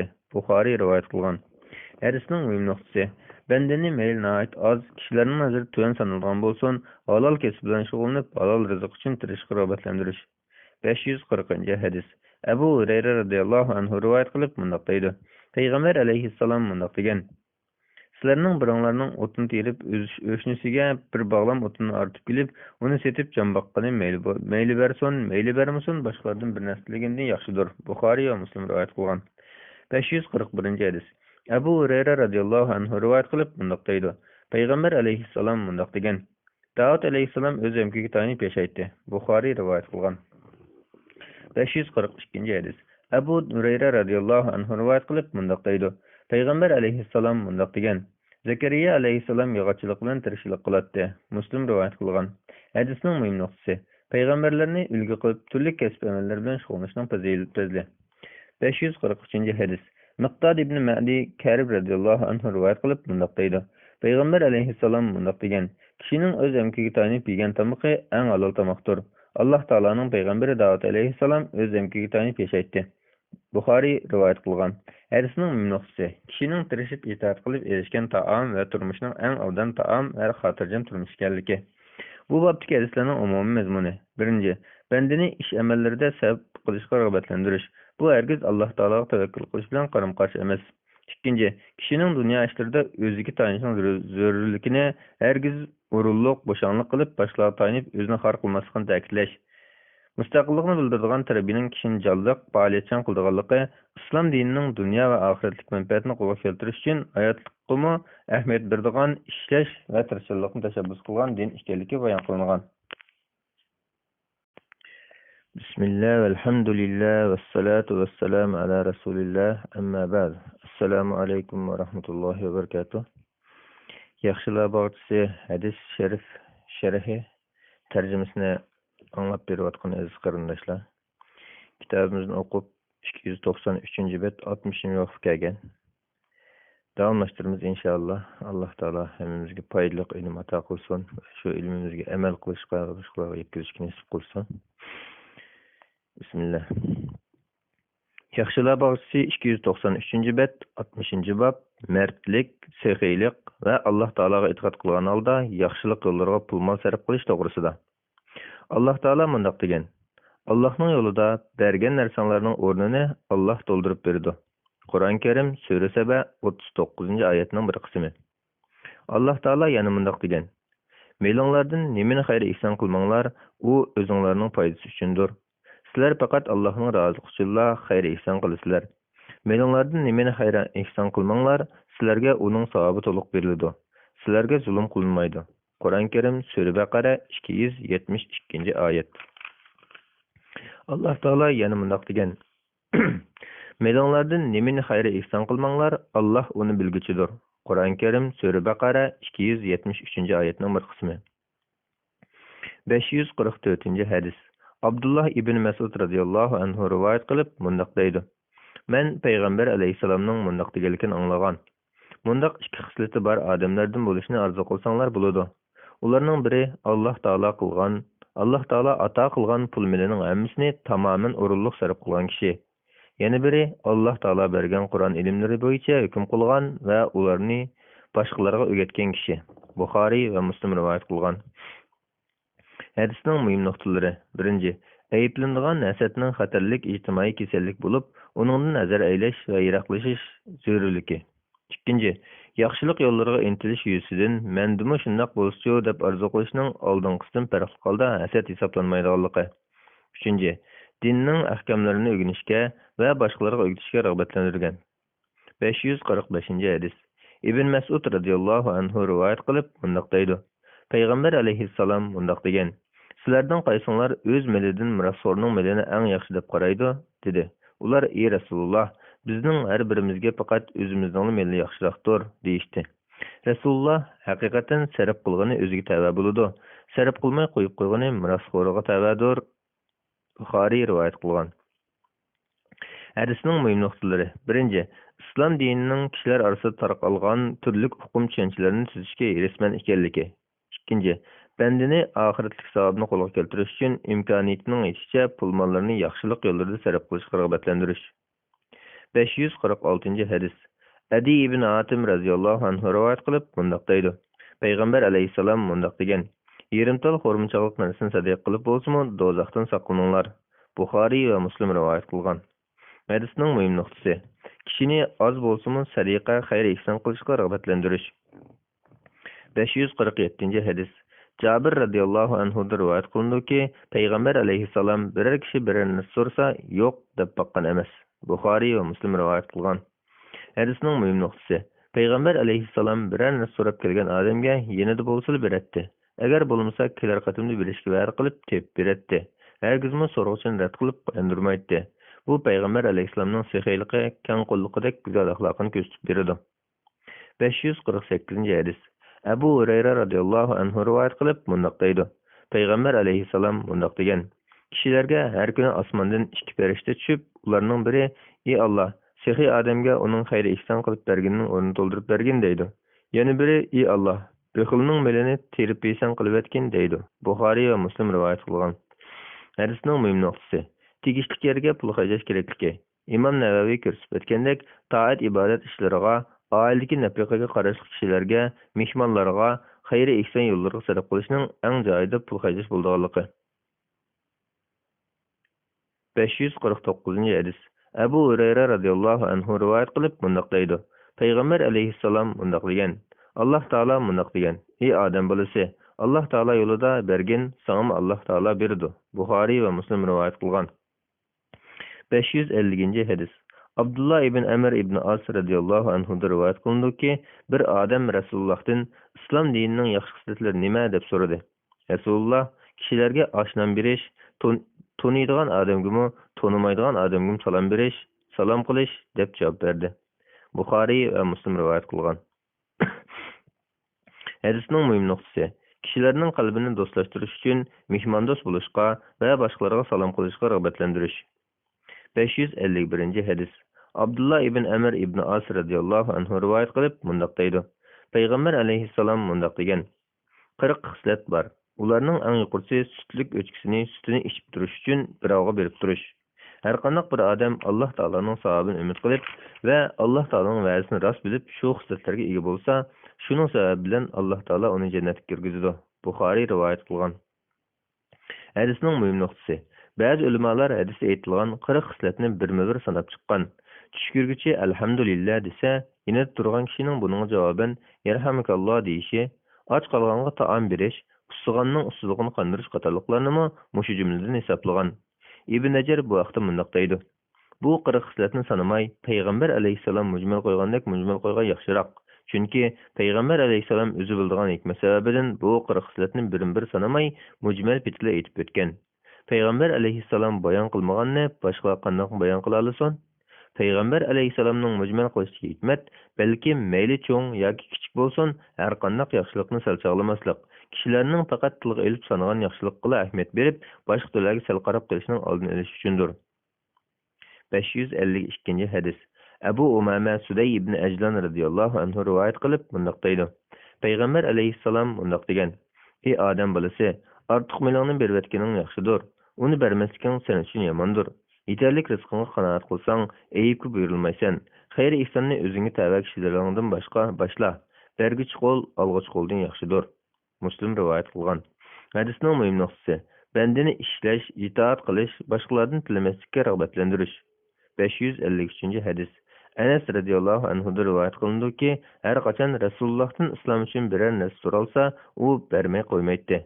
Hakikaten bir kişi Resulullah'ın yanına bir narsa sorup geliyordu. Resulullah onunğa ikki tağ arasındaki bir top koy bazısını verip etdi. O kişi mahallese qaytib berip mundaq dedi. Ey qavmim, musulmon bo'linglar. Haqiqatan Muhammad alayhissalom nomrod bo'lib qolishni ansirmaydigan odamdek bir ekan. Ondan Enes mundaq dedi. Gerçi bir kişi mal dünya üçün musulmon bo'lgan bo'lsa-mu, uzun o'tmayla o kişi islomni dunyo va dunyodagi hamma narsadan bekrak suyadigan bo'lib qoladi. Muslim rivoyat qilgan. Hadisning muhim nuqtalari. 1. Musulmonlarning qalbini do'stlashtirish, islom diniga bo'lgan moyillikni oshirish yuzasidan zakat va musulmonlarning xazinasidan pul-mol berishning durust ekanligi. Ammo g'ayri musulmonlarga zakatdan berishning to'g'ri emasligi. Chunki Alloh taolaning islom diniga nusrat ato qilib, aziz qilganligi. 2.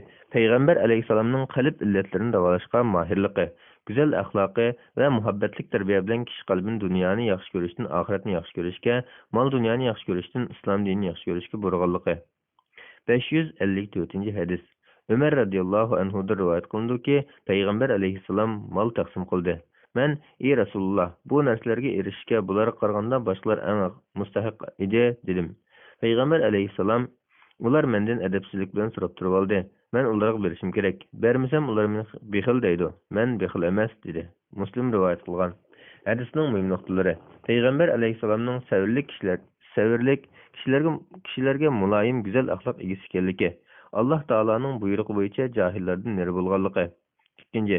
Kishilarga iymonning lazzatini his qildirish uchun ularni do'stlashtirishning joiz ekanligi.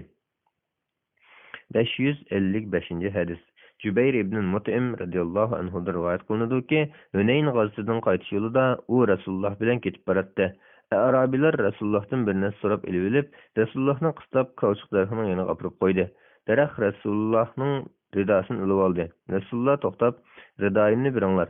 Agar mening ashi daraxtim tikanlardek ko'p mollarim bo'lgan bo'lsa, cho'qim sizlarga taqsim qilib berayotgan bo'lardim. Shundala mening bexil, kazzab, qo'rqinchoq emasligimni bilgan bo'lardinglar, dedi. Buxoriy rivoyat qilgan. Hadisning muhim nuqtalari bexillik, yolg'onchilik, qo'rqinchoqlikdek yomon xuluqlarni ayiblash, musulmonlarning yo'l boshchisining go'zal axloqli bo'lishi, uningda yuqorqi yomon illatlardan birasining bo'lib qolmasligi lozimligi. 2. Peygamber aleyhisselamның kişilərinin qo'pollıqi, aziyatlarga qarata nihoyat sevirlik, muloyim, keng qo'rsoq muomala qildiganligi. 3. Kishining nodonlar tarafidan yomon nom bilan atilib qolmaslik uchun zarur bo'lganda o'zini yaxshi axloqlari bilan maqtashining durust ekanligi. Buning ayiblanadigan takabburlik, maqtanchoqlik doirasiga kirmaydiganligi. 556 hadis. Abu Hurayra radhiyallohu anhu rivoyat qilib bundoq deydi. Payg'ambar alayhissalom bundoq degan: Sadiqa berish bilan mal xo'rab qolmaydi. Qandoq bir banda apocham bo'ladi ekan, Alloh taolo uni texim aziz qiladi. Kimki Alloh taolo uchun kamtar bo'ladi ekan, Alloh taolo uning martabasini ustun qiladi. Muslim rivoyat qilgan. Hadisning muhim nuqtalari. 1. Sadiqaning malni kemaytib etmaydiganligi. Chunki Alloh taoloning undaq malga barakat berib, sadiqaning o'rnini to'ldirib berdiganligi. Sadiq uchun berilgan ajr va savobning oxiratda kishining ayiblarini yopadiganligi. 2. Keng qo'rsoq, apuchan kishining dunyoda o'rmak sazovor bo'lganligi, oxiratdami o'rni va darajasining yuqori bo'lganligi, Alloh taolaning kamtar odamni kishilar qalbida buyuk qilib, oxiratdagi o'rnini yuqori ko'tardiganligi. 557 hadis. Abu Kabsha Amr ibn Sa'd an-Nari radhiyallohu anhu rivoyat qilib bundoq deydi. Men payg'ambar alayhissalomning bundoq deganligini anglagan. Shundoq uch xislat borki, men uni sizlarga qasam qilib so'zlab beraman. Esinglarda chong saqlanglarki, sadiqa qilish bilan bandaning meli xo'rab qolmaydi. Zulmga uchragan banda sabr qilsa, Alloh taolo uni texim aziz qiladi. Biror banda narsilashning ishkini ochsa, Alloh taolo uningga nomrodlikning ishkini ochadi, dedi yoki mushuni o'xshab ketadigan so'zni qildi. Sizlarga shuni so'zlab beray. Esinglarda saqlanglar. Haqiqatan dunyoda 4 turlik odam bo'ladi. 1. Allah Taala onunğa mal ve ilim bergen. Bu haqda Parvardigordan qo'rqadigan, sizlar rahim qildigan, malda Xudoning haqqi borligini bildigan kishilardir. Mana bundaq odam eng yuqori o'rin bo'ladi. 2. Yana bir odamga Alloh Taala ilim berdi. Pul mal bermaydi. Bu odamning niyati to'g'ri bo'lib, kashki mening pul menim bo'lsa-da, albatta paloni qilgan yaxshilarni men qilatdim deydi. Bu odamning niyatiga qarab savob beriladi. Shuning bilan bu ikki kishining erishgan ajri barobar bo'ladi. 3. Yana bir bende bulup, mal berilip ilim berilmegen. U melini qalayımqan tasarruf qılıdı ve bu cihetde Perverdigardan korkmaydı. Sizler rahim qılmaydı. U malda Allah Taala'nın hakkı bar, dep tonumaydı. Mana bu adam en yaman urundu buludu. Yani bir bende bulup, Allah Taala onunğa pul malmı, ilimmi vermegen. U kaşki mening pul melim bolgan bolsa, elbette palany qılan işlerini qılgan bolatdım deydi. Bunun niyeti üçün günah yazılıdı. Şunun bilen yuqorqi ikkisinin günahı oxşaş buludu. Tirmizi rivayet qılgan. Hadisning muhim nuqtalari. Birinchi, boy turib mol mulkini texim ko'paytirish maqsadida kishilardan tilagan odamni Alloh taolaning bu dunyo va oxiratda kambag'allikka duchor qilganligi. Ikkinchi, ixlosi bilan o'rganish va ishlashga rag'batlantirish. Uchinchi, ilmsizlik va nodonlarni ayiblash, chunki ilmsizlikning kishini aram ishlarni qilishga boshlaydiganligi. 558 hadis. Ayşe radhiyallohu anhadan rivoyat qilinadiki, ular bir qo'y so'ygan edi. Peygamber aleyhisselam qo'ydan nemiz qoldi dedi. Ayşe radhiyallohu anha qo'ydan faqat taqili qoldi dedi. Peygamber aleyhisselam faqat taqi oxirat uchun bo'lmabdi dedi. Ya'ni go'shtning hammasi sadiq qilinib, taqil qolganlik uchun taqdan sadiqining savobini topqil bo'lmaydi degan ma'noda. Tirmizi rivoyat qilgan. Hadisning muhim nuqtalari. Birinchi, kishini sadiq bilishga rag'batlantirish. Ikkinchi, insonning to'g'ri niyati bo'lmagan holda yemak-ichmak, kiyim-kechak, turalg'iga o'xshash o'zi uchun xarjlagan pulning hech qanday savob bo'lmaydiganligi. 559 hadis. Abu Bakr Siddiq radhiyallohu anhuning qizi Asma radhiyallohu anhadan rivoyat qilindiki, Payg'ambar alayhisalom menga ching siqib olmagan, unda qilsang Alloh taolo senga berayotganini uzib qo'ydi dedi. Yana bir rivoyatda Allah Taala yo'lida sarf qilgan, pul moldan xajlamay, uni ching tutib olmagan. Unda qilsang Alloh taolami rizqini siqib qo'ydi. Oshqiningni muhtojlardan ayamagan. Bo'lmasa Alloh taolami sana fazl marhamatini ayab qo'ydi deyilgan. Buxoriy va Muslim rivoyat qilgan. Hadisning muhim nuqtasi. Bandining qilgan amaliga yarasha jazo yoki mukofot berish Alloh taolaning odillik jumlasidan ekanligi. 560 hadis. Abu Hurayra radhiyallohu anhu rivoyat qilib mundaq deydi. Men Payg'ambar alayhisolamning mundaq deganligini anglagan. Bixil bilan sehi go'yo ko'kirgidan o'qirkigacha temir to'n kiygan ikki odamga o'xshaydi. Sehi odam xayr ihson qilgan siri temir to'n texim so'zilib, badanining ustiga kengayib, uning qo'lining barmoqlarini qo'shib yepib turdi. Badanda izm qolmaydi. Bixil odam xayr ihson qilmoqchi bo'ladi. Bu temir to'n uning badaniga yetib turg'achqa, uning kengaytay desimi kengaymaydi. Buxoriy va Muslim rivoyat qilgan. Hadisning muhim nuqtalari. Birinchi, sadiqining bandining xatoligini yuyitganligi. Ikkinchi, Alloh taolaning sadiqa bergisiga barakat, yordam berishga, o'z panoyat saqlashga va balo qazoni ko'tarishga kifillik qilib va'da berganligi. Bixilni balo qazoga duchor qilganligi bilan ogohlantirganligi. Uchinchi, Alloh yo'lida sadiqa xayri ihson qilg'uvchini Alloh taolo dunyo va oxiratda ustun qilganligi. 561 hadis. Abu Hurayra radhiyallohu anhu rivoyat qilib mundaq deydi. Payg'ambar alayhisalom mundaq degan: Kimki halol kesib bilan topgan meldan xurmichalik narsa bo'lsin sadiq qilsa, Alloh taolo bilan halolni qabul qiladi. Alloh taolo uni o'ng qo'li bilan qabul qiladi. Ondan shu xurmichalik narsani xuddi sizlarning biringlar o'z toychiqini obdan biqib o'stirgandek o'stirib, sadiq qilg'uchi uchun uning savobini tog'dek suraytib beradi. Buxoriy va Muslim rivoyat qilgan. Hadisning muhim nuqtalari. Allah Taala faqat halol yo'l bilan topgan pul moldan qilingan sadiqani qabul qiladi. Chunki harom molni ishiltish cheklangan. Allah Taala maxluqotga o'xshab qo'yishdan paktor. 562 hadis. Abu Hurayra radhiyallohu anhu rivoyat qilib mundaq deydi. Payg'ambar alayhissalom mundaq degan: Bir odam cho'lda ketayotganda bir bulutdan palonning beg'ini sug'urib qo'ygan degan ovoz anglanibdi. Bulut berib o'zining suyini bir soyga qo'yibdi. Shu yerdagi aqllardan biri suvlarning hammasini o'ziga tortibdi. Shuning bilan eliq odam suvga agishmagan ekan, bir odamning beg'ida gurjigi bilan suv tutayotganligini ko'ribdi va "Ey Allohning bandasi, isming nima?" debdi. U "Ismim paloni" deb bulutdan kelgan ovozda aytilgan ismini debdi. Bag'van eliq odamga "Ey Allohning bandasi, sen nima uchun mening ismimni so'raysan?" debdikan, u "Mushu suvni to'kkan bulutning ichidan sening ismini atab turib, palonning beg'ini sug'argan" deb buyruq qilgan ovozni angladim. "Sen beg'ini qanday tasarruf qilatding?" debdi. Bağlan, bu gepingga keladigan bo'lsak, men beg'imdan chiqqan narsaning oz ko'pligiga qarab, uning 3dan 1ni sadaqa qilib beritaman, 3dan 1ni bolalarim bilan yeyman, 3dan 1ni boqqa ishiltaman debdi. Muslim rivoyat qilgan. Hadisning muhim nuqtalari: yaxshilik yo'llariga pul-mol sarf qilish orqali Alloh taologa yiqilishga rag'batlantirish. Ikkinchi, Alloh taoloning ba'zi farishlarini rizq taqsim qilishga mas'ul qilganligi.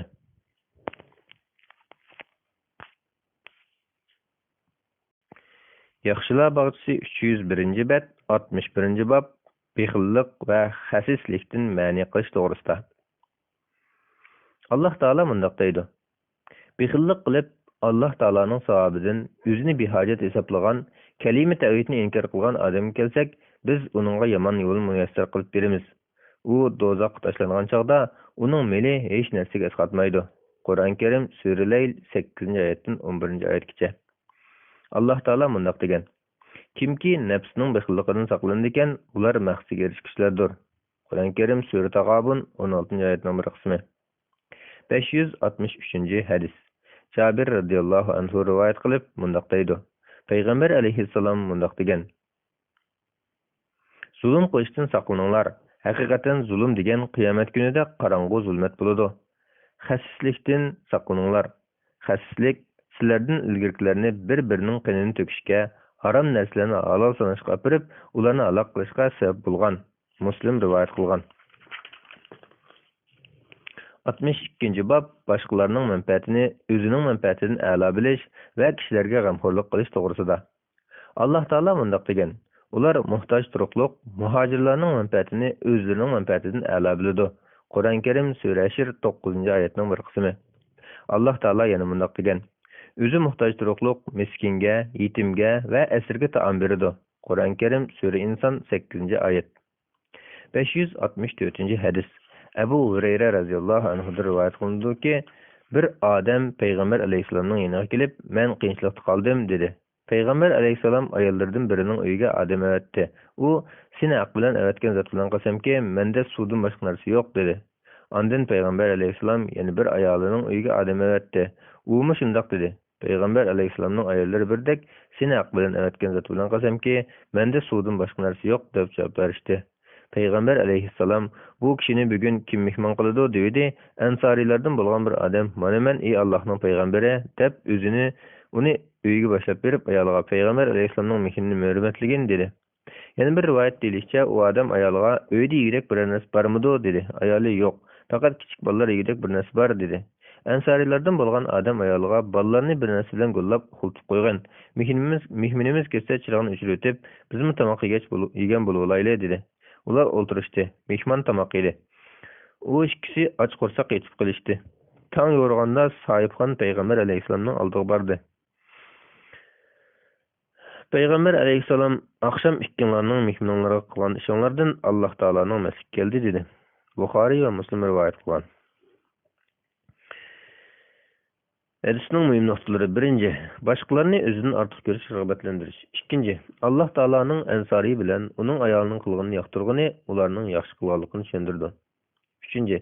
Mehmonni izzat bilan kutib olish islom dinida madaniyalangan go'zal axloq hisoblanganligi, ammo o'zi va oilasidagilarning boshqalarga muhtoj qilmay, g'oyatdan chiqish farz bo'lganligi uchun buning eng oldida turadiganligi. 565-hadis.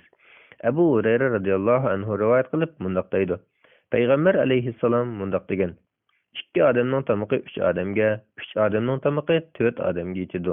Buxoriy va Muslim rivoyat qilgan.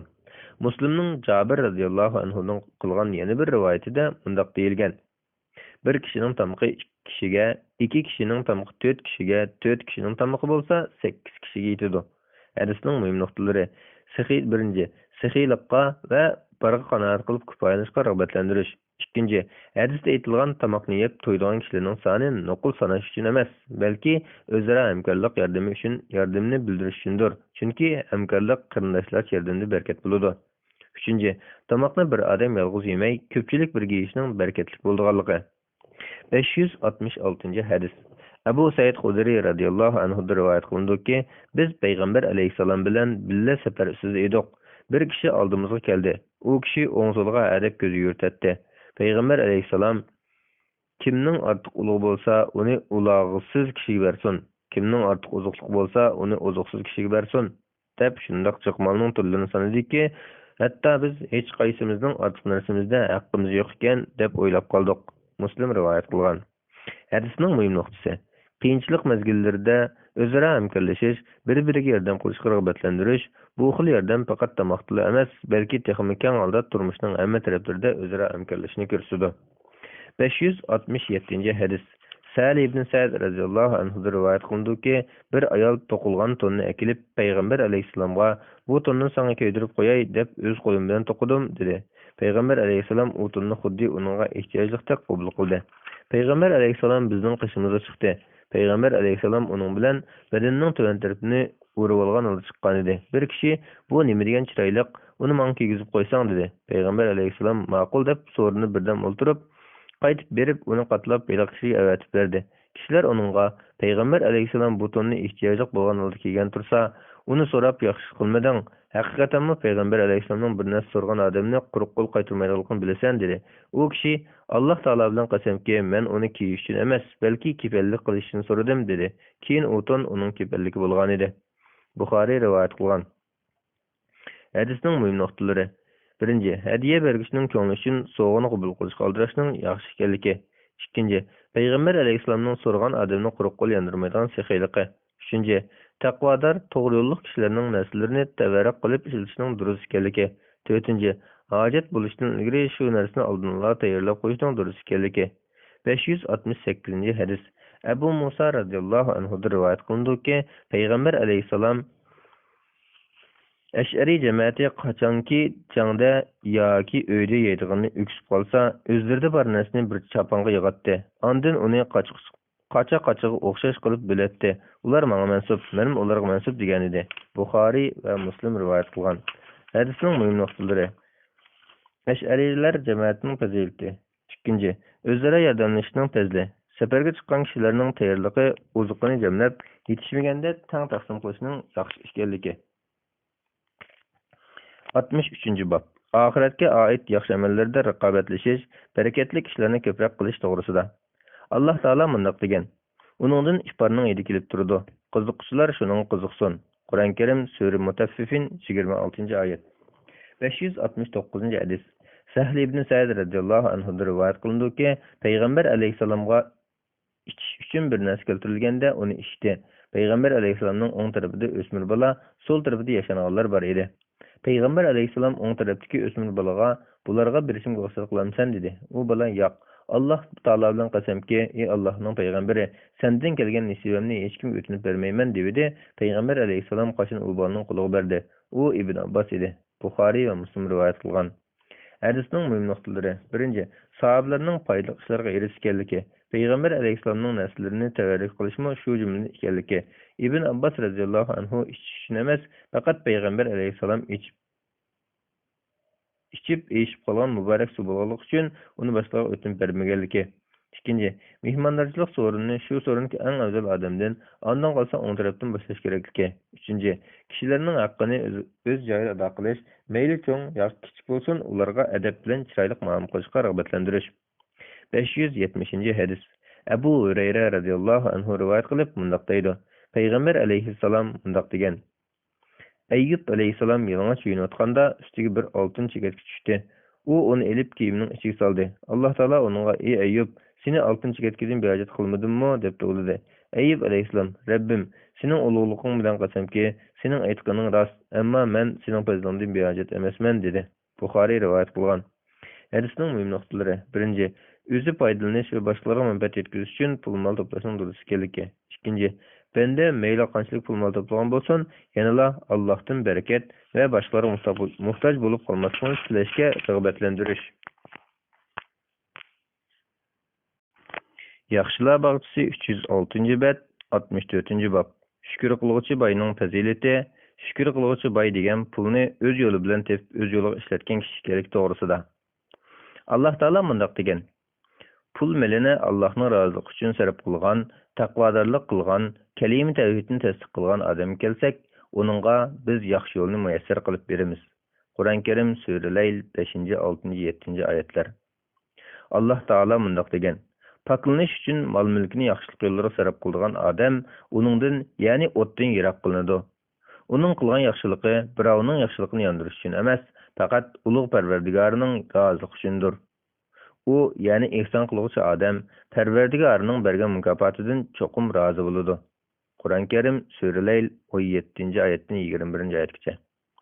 Alloh taolo yana bunday degan: Sadiqini oshkora bersanglar, bu yaxshidir. Agar uni maxfiy bersanglar va yo'qsullarga bersanglar, texmi yaxshidir. Bu sizlarning ba'zi gunohlaringlarga kafarat bo'ladi. Alloh sizlarning qilgan amallaringlardan xabardordir. Qur'oni Karim Sura Baqara 217-oyat. Alloh taolo yana bunday deydi: Yaxshi ko'rgan narsanglardan sarf qilmoqcha, ya'ni mollaringlarning yaxshisini sadiq qilmoqcha, hargiz yaxshilikqa, ya'ni jannatga erisha olmaysizlar. Alloh uni bilib turuvchidir. Qur'oni Karim Sura Al-Imron 92-oyat. 571-hadis. Abdullah ibn Mas'ud radhiyallohu anhu rivoyat qilib bunday deydi: Men payg'ambar alayhisolamning bunday deganligini anglagan. Bunday ikki xislati bor odamlardek bo'lishni orzu qilsanglar bo'ladi. Ularning biri Alloh taolo qilgan pul milining hammasini tamoman o'rinliq yerga sarf qilgan kishi. Yana biri Alloh taolo bergan Qur'on ilmlari bo'yicha hukm qilgan va ularni boshqalarga o'rgatgan kishi. Buxoriy va Muslim rivoyat qilgan. Hadisning muhim nuqtalari: birinchi, yaxshilik yo'llariga sarf qilish uchun pul-mol yig'ish, boshqalarga manfaat yetkazish uchun ilm egallashga rag'batlantirish. Ikkinchi, fazl ortiqchiligi ega odamga o'xshash ajr-savobga erishishni umid qilib, shu odamga o'xshash ortiqchiligi ega bo'lishni Alloh taoladan talab qilishning durust ekanligi. Uchinchi, pul-molni Alloh taolaga itoat qilish yo'llariga sarf qilish bilan dunyo ne'matiga shukr qilish, o'rgangan ilmga amal qilish va boshqalarga o'rgatish bilan Alloh taolaning bergan ilm ne'matiga shukr qilish. 572-hadis. Ibn Umar radhiyallohu anhu rivoyat qilib bunday deydi: Payg'ambar alayhissalom bunday degan: Bunday ikki xislati bor odamlardek bo'lishni orzu qilsanglar bo'ladi. Ularning biri Alloh Qur'on ilmini ato qilgan kishi bo'lib, u kecha va kunduzlarda Qur'on o'qib turdi.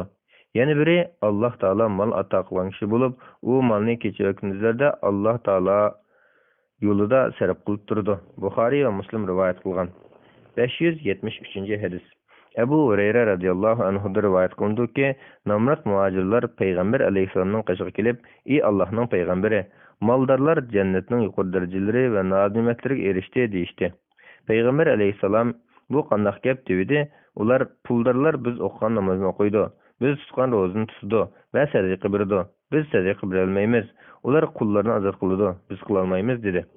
Payg'ambar alayhissalom: Agar qilsanglar, sizlardan o'tib ketganlarga yetib oladigan, sizlardan keyingilarga o'tib ketolmaydigan, sizlar qilganini qilmoqcha hech odam sizlardan ortiq hisoblanmaydigan narsani o'tib qo'yaymi dedi.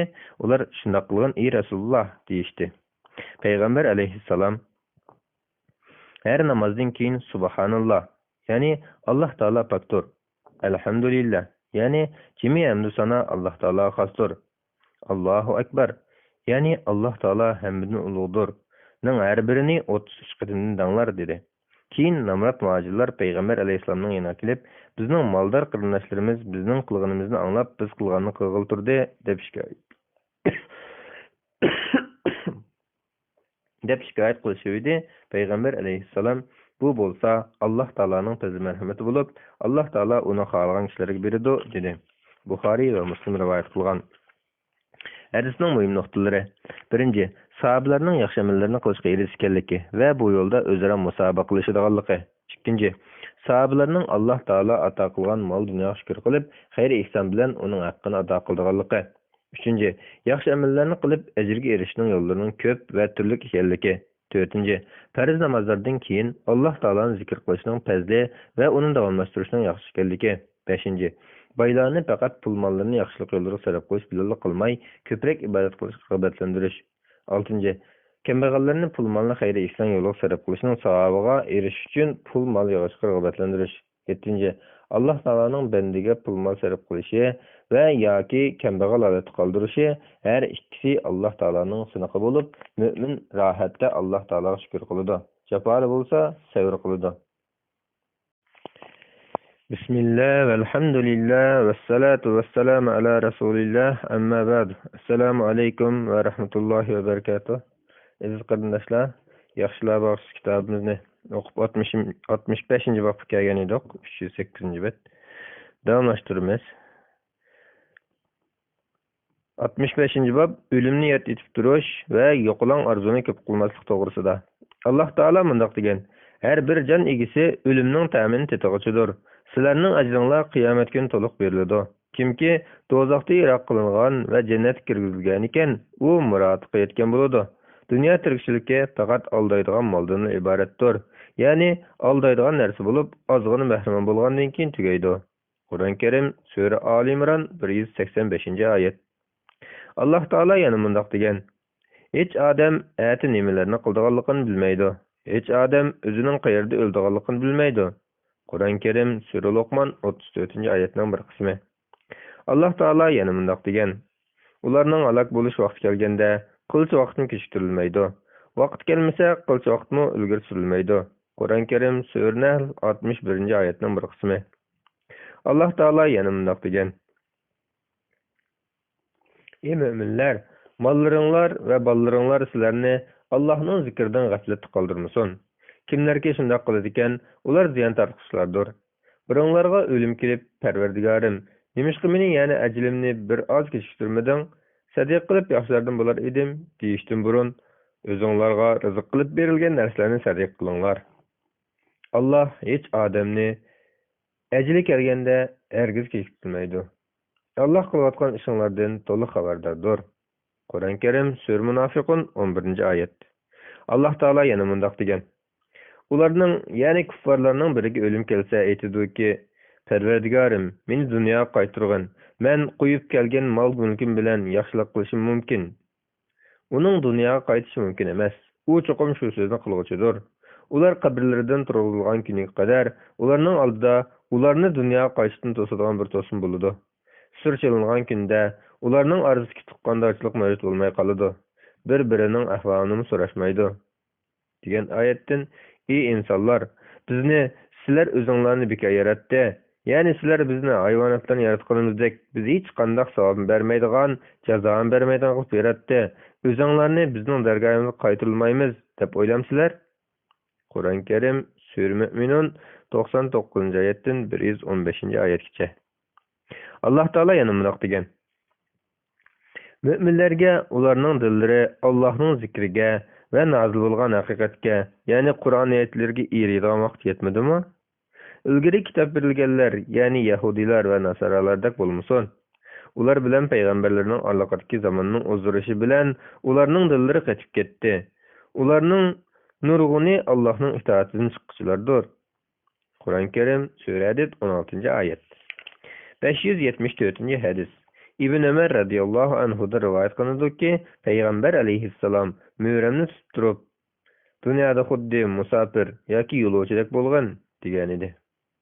Ibn Ömer mundaq deydi: "Kechqurunlikka atganlikni kutmagin, atganlikki kechqurunlikni kutmagin. Saq vaqtini g'animat bilib, kesal vaqtini qila olmaydigan ishlarni qilib ol. Hayotlikni g'animat bilib, o'lgandan keyin qilmaydigan ishlarni qilib ol." Buxoriy rivayet kılgan. 575. hadis. İbn Ömer radıyallahu anhu rivayet kılıp mundaq deydi: Peygamber aleyhisselam mundaq degen: "Her qandaq bir musulmanning vasiyat qoldirgudek bir narsa bulup, uning vasiyat qoldirmay ikki kechini o'tkazishi to'g'ri bo'lmaydi."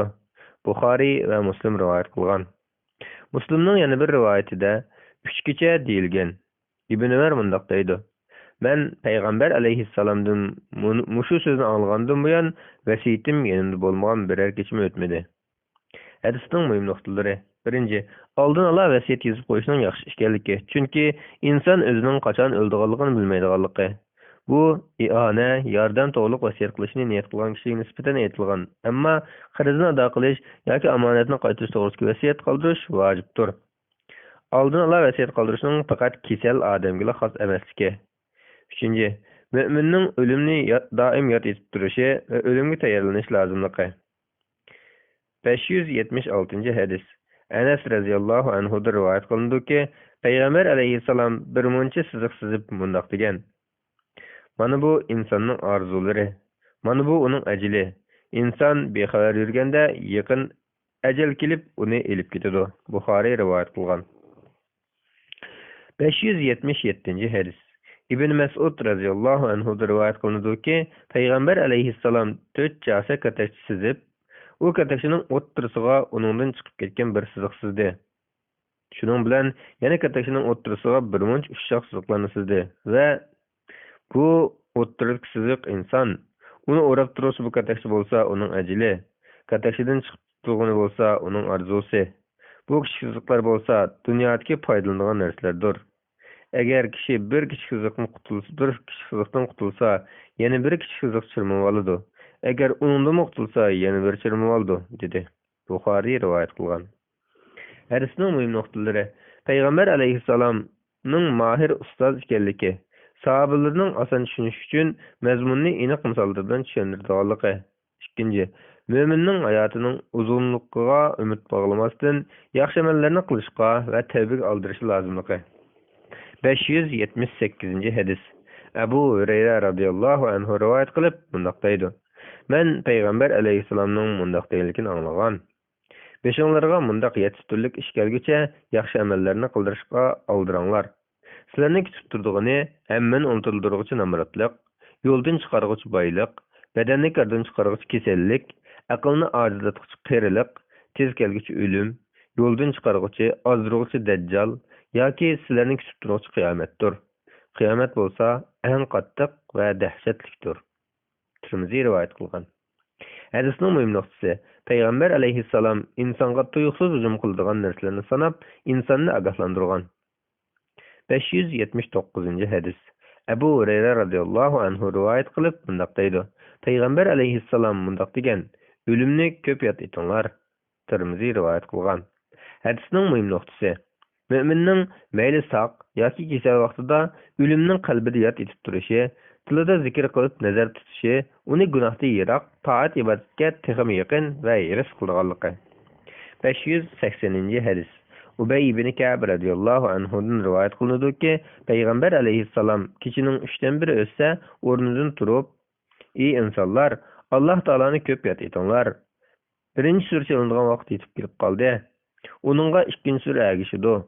O'lim dahshat bilan keladi. O'lim dahshat bilan keladi", deydi. Men: "Ey Allohning elchisi, men sana ko'p durud aytay. Duoyimning qanchalikini sana durud aytishga qarasam bo'lar", dedim. Payg'ambar alayhissalom: "Xohlingingcha", dedi. Men 4dan 1 bo'larmi desam, payg'ambar alayhissalom: "Xohlingingcha", dedi.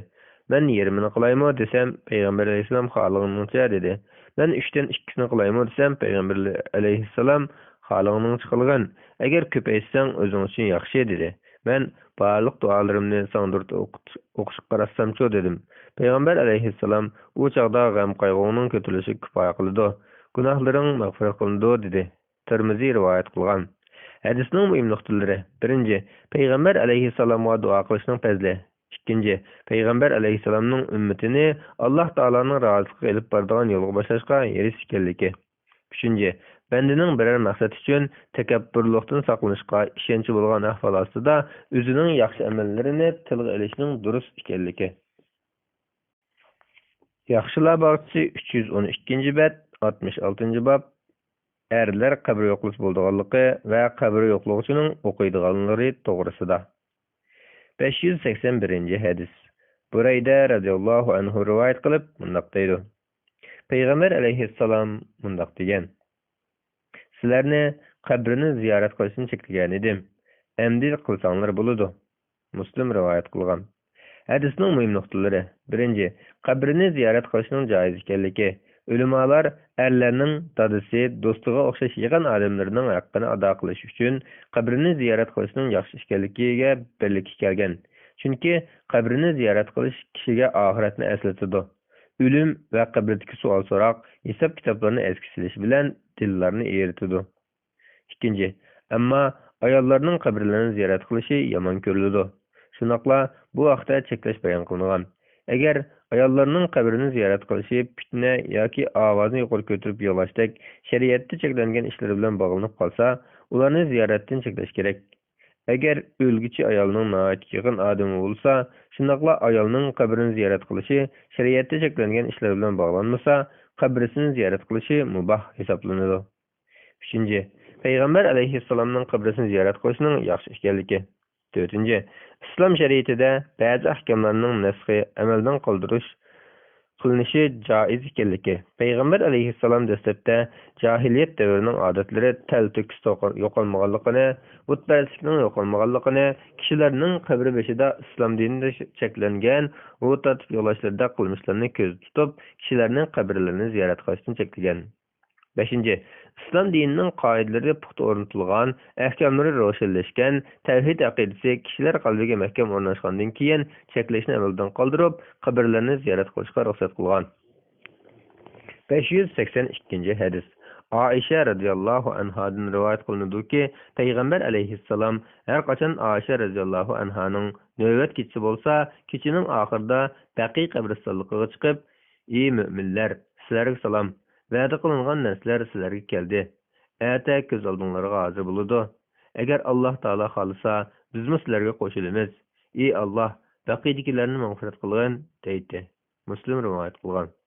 Hadisning muhim nuqtalari: qabrdagilarga salom berish va payg'ambar alayhisalom aytgandek, ular uchun istig'for aytib duo qilishning yaxshi ekanligi. 2. Kechida qabrlarni ziyorat qilishning durust ekanligi. 583 hadis. Burayda radhiyallohu anhu rivoyat qilindiki, qachonki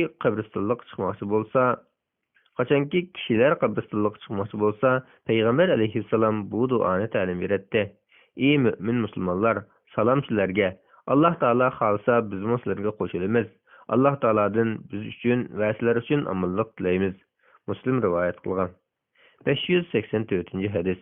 Ibn Abbas radhiyallohu anhu rivoyat qilindiki, payg'ambar alayhissalom Madina qabristonligiga o'tib ketib, qabristonlikqa yuz keltirib, "Ey qabr ahli, sizlarga salom. Alloh taolo bizni va sizlarni afv qilg'ay. Sizlar bizdan burun kelguchilar. Pat yaqinda biz sizlarga ergishib kelamiz", dedi. Tirmiziy rivoyat qilgan. Hadisning muhim nuqtasi: o'liklarga oldini qo'yib yuzlanib turib salom berish va duo qilish qabrini ziyorat qilishning odatlaridan biri ekanligi. Yaxshilar bog'chisi 314-bab, 67-bab. Sen zahmatga yo'liqish tufaylidan o'limni arzu qilishning yaxshi emasligi, lekin dinda fitnaga qilishdan qo'rqib, o'limni arzu qilsa karoyati yo'qligi to'g'risida. 585 hadis. Abu Hurayra radhiyallohu anhu rivoyat qilib, bundoq deydi: Payg'ambar alayhissalom bundoq degan: "Sizlardan birarsi o'limni arzu qilmasin. U kishi agar yaxshi kishi bo'lsa, balkim yaxshilikni ko'paytirib olishi mumkin. Agar yomon kishi bo'lsa, tavba qilib olishi mumkin." Buxoriy va Muslim rivoyat qilgan. Muslimning yana bir rivoyatida payg'ambar alayhissalom bundoq degan deyilgan: "Sizlardan birisi o'limni arzu qilib, o'lim kelishdan burun uni tilab duo qilmasin. Chunki mu'min o'lsa, uning amali uzilib qoladi. Haqiqatan mu'minning umrining ziyoda bo'lishi mu'min uchun faqat uning yaxshiligini ziyoda qiladi." Hadisning muhim nuqtalari: 1. Ajli yetishdan ilgari Alloh taolodan o'limni tilashning yomon ekanligi. Chunki uzun umr ko'rib taqvolik bilan yashasa, Alloh taolo oldidagi yaxshiliklari ko'payadiganligi. Shunga Imom Tirmiziy rivoyat qilgan bir hadisda kishilarning yaxshisi umr uzun bo'lib, yaxshiliklari ziyoda bo'lgan kishidir degan. 2. Inson o'lgandan keyin amallar to'xtab, hisob-kitob defterining yopiladiganligi. U chog'da faqat mushu dunyoda qilgan amallarining natijasini ko'radiganligi. 586 hadis. Anas radhiyallohu anhu rivoyat qilib, bundoq deydi: Payg'ambar alayhissalom bundoq degan: "Sizlardan birarsi o'ziga kelgan baxtsizlik sababidan o'limni arzu qilmasin. Agar o'lim tilashga majbur bo'lib qolsa, ey Alloh, agar hayot qilishim menga yaxshi bo'lsa, meni hayot qoldirgin. Agar o'limim menga yaxshi bo'lsa, meni qabr qilgin", desin. Buxoriy va Muslim rivoyat qilgan. Hadisning muhim nuqtalari: 1. Musulmonga dunyolikda ziyon zahmat, xafalik yetib qolsa, o'limni arzu qilib tilashning yomon ish ekanligi. Chunki bunday qilish shu bandaning Alloh taoloning yetgan taqdiriga norozi bo'lish ma'nosini bildirib qoldiganligi. 2. Bandaning xafalik, aziyat tatqanda hadisda aytilgan duo bilan duo qilishning sunnat ekanligi. Chunki bu duo bandaning ishlarining haqiqatini va oqibatini bilguchi Alloh taoloning taqdiriga to'liq bo'ysunganligini ko'rsatadi. 587 hadis. Qays ibn Abu Azim radhiyallohu anhu rivoyat qilindiki, biz Habbab ibn Arat radhiyallohu anhu yo'qlab kelgan edik. U davolanish maqsadida badanining 7 yerini dog'latgan ekan. U haqiqatan bizning burun qamrahlarimiz olamda o'tdi. Ular dunyoning huzur-halosidan bahramon bo'lmadi.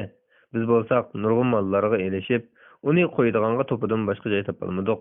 Ya'ni, ehtiyojdan ortiq mal to'plab, uni saqlashga topidan boshqa joy topolmadik. Yoki bo'lmasa imoratlarni silib, uni ijaraga berib kirim qilmoqchi bo'ldik. Agar payg'ambar alayhissalom bizni o'limni tilashdan cheklamagan bo'lsa, cho'qim o'limni tilab duo qilatdim dedi. Ondan uning qishiga ikkinchi qatim kelganimizda, u tam yasayotgan ekan. U musulmon odam mushu to'piq sarf qilganlardan boshqa xarjigan har bir meli uchun cho'qim savob ega bo'ladi, dedi. Buxoriy va Muslim rivoyat qilgan. Yaxshilar bog'chisi 315-bab, 68-bab parhezkor bo'lish va shubhli narsalarni tark etish to'g'risida. Alloh taolo mundaq degan: Uni sal chaqildinglar, albuki Allohning nazarida u cho'ng gunohdir. Qur'on Karim Sura Nur 15-oyatning bir qismi. Alloh taolo yana mundaq degan: Parvardigoring bandalarni albatta kuzatib turuvchidir. Qur'on Karim Sura Fajr 14-oyat. 588-hadis. Nu'man ibn Bashir radhiyallohu anhu rivoyat qilib mundaq deydi: Payg'ambar alayhissalom mundaq degan: Halol ishlarmi aniq ko'rsatilgan, harom ishlarmi aniq ko'rsatilgan. Ularning orasida shubhlik, halollig'imi, haromg'imi o'xshab ketadigan, nurg'un kishilar uqolmaydigan, hukmi aniq belgilanmagan ishlar bor.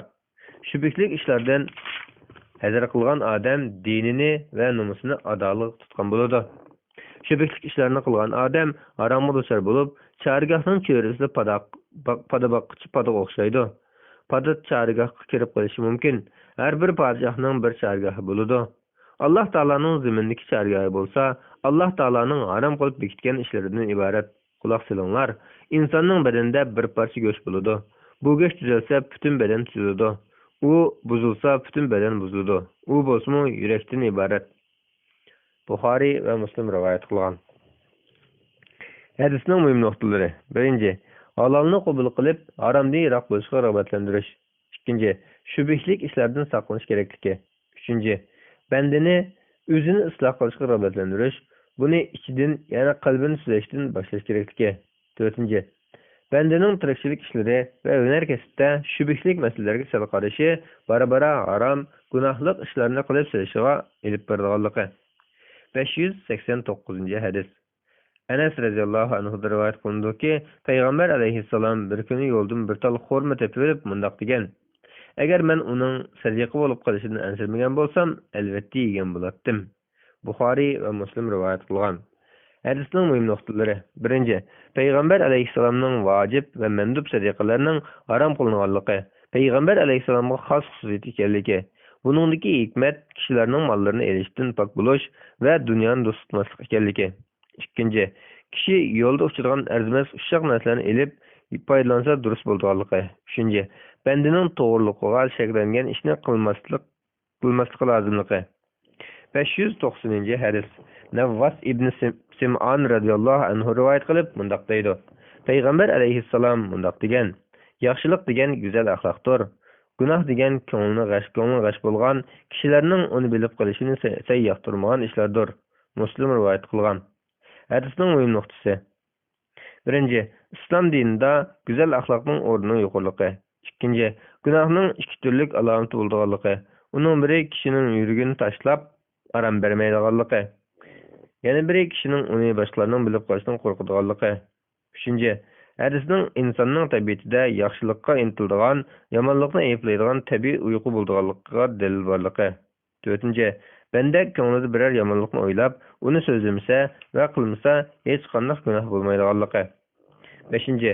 Payg'ambar alayhissalomga Alloh taolo ato qilgan fasohat, balog'at bilan so'zlash xususiyati bu hadisda ifodalangan. Bu hadisda ixcham so'zlar orqali cho'nqur ma'noni bayon qilgan. 591-hadis. Vabisa ibn Ma'bad radhiyallohu anhu da rivoyat qilinadiki, men payg'ambar alayhissalomning yoniga kelsam, payg'ambar alayhissalom yaxshiliklar to'g'riliq so'rab keldingmi dedi. Men ha dedim. Payg'ambar alayhissalom qalbingdan so'ra. Yaxshilik degan ko'ngling tingan, diling xotirjam bo'lgan narsadir. Gunoh degan garchi kishilar sana fatvo bergan bo'lsa-mu, ko'nglingni g'ash qiladigan va dilingda ikkilanish paydo qiladigan narsadir dedi. Ahmad va Darimi rivoyat qilgan. Hadisning muhim nuqtalari: Payg'ambar alayhissalomning ishlar yuz berishidan ilgari buni bildigan aloyiligi borligi. Savol so'rag'uchi so'rashdan ilgari uning nima deydiganligini bildiganligi. Ikkinchi, kishini ko'nglida aram bo'lib qo'yishdan qo'rqqan shubhli ishlarni qilmay tark etishga buyurgan. 592 hadis Uqba ibn Haris radhiyallohu anhu rivoyat qilindiki, u Abu Ihab ibn Azizning qiziga uylangan edi. Uning oldiga bir ayol kelib, "Haqiqatan men Uqba va uning ayolini emitgan edim" dedi. Uqba o ayolga, "Men sening meni emitganligingni bilmaydiganman, menga burun demagan eding" dedi. U ulug'iga minib Madinaga payg'ambar alayhissalomning yoniga berib, bu ish to'g'riliq so'radi. Payg'ambar alayhissalom, "Sizlarni emildash degan tursa, qandaqmi bir yerda bo'lsalar" dedi. Uqba o ayoldan ajrashib ketdi. Ondan o ayol boshqa biriga tegdi. Buxoriy rivoyat qilgan. 593 hadis. Hasan ibn Ali radhiyallohu anhu rivoyat qilindiki, "Men payg'ambar alayhissalomdan seni shakka soladigan narsani tashlab, seni shakka solmaydigan narsani tutqin" degan so'zni yodlab olgan edim. Tirmiziy rivoyat qilgan. 594 hadis. Aisha radhiyallohu anha rivoyat qilindiki, Abu Bakr Siddiq radhiyallohu anhuning bir g'ulami bo'lib, ishlab topgan narsaning bir qismini Hazrati Abu Bakrga berdi. Abu Bakr shuni iste'mol qildi. Bir kuni Abu Bakr g'ulam elib kelgan narsa yedi.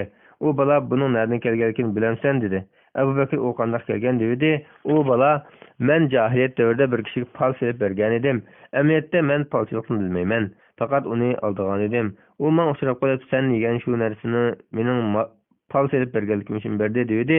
Abu Bakr qo'lini ig'ziga tiqib yegan narsalarning hammasini yondirib o'tdi. Buxoriy rivoyat qilgan.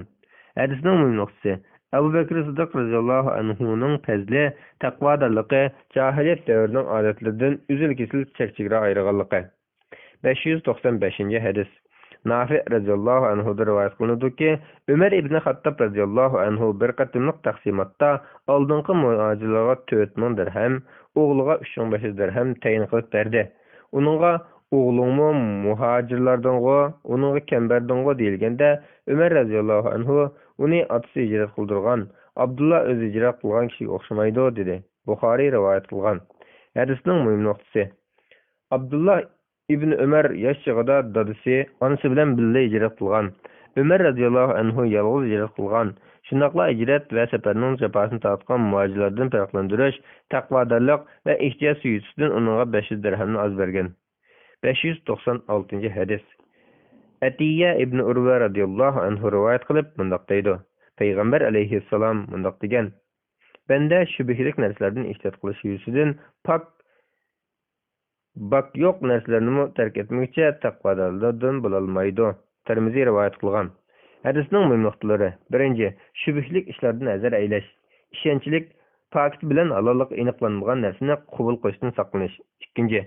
Bandining nafsini shubhlik, mujmal narsalardan saqlashi va undan yiroq bo'lish taqvodorlikning alomatlaridandir.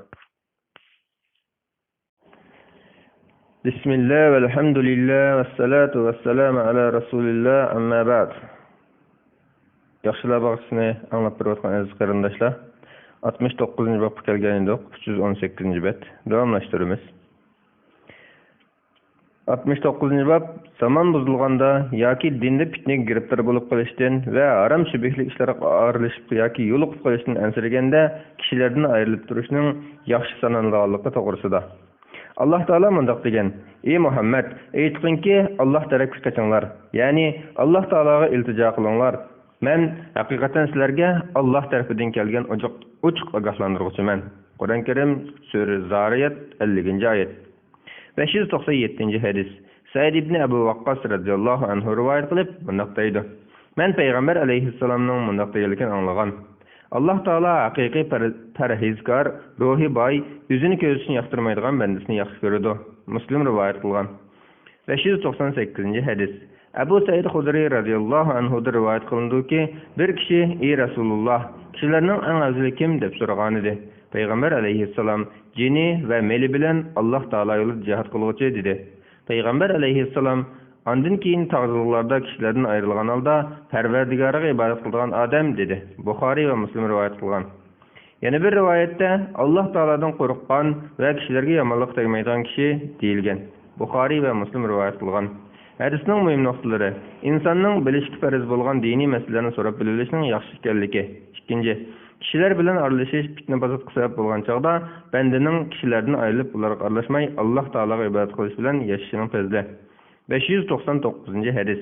Abu Said Xudri radhiyallohu anhu rivoyat qilib bundoq deydi: Payg'ambar alayhissalom bundoq degan: Pat yaqinda musulmonning melining yaxshisi qo'y bo'lib qoladi. Musulmonlar dinini fitnalardan saqlash yuzasidan qo'ylarini haydab tog' jilg'alarda, o'tloqlarda yashaydi. Buxoriy rivoyat qilgan. Hadisning muhim nuqtasi: hadisda musulmonlarga yuzlangan, ularning yana kasblarga aram aralashib bo'lganib ketadigan gunohlik ishlarning ishlari ularga ajlib kelgisidagi holatdan oldin xabar berilgan. Mundaq chog'da kishining dinni qo'g'dab saqlab qolish uchun bulg'angan yerdan boshqa yerga ketishi eng afzal toat ibodat ekanligi, halol kasb bilan shug'ullanish lozimligi. 600 hadis. Abu Hurayra radhiyallohu anhu rivoyat qilib bundoq deydi: Payg'ambar alayhissalom bundoq degan: Alloh taolo avatganligi payg'ambarlarning hammasi qo'y boqqan. Payg'ambar alayhissalomning sahobalari: "Ey Rasululloh, senmi qo'y boqqanmi?" deganda payg'ambar alayhissalom: "Ha, menmi Makkaliklarning qo'yini bir necha tangaga boqatdim" degan. Hadisning muhim nuqtalari: payg'ambarlarning kamtarligi, ularning eng odatga kasb bilan shug'ullanganligi. Ikkinchi, kirma az bo'lsa-mu halol kasb bilan shug'ullanish lozimligi. Uchinchi, foda beqish oddiy bo'lsa-mu, ammo uning kishilarga ko'ngil bildigan, ular bilan chiroyli muomala qiladigan, sirlarni va kishilarni ziyondan saqlab, ularning manfaati uchun ishlashni talab qilgan ish ekanligi. 601 hadis. Abu Hurayra radhiyallohu anhu rivoyat qilib bundoq deydi: Payg'ambar alayhissalom bundoq degan: kishilarning hayotida bundoq odamning hayoti yaxshiki, u kishi Alloh taolo yo'lida etining tizgini tutib turdi. Har qachon jang ovozini olsa, dushmanni o'ldirish yoki Alloh taolo yo'lida shahid bo'lishni yoki yovni o'ldirishni ko'zlab uchqanda kapidi. Yoki bundoq bir kishi bo'lib, qo'yi bilan mushtaq cho'qillardan bir cho'qqa yoki jilg'lardan bir jilg'ib turib, toki ajri to'shcha namoz o'qib, zakot berib, Parvardigoriga ibodat qildi. Kishilarga yaxshi muomala qildi. Ana shular insonlarning eng yaxshisidir. Muslim rivoyat qilgan. Hadisning muhim nuqtalari: birinchi, kishilarning yiroq holda foydalanishdak halol kasb bilan shug'ullanish kishining namozini vaqtida ado qilishiga, kishilarning haqqini joyida ado qilishiga ta'sir yetkazmasa, shu kishiga zakotning o'rnida bo'lganligi. Ikkinchi, bandini ajli bitkicha kishilar bilan faqat yaxshi ravishda aralashish, fitna fasoddan yiroq turib, sayrlik bo'lishga rag'batlantirgan. Yaxshilar bog'chisi 320-bab, 70-bab. Kishilarga aralashishning fazilati to'g'risida. Bilish kerakki, kishilarga men yuqorida bayon qilgan yo'l bilan aralashish lozim. Payg'ambar alayhisalom va boshqa payg'ambarlar, ularga Alloh taoloning rahmati va salom bo'lsin. Shuningdek, chahariylar va ularning keyingi sahobalar, tabiinlar, musulmon olimlari va ularning yaxshilari mangan bu yo'l bo'lsa tabiinlarning ko'pchiligi va ularning keyingilarning mazhabidir. Ahmad va Shafi'i va fiqhshunoslarning to'lisi mushqarashdir. Alloh taolo bundoq degan: yaxshi ishqa va taqvodorlikqa yordamlashinglar. Qur'on Karim Sura Maida 2-oyat. Bu to'g'rida yana nurg'un oyatlar bor.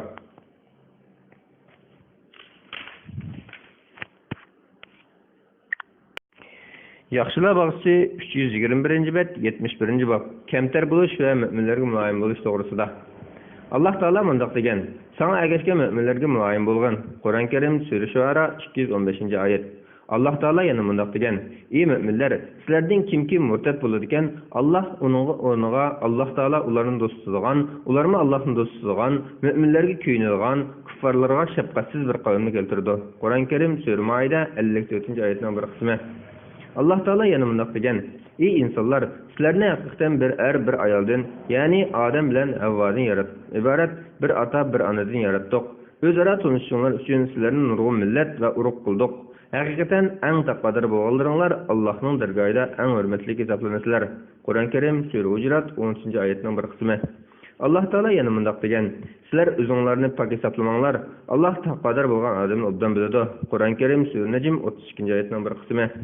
Alloh taolo yana bundoq degan: Arafdagilar, ya'ni yaxshiliklar bilan yomonliklar tang bo'lib qolgan, jannatdami emas, do'zaxdami emas kishilar simasidan to'naydigan do'zaxiy odamlarga to'plagan pul-mollaringlar va takabburliklar nimaga asqatdi deb to'laydi. Arafdagilar do'zaxiylarga mu'minlarning fiqrlarini ko'rsatib turib, sizlar Allohning rahmatiga erisha olmaydi deb qasam qilgan kishilar mushularmi? Mana bularga jannatga kiringlar, sizlarga kelgisidan g'am qilish, ketkinga qayg'urish yo'qdir deyildi, deydi. Qur'on Karim Sura Araf 48-49-oyatlar. 602 hadis. İyaz ibn Himar radhiyallohu anhu rivoyat qilib mundoq deydi: Payg'ambar alayhissalom mundoq degan: Alloh taolo menga vahiy qildiki, sizlar kamtar bo'linglar, hech kimga cho'ngchilik qilmasin, hech kimga yo'g'onchilik qilmasin. Muslim rivoyat qilgan. Hadisning muhim nuqtalari: 1. Kamtar bo'lish, yo'g'onchilik qilmaslik, kishilarga chiqilmaslikning vojib ekanligi. 2. Musulmonga farz qilingan kamtarlik Alloh taoloning roziligi Alloh taologa, Alloh taoloning rasuliga, ulamolarga va solih kishilarga kamtar bo'lishni ko'rsatganligi. Alloh taolo mundaq odamning qadrini yuqori ko'tarib, yaxshi nomga ega qilganligi. Ammo zolimlarning oldida bosh egib kamtar bo'lish kishining izzatini yerga urib xorliq qilib boradigan yomon ish ekanligi. 603-hadis. Abu Hurayra radhiyallohu anhu rivoyat qilib mundaq deydi: Payg'ambar alayhissalom mundaq degan: Sadiqa berish bilan mol kemayib qolmaydi. Kimki apuchan bo'ladi ekan, Alloh taolo uning izzatini ziyorat qiladi. Bir kishi Alloh taoloning oldida o'zini tuvan tutadi ekan, Alloh taolo uning martabasini yuqori ko'tarmay qolmaydi. Muslim rivoyat qilgan. Hadisning muhim nuqtalari: 1. Sadiqa berish, yomonlik qilishni apu qilib o'tish, mu'minlarga kamtar bo'lishning yaxshi ish ekanligi. Sadiqa molni kemaytmasdan, balki molni barakatli qiladiganligi. 2. Kamtar bo'lish Alloh taoloning va kishilarning oldida shu kishining qadrini texim oshiradiganligi. 604-hadis. Anas radhiyallohu anhu rivoyat qilindiki, u kichik bolalarning yonida o'tib ketib, ularga salom qildi va payg'ambar alayhisalomni shunday qildi dedi. Buxoriy va Muslim rivoyat qilgan. Hadisning muhim nuqtalari: 1. Kichiklarga salom berish, ularga islom shariatining go'zal axloqlarini o'rgatib odatlantirish, kibrini tashlab muloyim kamtar bo'lishning yaxshi ekanligi. 2. Sahobalarning payg'ambar alayhisalomni ulgu qilib, uningga ergishishni davomlashtirganligi. 605-hadis. Anas radhiyallohu anhu rivoyat qilindiki, haqiqatan Madinaning cho'rilaridan qolgan cho'ri payg'ambar alayhisalomning qo'lidan yetilib, ishimni qilib bergin deb xalqaga ilib ketdi. Yana har qanday ojiz, martabasiz odammi hech bir aymanmasdan payg'ambar alayhisalomga murojaat qilib, tortinmay ishi bor yerga ilib bora oladi. Buxoriy rivoyat qilgan. Hadisning muhim nuqtalari: payg'ambar alayhisalomning kamtarligi, muloyimligi bu hadisda boshqalarni shunday qilishga rag'batlantirgan. 2. Kishilarga barobar adil muomala qilishga da'vat qilgan. Chunki insonlar hammasi Alloh taoloning qullari, bandalaridir. 3. Payg'ambar alayhisalomning kishilarning g'oyasini ravo qilishga irishman ekanligi. 606-hadis. Asvad ibn Yaziddan rivoyat qilindiki, Oysha radhiyallohu anhadan payg'ambar alayhisalom uyda nima qiladi deb so'ralganda, u o'z ayollariga yordam bo'ladi, namoz vaqti bo'lsa namozga chiqadi dedi. Buxoriy rivoyat qilgan. Hadisning muhim nuqtasi: payg'ambar alayhissalomning kamtarligi, oilasidagilarga kuyimchilligi, namozni eng avval o'qiydiganligi. 607-hadis. Abu Rifa'a Tamim ibn Usayd radhiyallohu anhu rivoyat qilindiki, men payg'ambar alayhissalomning yoniga borsam, u vaz so'zlab o'tibdi ekan. Men: "Ey Rasululloh, bir musofir odamdan din to'g'riliq so'roqqa kelibdi, u dinni bilmaydi ekan" dedim. Payg'ambar alayhissalom menga yuzlanib vazdan to'xtab oldimga keldi. Payg'ambar alayhissalomga bir o'rindiq akilib berildi. Payg'ambar alayhissalom o'rindiqda o'tirib, Alloh taolo u zotga o'rgatgan narsalarni menga o'rgatib turdi. Ondan vaz aytgan joyga qaytib berib so'zini almashtirdi. Muslim rivoyat qilgan. Hadisning muhim nuqtalari: payg'ambar alayhissalom musulmonlarga nihoyat mehribon ekanligi, ularga kuyindiganligi. 2. Diniy masala so'rab kelguvchiga ahamiyat berib, uning savoliga javob berishga aldirish lozimligi. Ulamolar iymon va islom dinining kelishining yo'llari haqida so'rab kelgan kishiga darhol javob berish va o'rgatishning har bir musulmonga vojib ekanligi haqida birlik kelganligi. 3. Payg'ambar alayhissalomning kishilarga diniy ilm o'rgatishga irishman ekanligi. 608-hadis. Anas radhiyallohu anhu rivoyat qilindiki, payg'ambar alayhissalom qachonki tomoq yesa o'zining uch barmoqini yalaydi va sizlarning biror singlar yeyotgan tomqidan biror loqma tushib ketsa, uni pokizlab tutib yevatsin, uni shaytonga tashlab qo'ymasin deydi va qolgan qochini yalatishga buyurib, tomoqlarning qayerida barakat borligini bilmaysizlar deydi. Muslim rivoyat qilgan. Hadisning muhim nuqtalari: 1. Tomoq yeb bo'lib, qo'lini yuvishdan ilgari barmoqlarni yalab o'tish, taxsini pokizlab yalash, taxsidan tushib ketgan tomoqni elish va uningga bipishgan maynat narsani elib o'tib, pokizlab yevatishning yaxshi ekanligi. Chunki bu Alloh taoloning ne'matini isrof bo'lib ketishdan saqlaganlik bo'lganligi. 2. Pul-mol mayli ko'p yoki oz bo'lsin, islom dinining uni isrof qilmasdan obdan saqlashga buyuradiganligi. 609-hadis. Abu Hurayra radhiyallohu anhu rivoyat qilib bunday deydi: payg'ambar alayhissalom Alloh taolo avatganlik payg'ambarlarning hammasi qo'y boqqan dedi. Payg'ambar alayhissalomning sahobalari: "Senmi qo'y boqqanmi ey Rasululloh?" dedi. Payg'ambar alayhissalom: "Ha, menmi makkaliklarning qo'yini bir necha tengaga boqatdim" dedi. Buxoriy rivoyat qilgan. 610-hadis. Anas radhiyallohu anhu rivoyat qilib bunday deydi: payg'ambar alayhissalom bunday degan: "Agar men qo'yning seni yoki quliga Mehmon qilish chaqirılsam, albatta boratdim. Agar men qo'yning qo'li yoki sening sovuq qo'linsimi qabul qilatdim. Buxoriy rivoyat qilgan. Hadisning o'yin dostlari, boshqalarning taklifini qabul qilish, buning kamtarlik va kishilarni do'stlashtirish bo'lganligi. Ikkinchi, boshqalar so'q qilgan hadiyani oz bo'lsin qabul qilish, bunda qilish qalblarni do'stlashtirish va ijtimoiy aloqani kuchaytirishga foydali ekanligi. 611 hadis. Enes radhiyallohu anhu rivoyat qilindiki, payg'ambar alayhissalomning azba ismli bir tugisi bor bo'lib, musobaqada hech qanday bir tuga uning oldiga o'tilmaydi yoki yetolmaydi. Kichik tugiga mingan bir arabiy azbani oldiga o'tib ketdi. Bu musulmonlarga og'ir keldi. Payg'ambar alayhissalom buni sezib, dunyodagi darajasi ustun bir narsani tavallatish Alloh taoloning ilkidir dedi. Buxoriy rivoyat qilgan. Hadisning mu'minlari Allah birinci, Allah Taala'nın nazarda dünyanın ne kadar arzimas ekanligi, bandaning maqtanish, faxrlanishni tashlab kamtar bo'lishi, takabburlik qilmaslik kerakligi, dunyoning ishlarining hamon kamtik bo'lib, mukammal bo'lmaydiganligi. Ikkinchi, payg'ambar alayhissalomning kamtarligi va sahobalarining ko'nglini ayaydigan mehribonligi. Yaxshilar bog'chisi 325-bab, 72-bab akavurlik o'ziga tamanno qo'yishning haromligi to'g'risida. Allah Taala mundaq degan: "Ana shu oxirat yurtini yer yuzida cho'ngchilik qilishni va buzg'unchilik qilishni ko'zlamaydiganlarga xos qildik. Yaxshi oqibat taqvodorlarga mansubdir." Qur'on Karim Sura Qasas 83-oyat. Allah Taala yana mundaq degan: "Sen ziminda mag'rurani yurmagin." Qur'on Karim Sura Isro 37-oyat. Allah Taala yana mundaq degan: "Kishilarni mansubmaslik bilan yuz o'rmagin, ziminda g'adiyib mangmagin. Allah haqiqatan akavur, o'zin to'ng'ituvchilarni do'st tutmaydi." Qur'on Karim Sura Luqman 18-oyat. Allah Taala yana mundaq degan: Qarun haqiqatan Musaning qavmidan edi. Qarun ularga yo'g'onlik qildi. Qarunga xazinlardan shu qadar ko'p bergan ediki, ularning ochqishlarini ko'tarish kuchli bir jamoaga ig'irlik qiladi. Ayni vaqtda qavmi Qarunga aytdi: "Ko'ranglab ketma. Alloh haqiqatan ko'ranglab ketishlarni do'st tutmaydi." Qur'on Karim Sura Qasas 76-oyat. 612-hadis. Abdullah ibn Mas'ud radhiyallohu anhu rivoyat qilinadiki, payg'ambar alayhissalom qalbida zarrachilik takabburlik bor odam jannatga kirmaydi dedi. Bir odam haqiqatan kishi o'zining kiyimi va oyog'ining chiroyli bo'lishini yaxshi ko'radi dedi. Payg'ambar alayhissalom Alloh taolo go'zaldir, go'zallikni yoqtiradi. Takabburlik degan haq gap ko'nmaslik, kishilarni ko'zga ilmaslikdir dedi. Muslim rivoyat qilgan. Hadisning muhim nuqtalari: takabburlik harom ekanligi, takabburlikning harom ekanligi. Mutakabbir kishi iymonni e'tiborga olmagan holda takabburlik qilsa, jannatga kirilmaydiganligi. Agar takabburligi boshqa sababdan bo'lsa, u kishining dastlabda jannatga kiradiganlardan bo'la olmaydiganligi. Ikkinchi, takabburlik qilmaslik shart asosida o'zini tutib yurishning durust ekanligi. 613-hadis. Salama ibn Akva radhiyallohu anhu rivoyat qilindiki, bir odam payg'ambar alayhissalomning yonida so'l qo'li bilan yedi. Payg'ambar alayhissalom uningga o'ng qo'ling bilan ye dedi. U kishi o'ng qo'limda yeyishga qodir bo'la olmayman dedi. Payg'ambar alayhissalom qodir bo'la olmag'aysan dedi. U kishi o'ng qo'li bilan yeyishga kibrisi to'sqinlik qildi. U kishi o'lguncha o'ng qo'lini og'ziga olib olmadi. Muslim rivoyat qilgan. 614-hadis. Haris ibn Vahb radhiyallohu anhu rivoyat qilib mundaq deydi: "Men payg'ambar alayhissalomning mundaq deganligini anglagan. Men sizlarga ahli do'zaxdan xabar beraymi? Ular qo'pol, bexil, takabbur kishilardir." Buxoriy va Muslim rivoyat qilgan. Abu Said Xudri radhiyallohu anhu rivoyat qilib mundaq deydi: Payg'ambar alayhissalom mundaq degan: "Jannat bilan do'zax munozalashib qoldi. Do'zax menda zo'mgarlar va mutakabbirlar bor dedi. Jannat men kishilarning ojizlari va miskinlari bor dedi. Alloh taolo ularning orasida hukm qilib, jannat sen mening rahmatim, men sen orqali xohlagan kishilarga rahm qilaman. Do'zax sen bo'lsang mening azobim, sen orqali xohlagan kishini azoblayman va ikkingizni to'sqizish mening qilishdagi ishim degan. Muslim rivoyat qilgan.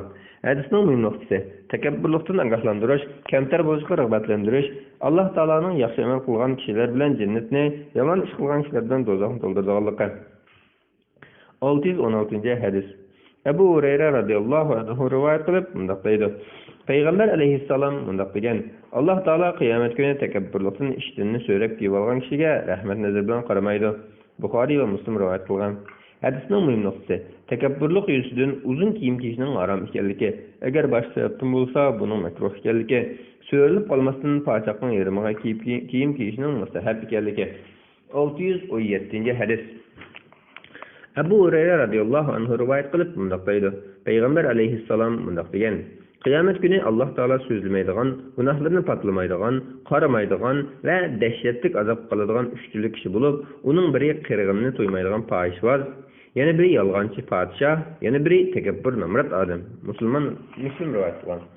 Hadisning muhim nuqtalari. Birinchi, zinoning harom ekanligi. Qari odamning bu gunohni qilishining texim og'ir gunoh ekanligi. Chunki yeshining cho'nqiga qaramay bu gunohni qilish u odamning dinining susqi, tabiatining pastligini ko'rsatganligi. Ikkinchi, yolg'onchilikning harom ekanligi. Hukmronning yolg'on ishi texim og'ir ekanligi. Chunki hukmron yolg'on aytishga majbur emas. Bu uning dinining buzuqligi, odamgarchilikning yo'qligini ko'rsatganligi. Uchinchi, takabburlikning harom ekanligi. Kambag'alning takabburlik qilishi texim qabih ekanligi. Chunki uyning ichida takabburlik qilgudek hech narsa yo'q turib, takabburlik qilish shu kishining dinini mansubmaganligi bo'lganligi. 618-hadis. Abu Hurayra radhiyallohu anhu rivoyat qilib mundaq deydi. Payg'ambar alayhissalom mundaq degan: Alloh taolo mundaq degan: Kuch-quvvat, kuch-qudrat, ulug'liq Allohning xolis xossatlaridir. Alloh taolo yana mundaq degan: Kimki mening shu ikki sifatim bilan sifatlanishga urinsa, uni azob qilaman. Muslim rivoyat qilgan.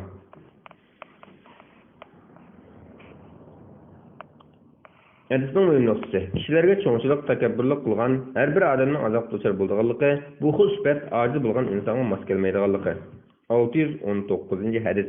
Abu Hurayra radhiyallohu anhu rivoyat qilib mundaq deydi: Payg'ambar alayhissalom mundaq degan: bir kishi esil kiyinib, sochlarini raqtirab, o'z-o'zidan mag'rurlanib, g'adib ketayotganda Alloh taolo uni yerga yutqizdi. U qiyomatgacha yer ostiga cho'kib boradi. Buxoriy va Muslim rivoyat qilgan. 620-hadis. Salama ibn Akva radhiyallohu anhu rivoyat qilib mundaq deydi: Payg'ambar alayhissalom mundaq degan: kishi takabburlik qilaverib, zolimlar qatoriga yoziladi. Shuning bilan zolimlar qanday azoblansa, ularmi shunday azoblanadi. Tirmiziy rivoyat qilgan. Hadisning muhim nuqtasi: bir qavmga xulqi qilgan ishlar o'xshab qolgan odamning shu qavm bilan bir hisoblanib, o'xshash azobga uchraydiganligi. Yaxshilar bag'isi 328-bab, 73-bab go'zal axloq to'g'risida. Alloh taolo mundaq degan: Ey Muhammad, sen haqiqatan go'zal axloq egisan. Qur'on Karim sura Qalam 4-oyat. Alloh taolo yana mundaq degan: O'ch elishga qodir turuqliq, ochiqni yutadiganlar, yomonlik qilgan yoki bo'za qilgan kishilarni kechiradiganlar. Qur'on Karim sura Al-Imron 134-oyatning bir qismi. Anas radhiyallohu anhu rivoyat qilinadiki, Payg'ambar alayhissalom kishilarning orasidagi eng axloqli edi. Buxoriy va Muslim rivoyat qilgan. Hadisning muhim nuqtasi: Payg'ambar alayhissalomning isl axloq egasi ekanligi, Qur'ondagi go'zal axloq Payg'ambar alayhissalomning axloqi ekanligi, shunga Qur'ondagi halol deganni halol, harom deganni harom deb yetkazganligi. 622-hadis. Anas radhiyallohu anhu rivoyat qilindiki, men Payg'ambar alayhissalomning olqinidan yumshoqroq ichqandoq shoyi atlas uchratmadim. Men Payg'ambar alayhissalomning ididan xushroq narsani so'rab boqmadim. Men Payg'ambar alayhissalomga 10 yillab xizmat qildim. Payg'ambar alayhissalom menga hech qanday o'hoy deb boqmadi. Qilgan ishimga nima uchun qilding? Qilmagan ishimga qilsang bo'lmasmidi deb boqmadi. Buxoriy va Muslim rivoyat qilgan. Hadisning muhim nuqtasi: Payg'ambar alayhissalomning go'zal axloqi sahobalari va xizmatchilariga yaxshi muomala qilganligi, buning ummatlarga ta'lim berish, adab o'rgatish uchun ekanligi. 623-hadis. Said ibn Jassam radhiyallohu anhu dan rivoyat qilindiki, men Payg'ambar alayhissalomga bir qulon hadiya qilgan edim. Uni menga qaytarib berdi. U chiroyimdagi o'zgarishni ko'rib, biz ihramda bo'lganligimiz uchun sen qaytarib berdik dedi. Buxoriy va Muslim rivoyat qilgan. Hadisning muhim nuqtalari: hadiyani qabul qilish kerak ekan. Faqat shariat bo'yicha uzrlik bo'lgan ahvolda hadiyani qaytarsa bo'lganligi, uzr aytib hadiya berishning to'g'ri yasab qo'yishning yaxshi ekanligi. Ikkinchi, ihrom bog'lagan kishining so'qilgan tirik hayvonni bo'g'ilishi durust emasligi, shundaqla ovlangan hayvon ekanligini bilib turib, uni yeyishning durust emasligi. 624-hadis. Navvat ibn Sam'an radhiyallohu anhu rivoyat qilinadiki, men Payg'ambar alayhissalomdan yaxshilik va yomonlik to'g'risida so'radim. Payg'ambar alayhissalom: yaxshilik degan go'zal axloqdir, gunoh degan ko'ngling g'ash bo'lgan va kishilarning uni bilib qolishini yoqtirgan ishdir, dedi. Muslim rivoyat qilgan. Hadisning muhim nuqtasi: go'zal axloqda yaxshilik borligi, chunki go'zal axloq iysining yaxshi amallarni qilishga, yomonlikni tark etishga oldiradiganligi. 625-hadis. Abdullah ibn Amr ibn As radhiyallohu anhu rivoyat qilinadiki, Payg'ambar alayhissalom nachar so'z, nachar ishlardan yiroq edi. U ishinglardagi kishilarning yaxshilari eng go'zal axloq ega bo'lganlardir deydi. Buxoriy va Muslim rivoyat qilgan. 626 hadis. Abu Darda radhiyallohu anhu rivoyat qilib mundaq deydi. Payg'ambar alayhisalom mundaq degan: "Qiyomat kuni mu'minning tarazisida güzel axloqdan eğri to'xtaydigan narsa yo'q. Shubhisizki, Alloh taolo yomon so'z qiluvchi, so'ran solg'uvchi odamni yomon ko'radi." Tirmiziy rivoyat qilgan. Hadisning muhim nuqtasi: güzel axloqqa iymon qo'shilsa, odatda kishiga foyda ekanligi, kufrlik, Alloh taologa itoat qilishni tark etish eng yomon xulq ekanligi, Alloh taoloning mundaq kishini yomon ko'rdiganligi, uning dunyo va oxiratda ziyon taraflardan bo'lib qoldiganligi. 627 hadis. Abu Hurayra radhiyallohu anhu rivoyat qilib mundaq deydi: Payg'ambar alayhissalomdan kishilarning jannatga kirishiga eng sabab bo'ladigan narsa nima deb so'raganda, Payg'ambar alayhissalom Alloh taolodan qo'rqish va go'zal axloq degan edi. Yana kishilarning do'zaxga kirishiga eng sabab bo'ladigan narsa nima deb so'ralganda, Payg'ambar alayhissalom ig'iz va jinsiy a'zo degan edi. Tirmiziy rivoyat qilgan. Hadisning muhim nuqtalari: taqvolik va go'zal axloqqa undash, kufrlik, yolg'onchilik, zinodan ogohlantirish. Ikkinchi, hadis taqvolik bilan go'zal axloqni cheklab jamlagan. Chunki taqvolik inson bilan Parvardigor o'rtasidagi aloqani kuchaytiradi. Go'zal axloq bo'lsa, inson bilan inson o'rtasidagi munosabatni kuchaytiradi. Shundaqla hadis insonning ig'izi bilan avatini bir yerga qo'ygan. Chunki ig'izning kufrlik, g'aybat, suxanchilik, haqni yolg'onga chiqarishda yomon ishlar sodir bo'ldi. Avratni bo'lsa, baloga sabab bo'lgan, do'zaxni yo'liga boshlaydigan gunoh, zina sodir bo'ladi. 628 hadis. Abu Hurayra radhiyallohu anhu rivoyat qilib mundaq deydi: Payg'ambar alayhissalom mundaq degan: Mu'minlardan iymoni eng mukammal bo'lganlari, ulardan eng go'zal axloqli bo'lganlaridir. Sizlarning ayollaringizga yaxshi muomala bo'lganlaringlar, sizlarning yaxshilaringlar hisoblanasizlar. Tirmiziy rivoyat qilgan. Hadisning muhim nuqtalari: birinchi, iymon bilan go'zal axloq o'rtasida zidbog'liq barligi. Banda go'zal axloq bo'lganda iymonimi kamil bo'lganligi. Kishilarga yaxshi muomala qilib, ularga ochiq chiroy echib, aziyatni to'sib, yaxshilik qilganda, u kishining Parvardigorining oldidami afzal hisoblanadiganligi.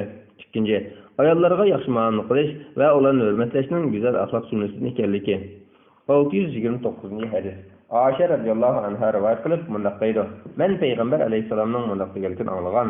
Shubhisizki, mu'min odam o'zining go'zal axloqi bilan kunduzi ro'za tutib, kechasi ibodat qilishning darsiga yetadi. Abu Dawud rivoyat qilgan. 630 hadis. Abu Umama Bahili radhiyallohu anhu rivoyat qilib mundaq deydi: Payg'ambar alayhisalom mundaq degan: Gerçi haq o'zi tarafda bo'lsa-mu, jidallashni tark etgan kishining jannatning o'rtasidagi bir uyga o'rilishiga kepilman. Chaqchaq qilib bo'lsa-mu, yolg'on so'zlagan kishining jannatning o'rtasidagi bir uyga o'rilishiga kepilman. Go'zal axloq egasining jannatning eng ustun joyidan bir uyga o'rilishiga kepilman. Abu Dawud rivoyat qilgan. Hadisning muhim nuqtalari: birinchi, foydasi yo'q talash-tarishni qilmaslik, chaqchaq qilish maqsadida qilingan yolg'onchilikni tark etishga da'vat qilganligi. İkinci, güzel xulqning ajr eng ko'p beriladigan fazilat ekanligi. Chunki güzel axloqqa güzel fazilatning hammasi jamlanganligi. 631 hadis.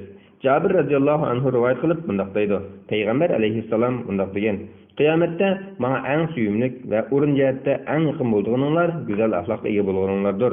Sizlarning oranglardagi qiyomat kuni mening uchun eng o'chishimni keltiradigan va mendan eng yiroq bo'lganinglar valoqtakkur, gapdallik qilib boshqalarga gap bermaydigan, mamadarlik qiluvchilardir. Tirmiziy rivoyat qilgan. Abdullah ibn Muborak güzel axloqni tushuntirib, xushro'y bo'lish, yaxshilikni ayamaslik, boshqalarga aziyat yetkazmaslik deydi. Yaxshilar bog'chisi 74-bob ko'ngli yumshoqlik, tamkinlik, muloyimlik to'g'risida. 331-bet. Allah Taala mundaq degan: "Üç elishga qodir turuqliq, ochiqni yutadiganlar, yomonlik qilgan yoki bo'za qilgan kishilarni kechiradiganlar, Alloh yaxshilik qiluvchilarning do'stisidir." Qur'on Karim sura Al-Imron 134-oyatning bir qismi. Allah Taala yana mundaq degan: "Apuni do'st tutqin, yaxshilikni buyurgin, nodonlar bilan tang bo'lmagan." Qur'on Karim sura Araf 199-oyat. Allah Taala yana mundaq degan: Yaxshi ish bilan yomon ish barobar bo'lmaydi. Yaxshi xislat orqali yomon xislatga taqobil turgan. Shunday qilsang, sen bilan o'zining orasida adovat bir odam go'yo sirdosh do'stingdek bo'lib qoladi. Bu xislatga faqat sabrchan odamlar erisha oladi. Bu xislatga faqat buyuk nasibalar erisha oladi. Qur'on Karim sura Fussilat 34-35-oyatlar. Alloh taolo yana mundaq degan: Kimki aziyatga sabr qilsa, Allohning roziligi uchun intiqom olmasa, bu albatta marg'ub ishlardandir. Qur'on Karim sura Shuara 43-oyat. 632 hadis.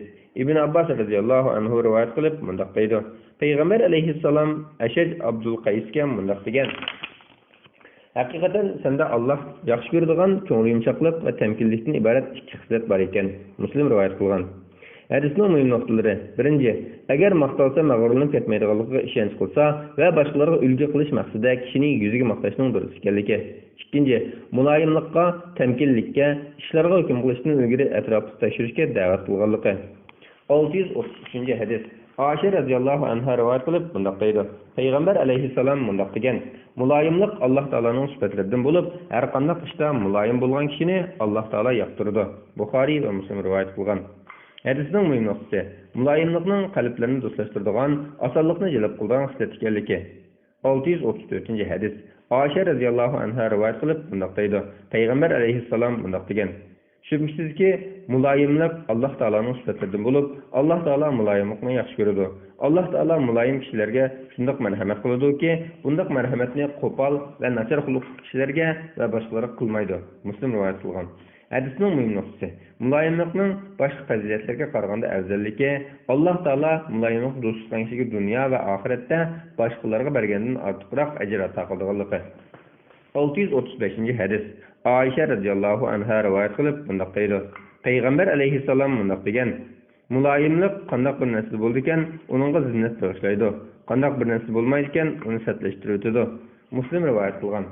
Hadisning muhim nuqtasi: kishining muloyim bo'lishi, chunki buning bilan shu kishining Alloh taolo va kishilarning nazarida hurmatli bo'lganligi, agar inson go'zal axloqqa ega bo'lmasa, uningdan nurg'un ayblarni topib bo'lganligi, Alloh taoloning go'zal axloqli kishini yaxshi ko'rganligi. 636 hadis.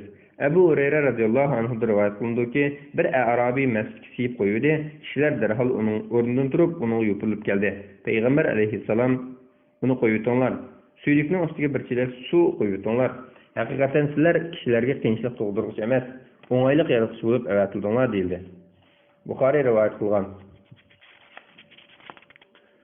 Hadisning muhim nuqtalari. Birinchi, nadan, qora qo'rsoq kishilar bilan tang bo'lmaslik, ularga muloyim bo'lish, yordam berish, adab o'rgatish lozimligi. Ikkinchi, yerga suv qo'yish orqali yerning maynachiligini poklanganligi. 637 hadis. Anas radhiyallohu anhu rivoyat qilib bunday deydi. Payg'ambar alayhissalom bunday degan: kishilarga osonlashtirib biringlar, qiyinlashtirmanglar, xush bisharat biringlar, tazdirib etmanglar. Buxoriy va Muslim rivoyat qilgan. Hadisning muhim nuqtasi: kishilarni yaxshilikka da'vat qilish, ularga qo'pollik qilib qochirib qo'ymasdan, siyliqlik bilan da'vat qilish lozimligi. 638 hadis. Jarir ibn Abdullah radhiyallohu anhu rivoyat qilib bunday deydi. Men Payg'ambar alayhissalomning bunday deganligini anglagan. Muloyimlikdan mahrum bo'lgan kishi jimi yaxshiliklardan mahrum bo'lgan bo'ladi. Muslim rivoyat qilgan. 639 hadis. Abu Hurayra radhiyallohu anhu rivoyat qilindiki, Payg'ambar alayhissalomga bir kishi menga nasihat qilgan dedi. Aleyhisselam açıklanmagan dedi. O kişi sözün bir qancha qatim takrorlaydi.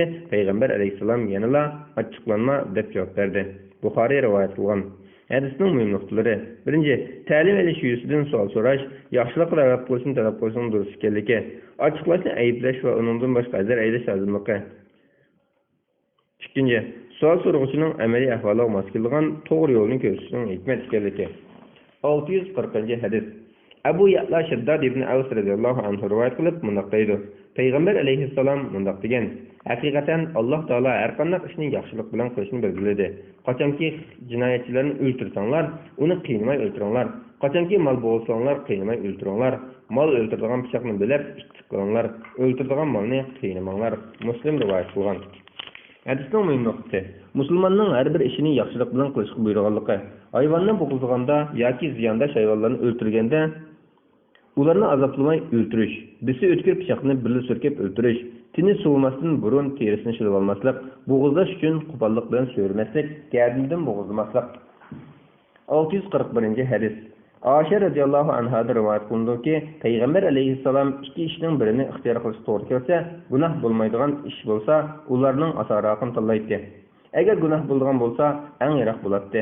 Payg'ambar alayhissalom o'zi uchun o'ch olmaydi. Faqat Alloh taolaning hurmati dafsanda qilinganlar Alloh taolo uchun o'ch oladi. Buxoriy va Muslim rivoyat qilgan.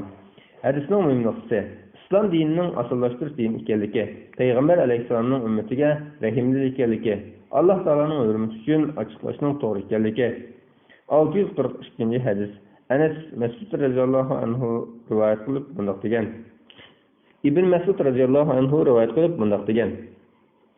Peygamber aleyhisselam mundaq degan: "Agah bulunglar, men sizlarga dozaqqa aram bo'ladigan yoki dozaq onunga aram bo'ladigan kishini deb beraymi? Dozaq kishilarni yaxshi ko'radigan, dilsunuq, muloyim odamga aram qilinadi." Tirmiziy rivoyat qilgan. Hadisning muhim nuqtalari: birinchi, go'zal axloqning o'rnining yuqorligi, uning kishini dozaqdan qutuldirganligi, kishilarga yaxshi muomala qilishning iymon jumlasida ekanligi. Ikkinchi, muhim masalalar haqida so'zlashdan ilgari anglovchining diqqatini o'ziga tortishi kerakligi. Bismillah, alhamdulillah, vassalatu vassalamu ala rasulillah, amma ba'd. Assalomu alaykum va rahmatullohi va barakatuh. Yaxshilar barchasiga aziz qarindoshlar, kitobimizni o'qib 75-bobga kelgan, davomlashtiramiz. 334-bab. 75-bob apuchan bo'lish va nadallar bilan tang bo'lmaslik to'g'risida. Alloh taolo mundaq degan: "Apuni do'st qilin, yaxshilikqa, ya'ni yaxshi so'z qilishga, yaxshi ish qilishga buyurg'in. Nadallar bilan tang bo'lmagan, ya'ni nadallarning qilganini qilmay, ularga muloyim bo'lg'in." Qur'on Karim sura Araf 199-oyat. Alloh taolo mundaq degan: "Chiroyli muomalada bo'lg'in." Qur'on Karim sura Hijr 85-oyatning bir qismi. Alloh taolo yana mundaq degan: "Apu qilsin, kechirsin, Allohning sizlarga mag'firat qilishini yoqtirmaysizlar." Qur'on Karim Sura Nur 22-oyatning bir qismi. Alloh taolo mundaq degan: "Taqvodorlar yomonlik qilgan yoki bo'zaq qilgan kishilarni kechiradiganlardir. Alloh yaxshilik qiluvchilarning do'stidir." Qur'on Karim sura Al Imron 134-oyatning bir qismi. Alloh taolo mundaq degan: "Kimki aziyatga sabr qilsa, Allohning roziligi uchun intiqom olmasa, bu albatta marg'ub ishlardandir." Qur'on Karim sura Shura 43-oyat. Alloh taolo mundaq degan: "Apuni do'st qilin, yaxshilikqa buyurg'in, nadallar bilan tang bo'lmagan, ya'ni nadallarning qilganini qilmay, ularga muloyim bo'lg'in." Qur'on Karim sura Araf 199-oyat. 643-hadis. Ayşe radhiyallohu anhadan rivoyat qilindiki, u payg'ambar alayhissalomdan: "Sana Uhud kunidanmi ig'roqdan kelganmi?" deb so'radi. Payg'ambar alayhissalom: "Men sening qavmingdan har qismi kulbatlarga yo'liqqanman. Men uchirgan eng so'ng kulbat Aqaba kunlik kulbatdir. U kuni men Abduyalil ibn Abdi Kulal Saqif qabilasining boshlig'idan islom diniga da'vat qilish yo'lida yordam talab qilgan edim. Ular talabimni qabul qilmadi. Shuning bilan men g'amkin holda oldimga qarab mengayverib, qarni Sa'alib degan joyga kelganda, ondan esim ketdiman. Beshimni ko'tarib osmonga qarasam, menga bir bulut soya tashlab turibdi. Bulut ichida Jibril alayhissalom bor ekan. U menga Alloh taolo haqiqatan qavmingning sana qilgan so'zlari va javoblarini anglab, taqqa muakkal farishtini sening xohlagan narsani bajarib keltirishga avatdi deb nido qildi. Ondan menga salom berdi. Taqqa muakkal farishta: "Ey Muhammad alayhissalom, sana Alloh taolo sening qavmingning sana qilgan so'zlarini angladi. Men bo'lsam taqqa muakkal farishta. Rabbim meni sening buyruqlaringni bajarib keltirishga avatdi. Nimani xohlaysan? Xohlasang Ahshab nomli ikki tog'ni ularning ustiga ko'mtirib o'tay" dedi. Men: "Yo'q, Alloh taoloning ularning pushtidan yolg'iz bir Alloh taologa ibodat qiladigan, Alloh taologa sherik keltirmaydigan kishilarni vujudga keltirib berishini umid qilaman" dedim. Buxoriy va Muslim rivoyat qilgan.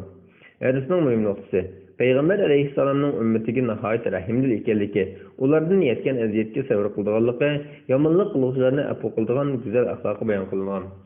644-hadis. Ayşe radhiyallohu anhadan rivoyat qilindiki, Payg'ambar alayhissalom mayli ayoli bo'lsin, mayli xizmatchisi bo'lsin, hech kimni qo'li bilan urib boqqan emas. Faqat Alloh taolo yo'lida jihad qilgandilar, dushmanni urgan. Payg'ambar alayhissalom hech kimdan o'ziga yetgan aziyat uchun o'ch olmagan. Faqat Alloh taolo harom qilgan narsalar cheklanmasa, ondan Alloh taolo uchun o'ch oladi. Muslim rivoyat qilgan.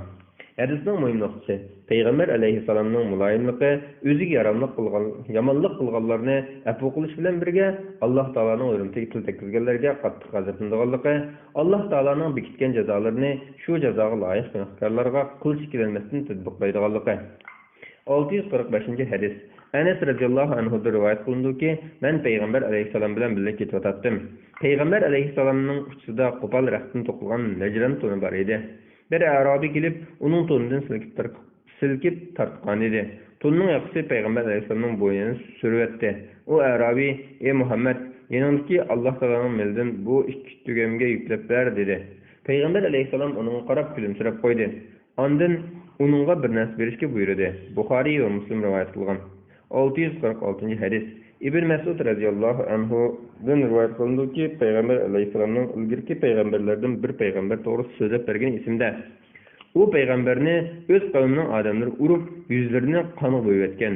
U yuziga qonni surtib turib, "Ey Alloh, qavmimni kechirgin, chunki ular bilmaydi" degan edi. Buxoriy va Muslim rivoyat qilgan. Hadisning muhim nuqtasi: Payg'ambar alayhisolamning apo'challikda go'zal axloqi, aziyat yetkazganlarga mag'firat qilib duo qilganligi, ularni bilmaslikdan shunday qilgan deb uzr qo'yganligi, bu xil ziyoda esil fazilat Payg'ambar alayhisolamning axloqining kamolatini ko'rsatib beradiganligi. 647 hadis. Abu Hurayra radhiyallohu anhu rivoyat qilib mundaq deydi: Payg'ambar alayhissalom mundaq degan: "Kelishda yengan botir emas, faqat ochchiq kelganda o'zini tutib oladigan haqiqiy botir hisoblanadi." Buxoriy va Muslim rivoyat qilgan. Hadisning muhim nuqtasi: haqiqiy kuchlik axloqiy jihatdagi takomillik ekanligi, ochiqlanganda o'zini besilish, yomonlik qilish uchun afv qilish shu jumladan ekanligi. Shundaqla dinda yaxshi amallarni qilish uchun sog'lom, kuchli badanga ega bo'lishmi talab qilinganligi.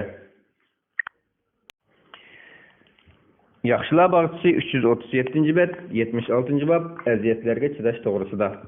Alloh taolo mundaq degan: "Üç erişki qodir turuqluq ochiqni yutadiganlar, yomonlik qilgan yoki o'za qilgan kishilarni kechiradiganlardir. Alloh yaxshilik qiluvchilarni do'st tutadi." Qur'on Karim sura Al-Imron 134-oyat. Alloh taolo mundaq degan: "Kimki aziyatga sabr qilib, Alloh taoloning roziligi uchun intiqom olmasa, bu albatta marg'ub ishlardandir." Qur'on Karim sura Shura 43-oyat. 648 hadis. Abu Hurayra radhiyallohu anhu rivoyat qilib mundaq deydi: Payg'ambar alayhissalomga bir kishi: "Ey Rasululloh, men o'riq tuqqanlarimga sizlar rahim qilsam, ular mendan sizlar rahimni uzib qo'ydi, va ularga yaxshilik qilsam, ular menga yomonlik qiladi, va ularga muloyim bo'lsam, ular menga qo'pollik qiladi" dedi. Payg'ambar alayhissalom: "Agar sen deganingdek qilgan bo'lsang, go'yo ularga qo'qasni yegizgandek bo'libsan. Qo'qasni yegichining og'riqqa duchor bo'lganidek, ularning gunohga duchor bo'lganligi temsil. Sen davomli mushunda qildigan bo'lsang, Alloh taolo senga madadkor bo'ladi" dedi.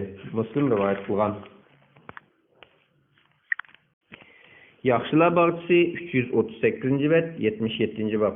Shariatning ahkomlari dafsanda qilinsa, g'azablanish va Alloh taoloning diniga yordam berish to'g'risida. Alloh taolo mundaq degan: "Kimki Allohning dinining ahkomlarini ulug'lasa, bu Parvardigorning dargohida uning uchun yaxshidir." Qur'on Karim sura 30-oyatning bir qismi. Alloh taolo yana mundaq degan: "Ey mu'minlar, sizlar Allohga, ya'ni Allohning diniga yordam bersanglar, Alloh sizlarga dushmaninglarga qarshi yordam beradi. Qadaminglarni urush maydonlarida barqaror qiladi." Qur'on Karim sura Muhammad 7-oyat. 649-hadis. Abu Mas'ud radhiyallohu anhu rivoyat qilindiki, bir odam payg'ambar alayhisolamning oldiga kelib, "Faloni imom bo'lib namozni uzun o'qiganlik uchun bomdod kechib chiqaman" dedi. Payg'ambar alayhisolamning shu kundagi aytgan va'za g'azablanganini ko'rmagan edim. Payg'ambar alayhisalom: "Ey xaloyiq, ba'zilar kishilarni jamoatdan qochib qo'ydi ekansizlar. Qaysi biringlar kishilarga imom bo'lsanglar, namozni qisqa o'qinglar. Chunki uning keyinda yashanganlar, kichik bolalar va hojatmanlar bo'ladi" dedi. Buxoriy va Muslim rivoyat qilgan. Hadisning muhim nuqtalari: 1. Dinning hurmati uchun ochiq qilishning to'g'ri ekanligi. Shundaqla kishilarga qisqinchilik, aziyat elib kelgan ishdan shikoyat qilishning to'g'ri ekanligi. 2. Jamoat namozini uzun o'qishga rozi emas kishilar bilan namoz o'qiganda yoki jamoat ichida kichik va ojizlar bo'lganda jamoat namozini yengil, qisqa o'qishning to'g'ri bo'lganligi. 3. O'zri sababli jamoat namozidan qilib qilishning durust ekanligi. 4. Kishilarni ibodatni ado qilishdan qochirib qo'ygan ishlarni qilmaslik kerakligi. 650-hadis. Aisha radhiyallohu anha rivoyat qilindiki, Payg'ambar alayhisalom bir safardan qaytib keldi. Men karvatga surat tushirilgan nefis parda tortib qo'ygan edim. Payg'ambar alayhisalom uni ko'rib yirtib etdi va chiroyi o'zgarib ketdi. Ondan: "Ey Aisha, qiyomat kuni Alloh taoloning oldida qattiq azobga duchor bo'lgan kishi Alloh taoloning maxluqotiga bir narsani o'xshatgan kishidir" dedi. Buxoriy va Muslim rivoyat qilgan. Hadisning muhim nuqtasi: Jalliq narsaning rasmini silishning cho'ng gunoh ekanligi. Agar uni ulug'lash uchun istagan bo'lsa, buning Alloh taologa sherik keltirish va kufrlik bo'lganligi.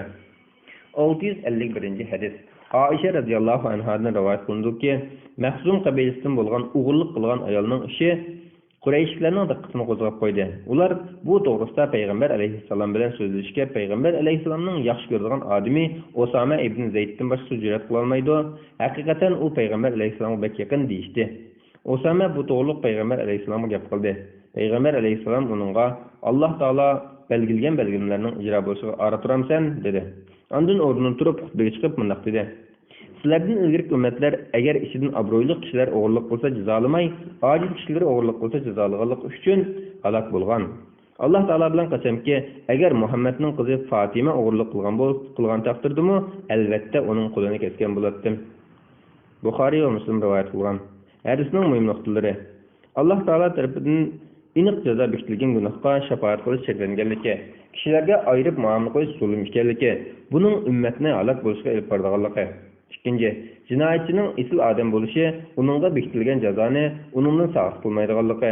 Chunki shariatning ahkomida mayli asl tuvan bo'lsin, hamma odamning barobar ekanligi. 652 hadis. Anas radhiyallohu anhu rivoyat qilindiki, payg'ambar alayhissalom masjidning qibla tarafida bir balg'amni ko'rib qoldi. Bu ahvol payg'ambar alayhissalomga ig'ir tuyuldi. Payg'ambar alayhissalomning qo'shilmish turildi. O'rnidan turib uni qo'li bilan surtib o'tib, sizlarning biringlar namoz turganda Parvardigoriga murojaat qildi. U kishi bilan qibla orasida Parvardigori bo'lgan bo'ldi. Sizlardan hech kim qibla tarafga qarab tukurmasin, ammo sol tarafdan tukursin yoki pusining ostiga tukursin. Sol tarafga tukursin yoki pusining ostiga tukursin degan so'z masjidning sirtiga qartilgan. Masjidga tukurishga bo'lmaydi. Tukurishga majbur bo'lib qolsa, chapiniga tukursa bo'ladi, dedi. Ondan tonning bir tarafini qayrib qo'yib, uningga tukurdi. Ondan uni puklab qo'yib, yoki mundaq qilsin, dedi. Buxoriy va Muslim rivoyat qilgan. Hadisning muhim nuqtalari: birinchi, yaxshilikqa buyurish, yomonlikdan tusish, kuchning yetishicha qo'li bilan yo'qish musulmonga farz ekanligi. Ikkinchi, masjidlarning hurmati, uningga mehnat narsalarni tashlash yoki bulg'ash cheklangan. Ikkinchi, qibla tarafning hurmati, qibla qarab tukurish bo'lmaydiganligi. Namozga turganda agar majbur bo'lib qolgan taqdirda namoz kiyimiga tukurishga bo'ladiganligi. Yaxshilar bog'chisi 340-bet, 78-bab ish ustidagilarning fuqarolarga muloyim, samimiy bo'lishi, ularga shafqat qilishi, ularga soxtalik qilmasligi, qattiq qo'l bo'lmasligi, ularning manfaatiga sal qaramasligi va ularning ojitlariga beparvolik qilmasligi to'g'risida. Alloh taolo mundaq degan: Sana ergashgan mu'minlarga muloyim bo'lgin. Qur'oni Karim sura Shuara 215-oyat. Alloh taolo yana mundaq degan: Alloh taolo haqiqatan adil bo'lishga, yaxshilik qilishga, ixchi-oqibatlarga sizlarga qilishga buyuradi. Qabih so'z-harakatlardan, yomon ishlardan va zulm qilishdan to'sidi. O'z nasihatni qabul qilsin deb Alloh taolo sizlarga nasihat qiladi. Qur'oni Karim sura Nahl 90-oyat. 653-hadis. Ibn Umar radhiyallohu anhu rivoyat qilib mundaq deydi: Men payg'ambar alayhissalomning mundaq deganligini anglagan. Sizlarning ammanglar padichi va sizlarning ammanglar o'z padilaringlar to'g'riliq so'roq qilinasizlar. Xalifami padichi, ular o'z fuqarolar to'g'riliq so'raladi va er kishimi padichi, u uydagilar to'g'riliq so'raladi va ayol kishimi padichi, u erining uydagilar to'g'riliq so'raladi va xizmatchimi padichi, u xo'jayinning mollari to'g'riliq so'raladi. Demak, sizlarning ammanglar padichi va o'z padilaringlar to'g'riliq so'roq qilinasizlar. Buxoriy va Muslim rivoyat qilgan. 654-hadis. Abu Ya'la Ma'qal ibn Yasar radhiyallohu anhu rivoyat qilib mundaq deydi: Men payg'ambar alayhissalomning mundaq deganligini anglagan. Qaysi bandani Alloh taolo biror xalqqa hukmron qilgan bo'lsa, u o'z qavmiga xiyonatkor holda o'lgan bo'lsa, Alloh taolo uningga jannatni harom qiladi. Buxoriy va Muslim rivoyat qilgan. Yana bir rivoyatda hukmron bo'lg'uchi o'z qavmiga samimiy muomala qilgan bo'lsa, jannatning purqini qo'ya olmaydi deyilgan. Muslimning yana bir rivoyatida musulmonlarning ishiga ega bo'lgan biror amir ular uchun tirishchilik ko'rsatmasa, ularga samimiy bo'lmasa, undaqda u amir musulmonlar bilan birga jannatga kirolmaydi deyilgan. Hadisning muhim nuqtalari: birinchi, amaldorlarni o'z fuqarolarining haqlariga to'liq rioya qilmaslikdan va ularning masalalarini va huquq manfaatiga sal qarashdan ogohlantirish. Ikkinchi, xalq manfaati uchun butun kuchni chiqarishning zarur ekanligi va buningga sal qarag'anlarning jannatga erishishdan mahrum qolganligi. Uchinchi, islomdagi amal tutquchilarning mansibining ahamiyatini bayon qilish. 655-hadis. Oysha radhiyallohu anha rivoyat qilib mundaq deydi: Men payg'ambar alayhissalomning uyimda mundaq deganligini anglagan. Ey Allah, birer kishi ümmetimning ishiga ega bo'lib, ularga jafo solsa, sen onunga jafo solgaysan.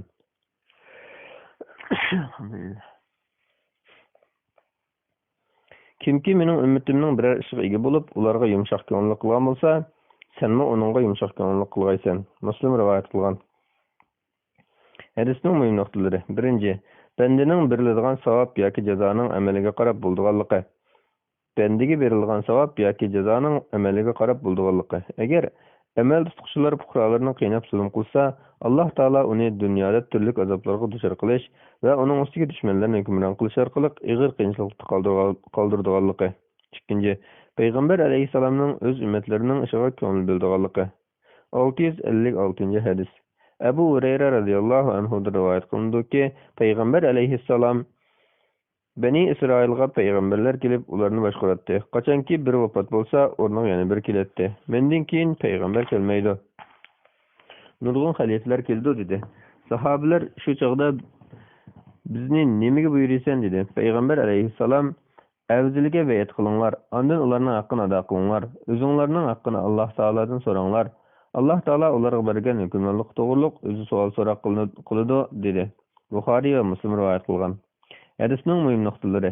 Birinchi, avomga ularning ishlarini qildigan va ularni to'g'ri yo'lga boshlab, zolimlarning sharridan saqlaydigan payg'ambar yoki xalifaning zarur ekanligi. Payg'ambar alayhissalomdan keyin payg'ambar kelmaydiganligi va uningdan keyingi hukmronlar modomiki haqqoniyat bilan ish qiladi ekan, ularning uning xalifalari hisoblanganligi. Payg'ambarning o'rinbosari hisoblanganligi. Fuqarolarning ularga sodiq bo'lishi va ularga itoat qilishi, shundoqla bay'at bergan va'dalarga amal qilish kerakligi.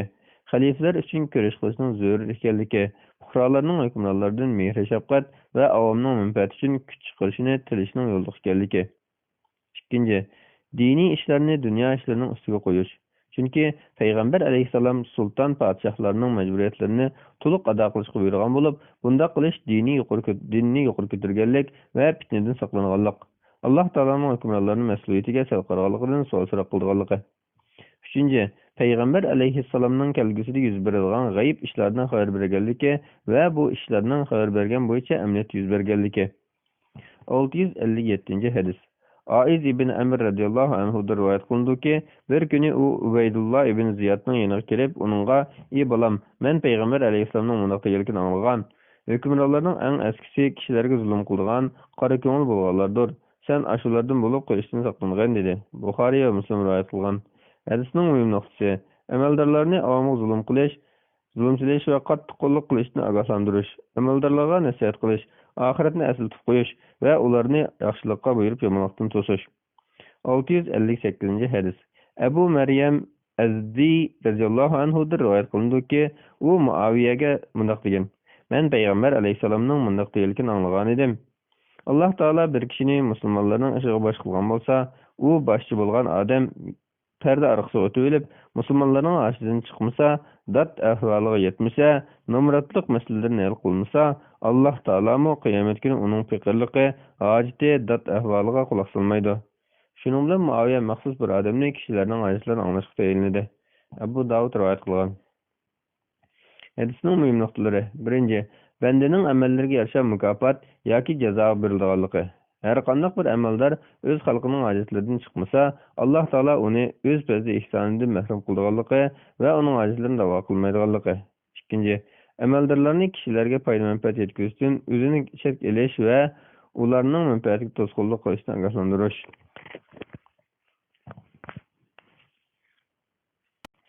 Yaxshilar bağçısı 343-bət 79-bab Adil hükümran. Allah Taala mundaq degan: "Hamma ishda adil bo'linglar. Alloh haqiqatan adildan do'stidir." Qur'on Karim Sura Hujurat 9-oyatning bir qismi. 659-hadis. Abu Hurayra radhiyallohu anhu rivoyat qilib mundaq deydi: Payg'ambar alayhissalom mundaq degan: "Alloh taolaning soyasidan boshqa hech qanday soya yo'q qiyomat kunida. Alloh taolo 7 turlik odamni o'z arshi ostida soyida tutadi. Birinchi, adil podshoh. İkinci, Perverdigari Allah Taala'nın ibadetinde ösken yaş. Üçüncü, Əsyadi həmişi məsciddə bulğan adam. Dördüncü, Allah Taala'nın razılıq üçün dost buluşqan və Allah Taala'nın razılıq üçün ayrılışqan adamlar. Beşinci, Isil va chiroyli bir ayol o'ziga chaqirsa, Alloh taoladan qo'rqaman deb uni rad qilgan kishi. 6. O'ng qo'li bilan nimani berganligini so'l qo'li bilmay qolgudek darajada maxfiy sadaqa bergan kishi.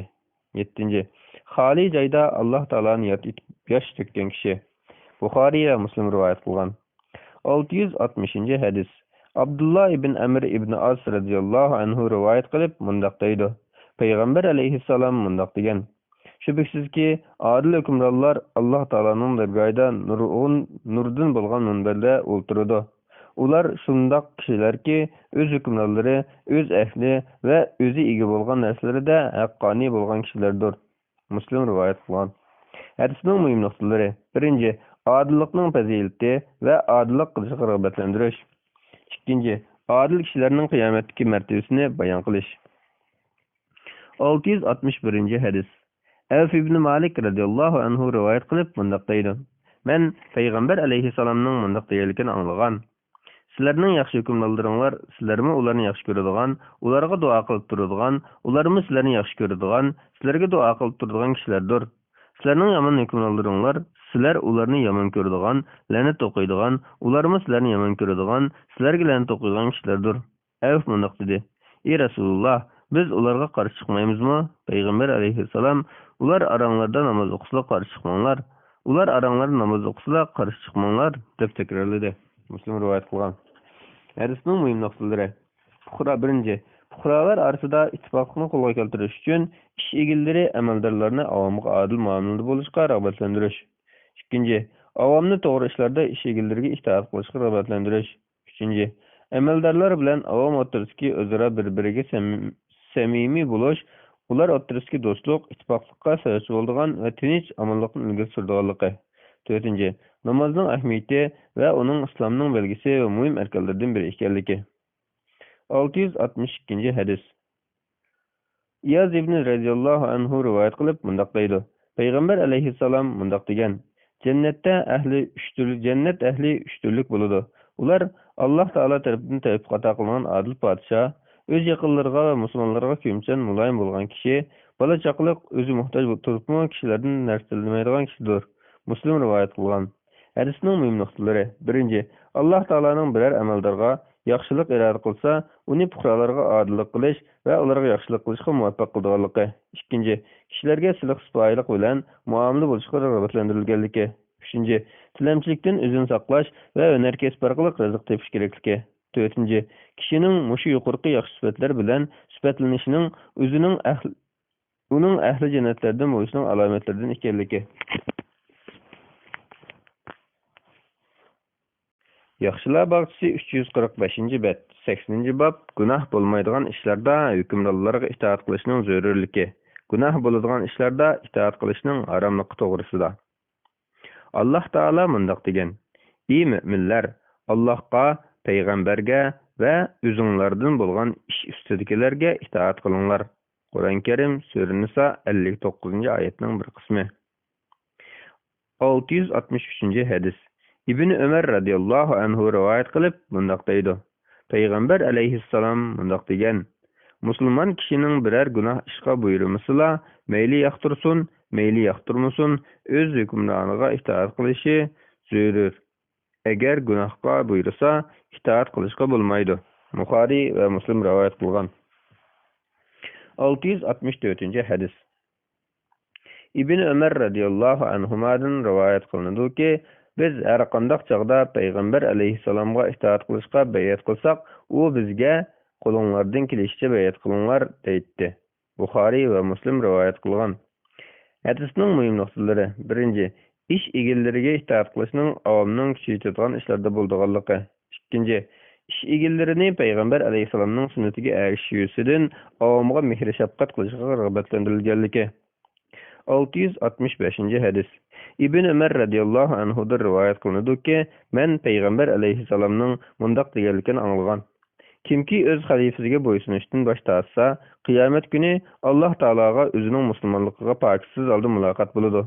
Kimki itoat qilishdagi bay'atni buzganligiga hech o'zrisi bo'lmagan holda o'lsa, jahiliyat zamonasidagilarga o'xshash gumrohlik bilan o'lgan bo'ladi. Muslim rivoyat qilgan.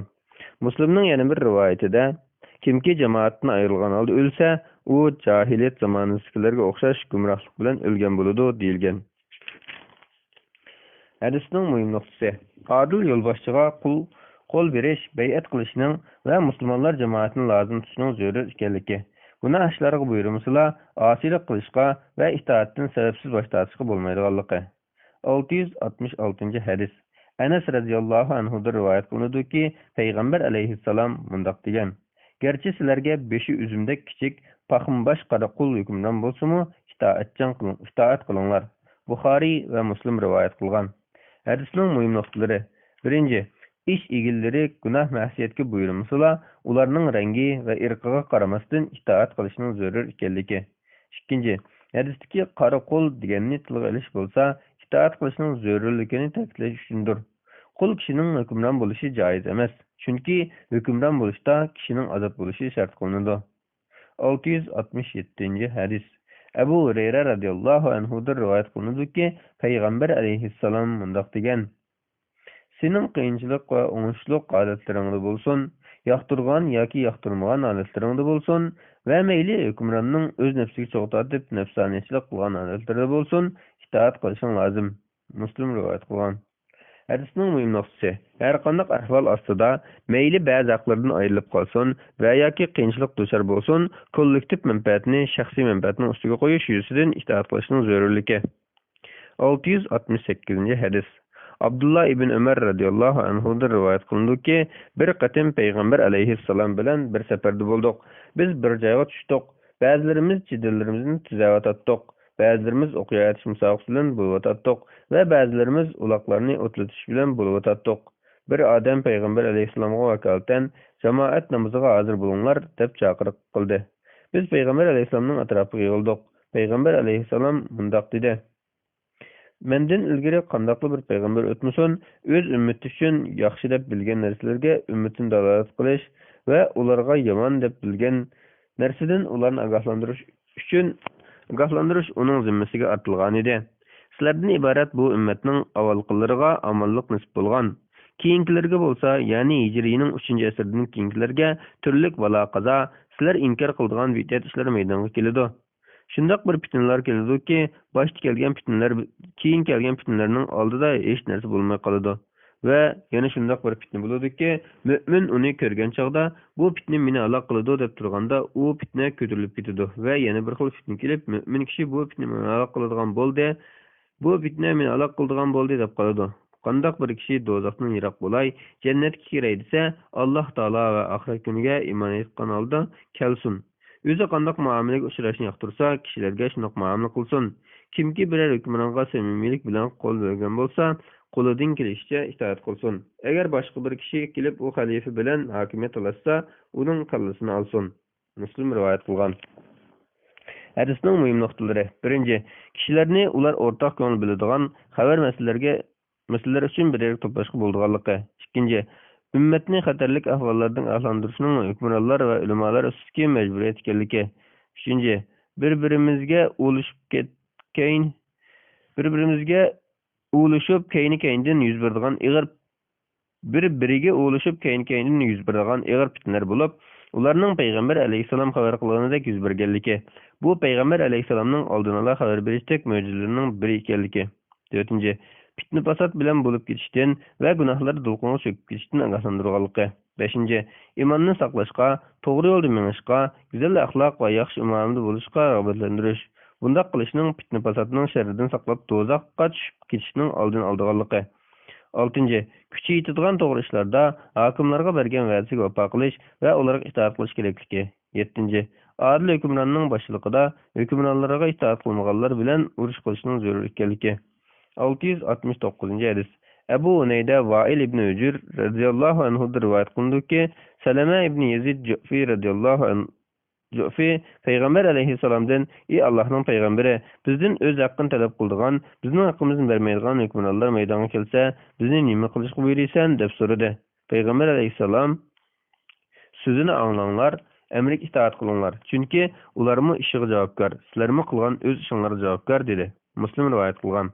Hadisning muhim nuqtalari. Birinchi, hukmronlarga garchi ular o'z majburiyatini to'liq ado qila olmagan bo'lsa-mu, muqimlik va umumiy manfaatni saqlab qolish uchun ularga itoat qilishning zarur ekanligi. Ikkinchi, o'z majburiyatini to'liq ado qila olmasligi, avomning hukmronlik to'g'risidagi majburiyatini to'liq ado qila olmasligiga bahona bo'la olmaydiganligi. Uchinchi, har kim o'z qilmishiga o'zi mas'ul va to'liq ado qilmagan majburiyati uchun o'zi javobgar bo'lganligi. 670-hadis. Abdullah ibn Mas'ud radhiyallohu anhu da rivoyat qilindiki, payg'ambar alayhissalom mundaq degan: "Mendan keyin insofsizliklar va sizlar inkor qiladigan ishlar paydo bo'ladi. Ular: "Ey Allohning payg'ambari, bizning shu zamonga to'g'ri kelib qolganlarni qanday qilsin deysan?" dedi. Payg'ambar alayhissalom: "Sizlarning zimmanlarga yuklangan ado qilish tegishli bo'lgan haqni ado qilinglar. O'zinglarga tegishli haqqinglarga erishishni Allohdan tilanglar" dedi. Buxoriy va Muslim rivoyat qilgan. 671-hadis. Abu Hurayra radhiyallohu anhu da rivoyat qilindiki, payg'ambar alayhissalom mundaq degan: "Kimki menga itoat qilsa, Alloh taologa itoat qilgan bo'ladi. Kimki menga osiylik qilsa, Alloh taologa osiylik qilgan bo'ladi. Kimki hukmdorga itoat qilsa, menga itoat qilgan bo'ladi. Kimki hukmdorga osiylik qilsa, menga osiylik qilgan bo'ladi." Buxoriy va Muslim rivoyat qilgan. 672-hadis. Ibn Abbas radhiyallohu anhudan rivoyat qilindiki, payg'ambar alayhissalom mundaq degan: "Kimiki boshliqining biror ishini yoqtirmasa, sabr qilsin. Kimki sultonga itoat qilishdan bir g'irch chetnayotgan, u jahiliyat davlatlarga o'xshash o'lgan bo'ladi." Buxoriy va Muslim rivoyat qilgan. Hadisning muhim nuqtasi: hukmdorlarning qing'irliq taraflariga ularga nasihat qilib va haqni oshkora so'zlash bilan birga sabr qilish. 673-hadis. Abu Bakr radhiyallohu anhu da rivoyat qilindiki, men payg'ambar alayhissalomning mundaq deganligini anglagan: "Kimki hukmdorni mansitmasa, Alloh taolo uni mansitmaydi." Tirmiziy rivoyat qilgan. Hadisning muhim nuqtasi: hukmdorlar ulamolarni kamol ehtirom bilan hurmatlashga rag'batlantirish. Yaxshilar bog'chisi 233-bab, 51-bob umidvorlik to'g'risida. Alloh taolo mundaq deydi: "Mening tilimdan aytqinki, gunohlarni qilaverib o'ziga zulm qilgan bandalarim, Alloh taoloning rahmatidan umidlanmanglar. Alloh taolo haqiqatan xohlagan odamning jami gunohlarini mag'firat qiladi. Shubhisizki, Alloh taolo nihoyat mag'firat qiluvchidir, nihoyat mehribondir." Qur'oni Karim sura Zumar 53-oyat. Alloh taolo yana mundaq deydi: "Biz faqat kufrli qiluvchilarni jazolaymiz." Qur'oni Karim sura Saba 17-oyat. Alloh taolo yana mundaq deydi: "Bizga shak shubhasiz vahiy qilindiki, Alloh taoloning payg'ambarini inkor qilgan, imondan yuz o'rgan odam qattiq azob tushar bo'ladi" denglar. Qur'oni Karim sura Taha 48-oyat. Alloh taolo yana mundaq deydi: "Mening rahmatim mahluqotning hammasiga o'rtoqdir." Qur'oni Karim sura Ahzob 156-oyatning bir qismi. 412-hadis. Ubada ibn Sabit radhiyallohu anhu rivoyat qilib mundaq deydi: Payg'ambar alayhissalom mundaq degan: "Kimki yegan Alloh taolodan boshqa hech iloh yo'qdir, uning sheriki yo'qdir. Muhammad alayhissalom Alloh taoloning bandasi va elchisi, Isa alayhissalom Alloh taoloning bandasi va elchisi, Alloh taoloning Maryamga ilqo qilgan kalimasi, Alloh taolo tarafdan bo'lgan rahmdir, jannat bilan do'zax haqdir" deb guvohlik bersa, uning amali qanday qilishini qat'i nazar Alloh taolo uni jannatga kirgizadi. Buxoriy va Muslim rivoyat qilgan. Muslimning yana bir rivoyatida: "Kimki bir Alloh taolodan boshqa hech iloh yo'q, Muhammad alayhissalom Alloh taoloning elchisi deb guvohlik bersa, Alloh taolo uningga do'zaxni harom qiladi" deyilgan. Hadisning muhim nuqtasi: kimki iymon bilan o'ladigan, cho'ng gunoh qilgan taqdirdami, iymondan chiqib ketmaydiganligi, u kishining mangu do'zaxda qolmaydiganligi. 413-hadis. Abu Zar radhiyallohu anhu rivoyat qilib mundaq deydi: Payg'ambar alayhissalom mundaq degan: Alloh taolo aytadiki, kimki biror yaxshilikni qilgan bo'lsa, u narsa ortiq savob erishadi, yoki uningdan ortiq savob ko'paytib beraman. Kimki biror yomonlik qilsa, faqat uning yomonligiga barobar jazo beriladi yoki mag'firat qilaman.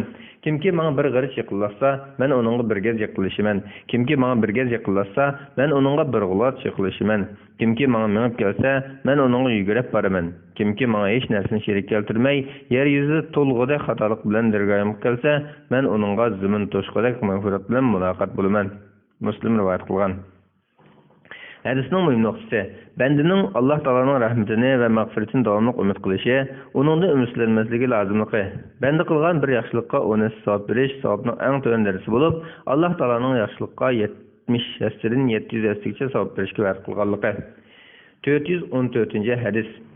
Jabir radhiyallohu anhudan rivoyat qilindiki, payg'ambar alayhissalomning oldiga bir arabiy kelib, "Ey Rasululloh, kishini jannatga yoki do'zaxga kirishga tegishli qiladigan ikki ish qaysi?" deb so'radi.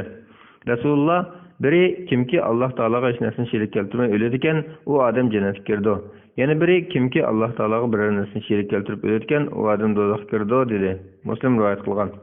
Hadisning muhim nuqtasi: iymon bilan o'lgan kishining har qanday gunoh qilgan taqdirdami do'zaxda mangu qolmaydiganligi va kuffarlarning do'zaxga mangu qoldiganligi to'g'riliq ulamolar o'rtaq fikr kelgan.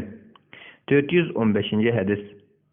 Anas radhiyallohu anhudan rivoyat qilindiki, Rasululloh bilan Muaz bir uloqqa mingilik edi. Rasululloh: "Ey Muaz" dedi. Muaz: "Xo'sh, labbay ey Rasululloh" dedi.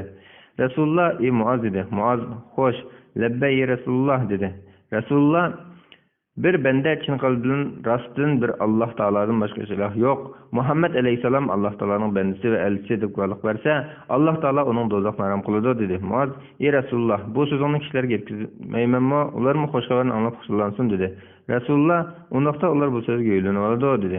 Muaz o'lib ketadigan chaqda ilmni yoshirganlik sababidan gunohkor bo'lib qolmay deb kishilarga buni so'zlab bergan. Buxoriy va Muslim rivoyat qilgan.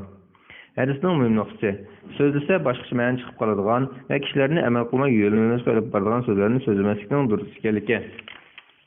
Muaz radhiyallohu anhuning ilmni yoshirish gunohi qilishdan qo'rqib, Rasulullohning so'zini kishilarga aytganligi. 416-hadis. Abu Hurayra radhiyallohu anhu rivoyat qilindiki, Tabuk g'azotida kishilar ochlikdan qiynaldi. Shuning bilan ular: "Ey Rasululloh, agar ruxsat qilsang, tugunlarimizni so'yib yesak va uning bilan maylansak" deydi. Rasululloh shunday qilinglar dedi. Umar radhiyallohu anhu kelib: "Ey Rasululloh, agar unday qilgan bo'lsak, uloqlarimiz azayib ketadi. Ularning safarga tayyorlagan 5-chi oziqlarini yig'ib, uning barakatli bo'lishi uchun Alloh taologa duo qilgan. Alloh taolo undan barakat berishi mumkin" dedi. Rasululloh: "Bo'ladi" dedi. Ondan bir teri dasxonni yaydi va ularning 5-chi oziqlarini ekilishga buyurdi. Biri bir siqim teriq ekeldi, biri bir changal xo'm ekeldi, yana biri bir parcha non ekeldi. Shuning bilan dastonga ozroq bir narsa yig'ildi. Rasululloh uning barakatli bo'lishiga duo qildi. Ondan ularni qachonlarga solinglar dedi. Ular qachonlarga soldi. Hatto qo'shindan eshitib qoldi. Rasululloh: "Bir Alloh taoladan boshqa hech iloh yo'qdir. Men Alloh taolaning elchisidirman. Har qanday banda bu ikki kelim bilan hech qanday shak keltirmasdan Alloh taolaga muloqot bo'ldi." Hadisning muhim nuqtalari: 1. Sahabalarning qilmoqchi bo'lgan ishlarda Rasulullohdan ruxsat so'rab qildiganligi, uni yo'lboshchi bilib so'zni anglaydigan adab axloqi bayon qilinganligi. 2. Payg'ambar alayhissalomning ol taomga duo qilib barakatli qilishdek mo'jiza bayon qilingan. Bu xil ahvol mushu bir qatimda emas, bir qancha qatim yuz bergan. 417-hadis. İtban ibn Malik radhiyallohu anhu rivoyat qilindiki, u Badr urushi qatnashganlardan edi. "Men qavmim Bani Salimga imom bo'lib namoz o'qib beratdim. Men bilan ularning o'rtasida bir jilg'i bo'lib, yomg'ir yoqqanda masjidga o'tishim qiyin bo'ladi. Men Rasulullohning qishiga kelib, uningga mening ko'zim ojizlab qoldi. Men bilan qavmimning orasida bir jilg'i bor. Yomg'ir yoqqan chog'da jilg'ida suv ko'pib qoladi. Shuning bilan ular tarafga o'tishim qiyinlashadi. Uyimdagi bir joyni namoz o'qigan joy qilishim uchun uyimga kelib namoz o'qib bersankan deyman" dedim. Rasululloh shuna qilay dedi. Aytsi qo'yish ko'tarilganda Rasululloh Abu Bakr radhiyallohu anhular bilan birga keldi. Rasululloh kirishga ijozat so'radi. Men ijozat berdim. Ondan Rasululloh o'ltirmayla, "Uyingning qayerida namoz o'qib berishimni yaxshi ko'rsan" dedi. Men namoz o'qishni yoqtiradigan joyni ko'rsatib berdim. Rasululloh turib takbir aytib quloq qoqdi. Biz uning keyinida saf bo'lib turdik. Rasululloh 2 rakat namoz o'qib salom berdi. Biz salom berdik. Ondan Rasulullohni uning uchun tayyorlangan hazira tamoqqa, un bilan mayda pishirilgan tamoqqa tutib qoldim. Mahalladagilar Rasulullohning bizning uyga kelganini anglab top-top bo'lib kelib, uyda odam ko'payib ketdi. Bir kishi Malik ko'rinmaydi-ku, uningga nima bo'lgandi dedi. Yana bir kishi u Alloh taolo va Alloh taoloning rasulini sevmaydigan munofiq dedi. Rasululloh undaq demanglar.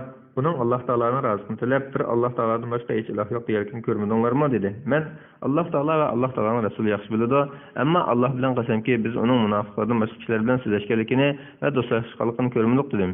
Rasululloh haqiqatan Alloh taoloning razısını tilab, bir Alloh taolodan boshqa hech iloh yo'q degan kishiga Alloh taolo do'zaxni harom qildi dedi. Buxoriy va Muslim rivoyat qilgan.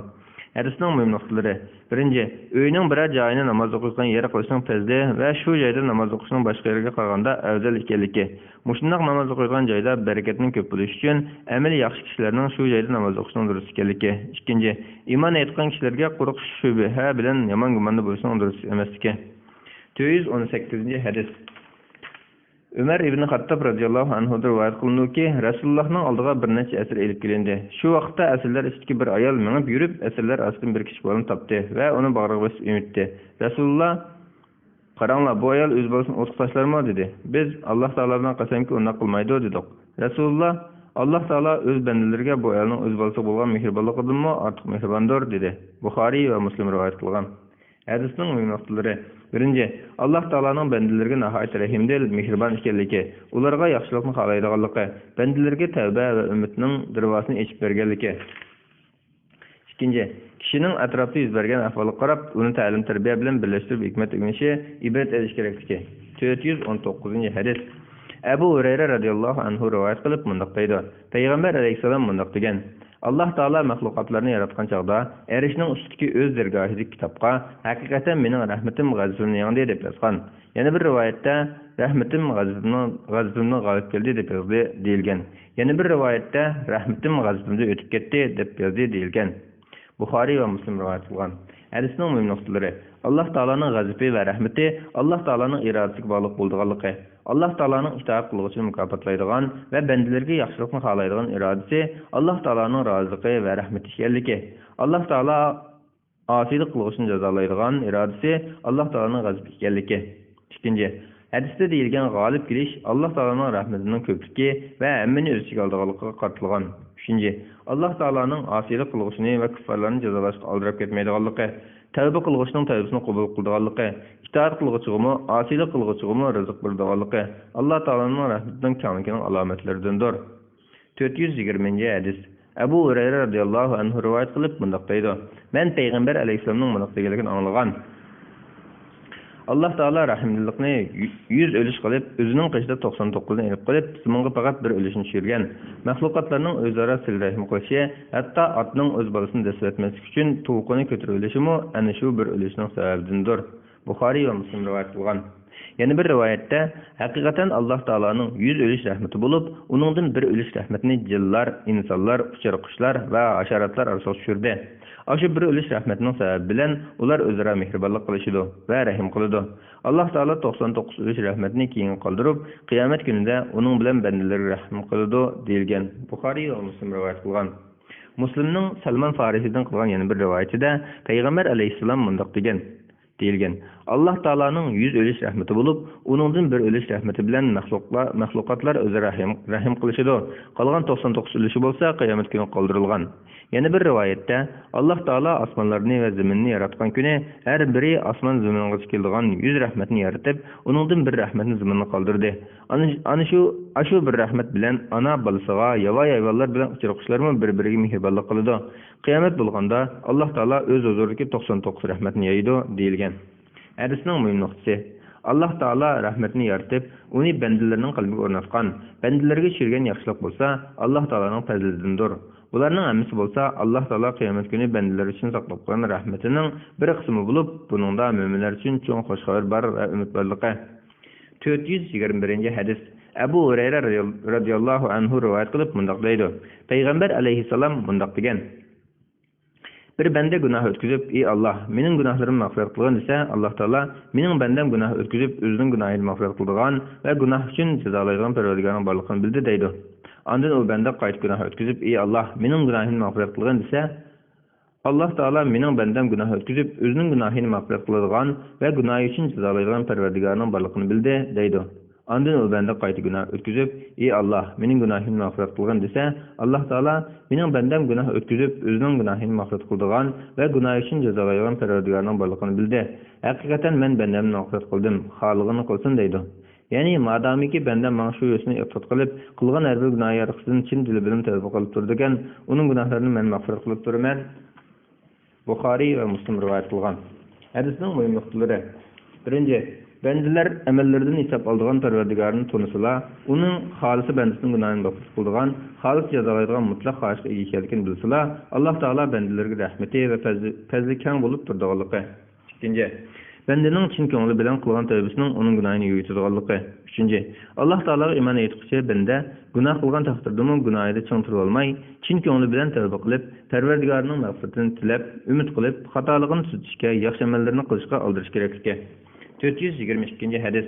Abu Hurayra radhiyallohu anhu rivoyat qilib bundoq deydi. Payg'ambar alayhissalom bundoq degan: "Jenim ilkida bo'lgan zot bilan qasamki, agar sizlar gunoh o'tkazmasanglar, albatta sizlarni Alloh taolo bu dunyodan elib ketib, gunoh o'tkazgan bir qavmni elib kelgan. Ular gunoh o'tkazib Alloh taolodan mag'firat talab qilgan. Alloh taolo ularni mag'firat qilgan bo'ladi." Muslim rivoyat qilgan. Hadisning muhim nuqtasi: Alloh taoloning bandalarga mag'firati, afosining kengligi, mu'minning istig'for etib Alloh taoloning mag'firatini talab qilish qoldirish lozimligi. 423 hadis.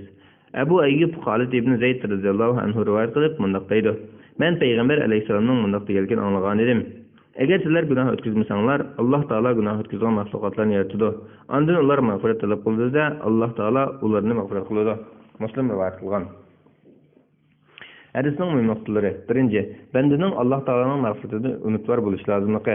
Alloh taoloning o'z afosi va fazlini izhor qilish yo'lisidan ojilik qiluvchining gunohini mag'firat qilganligi. 2. Bu hadisning hargizmi kishilarni gunoh o'tkazib rag'batlantirish ma'nosi yo'q, balki bu hadis sahobalarning gunoh o'tkazib qo'yganligi qattiq qo'rqinchi va umidsizlanishni tugutishni va ularga Alloh taoloning mag'firatining kengligi bilan xushxabar berishni maqsad qilgan. Chunki ular Alloh taolodan qattiq qo'rqqanning dasidan tog'larga chiqib ketib, zoyatlarcha turmush kechirgan. Bu hadis orqali ularni Alloh taoloning rahmatidan umidvor qilish va dillariga xotirjamlik bag'ishlashni maqsad qilgan. 424 hadis. Abu Hurayra radhiyallohu anhu rivoyat qilindiki, biz Rasululloh bilan birga o'tirgan edik. Biz bilan Abu Bakr va Umar qatorliq bir qancha kishilar bor edi. Rasululloh bizning oramizdan chiqib ketib, xeyli vaqtgacha qaytib kelmadi. Biz Rasulullohga bir ish yetib qolmasin deb cho'chib izlash uchun o'rnimizdan turdik. Cho'chigan kishilarning birinchisi men ekanman. Men Rasulullohni izlab chiqdim. Hatto ansariylarning bir temiga bordim, deb uzun hadisni bayon qilgandan keyin so'zini davomlashtirib bunday dedi: Rasululloh menga Bağın, chin qalbi bilan ishinib bir Alloh taoladan boshqa hech iloh yo'q deb guvohlik beradigan bir kishini mushtamning keyinda uchrasang, uning jannat bilan bishorat bergin dedi. Muslim rivoyat qilgan. Hadisning muhim nuqtalari: chin dilidan aytilgan iymon bandani yoki dasbizlar Alloh taolaning mag'firati bilan jannatga kirgizdi va yoki do'zaxdan chiqqandan keyin Alloh taolo jannatga kirishni nasib qilishga sabab bo'ladi. Ikkinchi, xush xabar bilan kishiga bishorat berishning shariatga uyg'un ekanligi. Bismillah, velhamdülillah, ve salatu ve selamu ala Resulillah, amma ba'd. Assalamu alaikum ve rahmetullahi ve berekatuh. Yaxshilar bağçısı, hadis şeref şerhi tercümesini anlap beriyotgan aziz qarindoshlarimiz. Kitabımızın 241. bet 425. hadis kelgan. Şu kelgan yerimizden davomlashtiramiz. 51. bab umidvorlik to'g'risida. 425. hadis. Abdullah ibn Amr ibn As radhiyallohu anhu rivoyat qilindiki, payg'ambar alayhissalom Alloh taolaning Ibrohim alayhissalom to'g'risidagi Parvardigorim, haqiqatan ular butlar nurg'un kishilarni ozdirdi. Kimki menga ergashgan bo'lsa, u mening dinimdadir. Va Isa alayhissalomning bunu so'zini: agar ularga azob qilsang, ular sening bandalaringdir. Ularni xohlaganingcha tasarruf qilasan. Agar ularni mag'firat qilsang, sen g'olib, hikmat bilan ish qiluvchidirsan.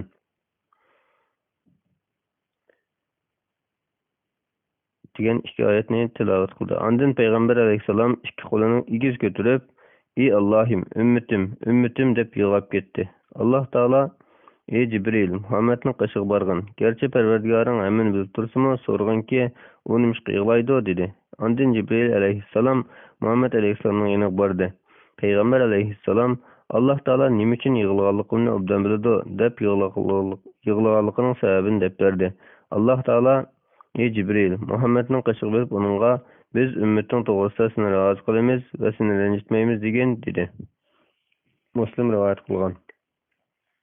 Hadisning muhim nuqtasi: Rasulullohning ummatiga shafaat qilganligi, ularning ishlariga va manfaatiga bek ko'ngil bilganligi, Allohning Rasulullohni yaxshi ko'rganligi va uning ummatiga rahimdil ekanligi. 426 hadis. Muaz ibn Jabal radhiyallohu anhu rivoyat qilindiki, men payg'ambar alayhissalomning eshkining orqasiga mengishib ketatdim.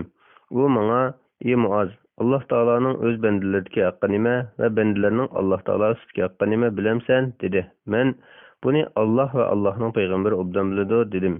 Payg'ambar alayhissalom: Alloh taoloning o'z bandalariga haqqi Alloh taologa ibodat qilish va uningga hech narsani shirik keltirmaslik.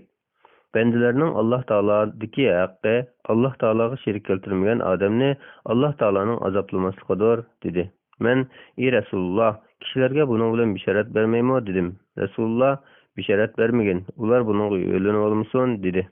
Bukhari ve Müslim rivayet kılgan. Hadisning mühim noktaları. Birinci, Allah Ta'alanın bendilerge bulgan rahmeti ve mağfiretinin kengliki. İkinci, kishilarni texim afzal amallarni qilishdan to'sib qo'ydigan ishlarni aytib xush xabar yetkazmaslikning durust ekanligi. 427 hadis. Bara ibn Azib radhiyallohu anhu rivoyat qilib mundoq deydi. Payg'ambar alayhissalom mundoq degan: Musulmon banda qabrida so'roq qilingan chog'da u bir Alloh taolodan boshqa hech iloh yo'q, Muhammad Alloh taoloning elchisi deb guvohlik berdi. Buni Alloh taoloning so'zi isbotlaydi. Allah müminlerini mustahkem iman bilen dünyada ve ahirette berqarar kılады. Kur'an-ı Kerim Sure İbrahim 27. ayetinin bir kısmı. Bukhari ve Müslim rivayet kılgan. Hadisinin mühim noktası.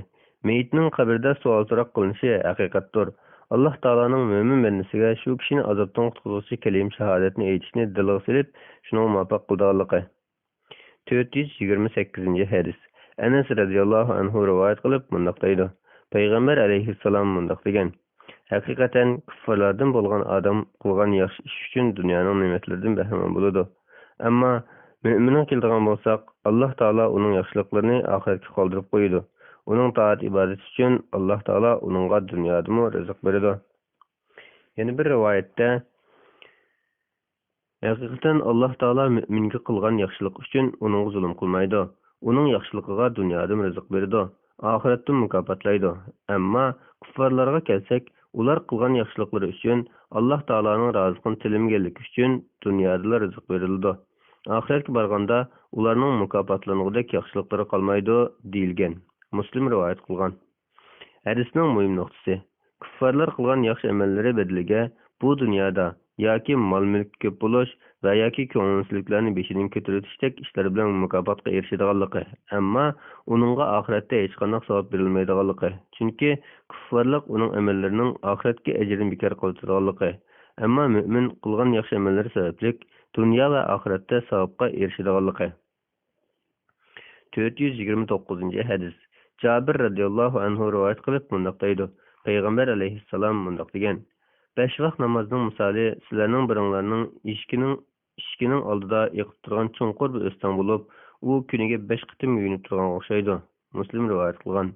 Hadisning muhim nuqtasi. 5 vaqt namoz kishining ma'naviy kirlari, ya'ni kichik gunohlarini yuvib o'tadi. 430 hadis. Ibn Abbas radhiyallohu anhu rivoyat qilib mundoq deydi: Men Payg'ambar alayhissalomning mundoq deganligini anglagan edim. Her qanday bir musulmon kishi o'lsa, uning janozasiga Alloh taologa hech narsani shirik keltirmaydigan 40 odam hozir bo'lsa, Alloh taolo ularning shu musulmon haqqidagi shafaatini qabul qiladi. Muslim rivoyat qilgan. Hadisning muhim nuqtalari. Birinchi, mo'minlarga shafaat qilinganligi. Agar o'lguchi shafaatga loyiq kishilardan bo'lsa, mo'minlarning shu kishi haqqidagi shafaat qabul qilinib, Alloh taoloning u kishining gunohlarini mag'firat qilganligi. Ikkinchi, Allah Taala'nın fazli bilen meyitning gunohlarining mag'firat qilinishi uchun jinoza namoziga ko'proq kishilarning hozir bo'lishiga rag'batlantirilgan. 431 hadis. Ibn Mas'ud radhiyallohu anhu rivoyat qilindiki, biz bir chizirda 40 tak odam Rasululloh bilan birga edik. Rasululloh: "Sizlar ahli jannatning 4dan biri bo'lishga rozi bo'lamsizlar?" dedi. Biz: "Ha, rozi bo'lamiz" dedik. Rasululloh: "Sizler ehli cennetin 3'ten biri buluşqa razı bulamsizlar" dedi. Biz razı bulamiz dedik. Resulullah: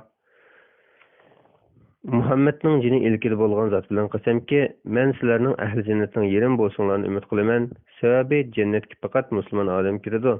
Sizlarni Allohga sherik keltiradigan ehli mushrik silishtirganda, qora öküzning terisiga oq tukka yoki qizil öküzning terisiga qora tukka o'xshaysizlar" dedi. Buxoriy va Muslim rivoyat qilgan. Hadisning muhim nuqtasi.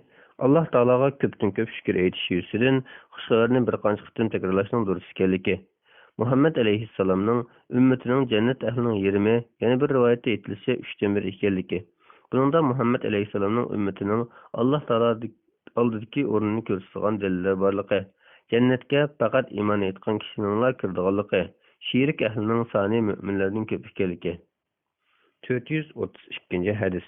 Abu Musa Ash'ari radhiyallohu anhu rivoyat qilib mundaq deydi. Payg'ambar alayhissalom mundaq degan: Qiyomat kuni Alloh taolo har bir musulmonga bir Yahudi yoki bir Nasrani olib kelib, mana bu sening do'zaxdagi o'rningni olgan kishidir deydi. Yana bir rivoyatda Rasululloh mundaq degan deyildi. Qiyomat kuni bir muncha musulmon odamlar tog'dek gunohlarni yuklab olib keladi. Alloh taolo ularning gunohlarini mag'firat qilib o'tadi. Muslim rivoyat qilgan. Yuqoridagi qiyomat kuni Alloh taolo har bir musulmonga bir Yahudi yoki Nasrani ilib kelib, mana bu sening do'zaxdagi o'rningni olgan kishidir deydi degan so'zning ma'nosi Abu Hurayra radhiyallohu anhuning hadisida kelgan mana bu so'zning aynan o'zidir. Har bir kishining jannatda bir o'rni bo'ladi, do'zaxda bir o'rni bo'ladi. Mümin odam jannatga kirsa, uning do'zaxdagi o'rnini kuffarlardan bo'lgan bir odam bosadi. Chunki u o'zining kufri sababli shuningga tegishli bo'lgan odamdir. Hadisning muhim nuqtasi: Alloh taoloning fazli va rahmati bilan musulmonlarning gunohlarini mag'firat qilganligi, kuffarlarni bo'lsa qilgan amallari va gunohlari sababli do'zaxga tashlaydiganligi. 433-hadis. Ibn Umar radhiyallohu anhu rivoyat qilib mundaq deydi: Men payg'ambar alayhissalomning mundaq deganligini anglagan edim. Qiyomat kuni mu'min o'z Rabbiga yaqin qilinadi. Hatto Alloh taolo o'z rahmatini uning ustiga yeyib, uningga gunohlarini iqror qildiradi. Alloh taolo sen mundaq gunohlaringni bilamsan deydi. U kishi ey Rabbim bilaman deydi. Alloh taolo men sening gunohlaringni dunyoda yapgan edim.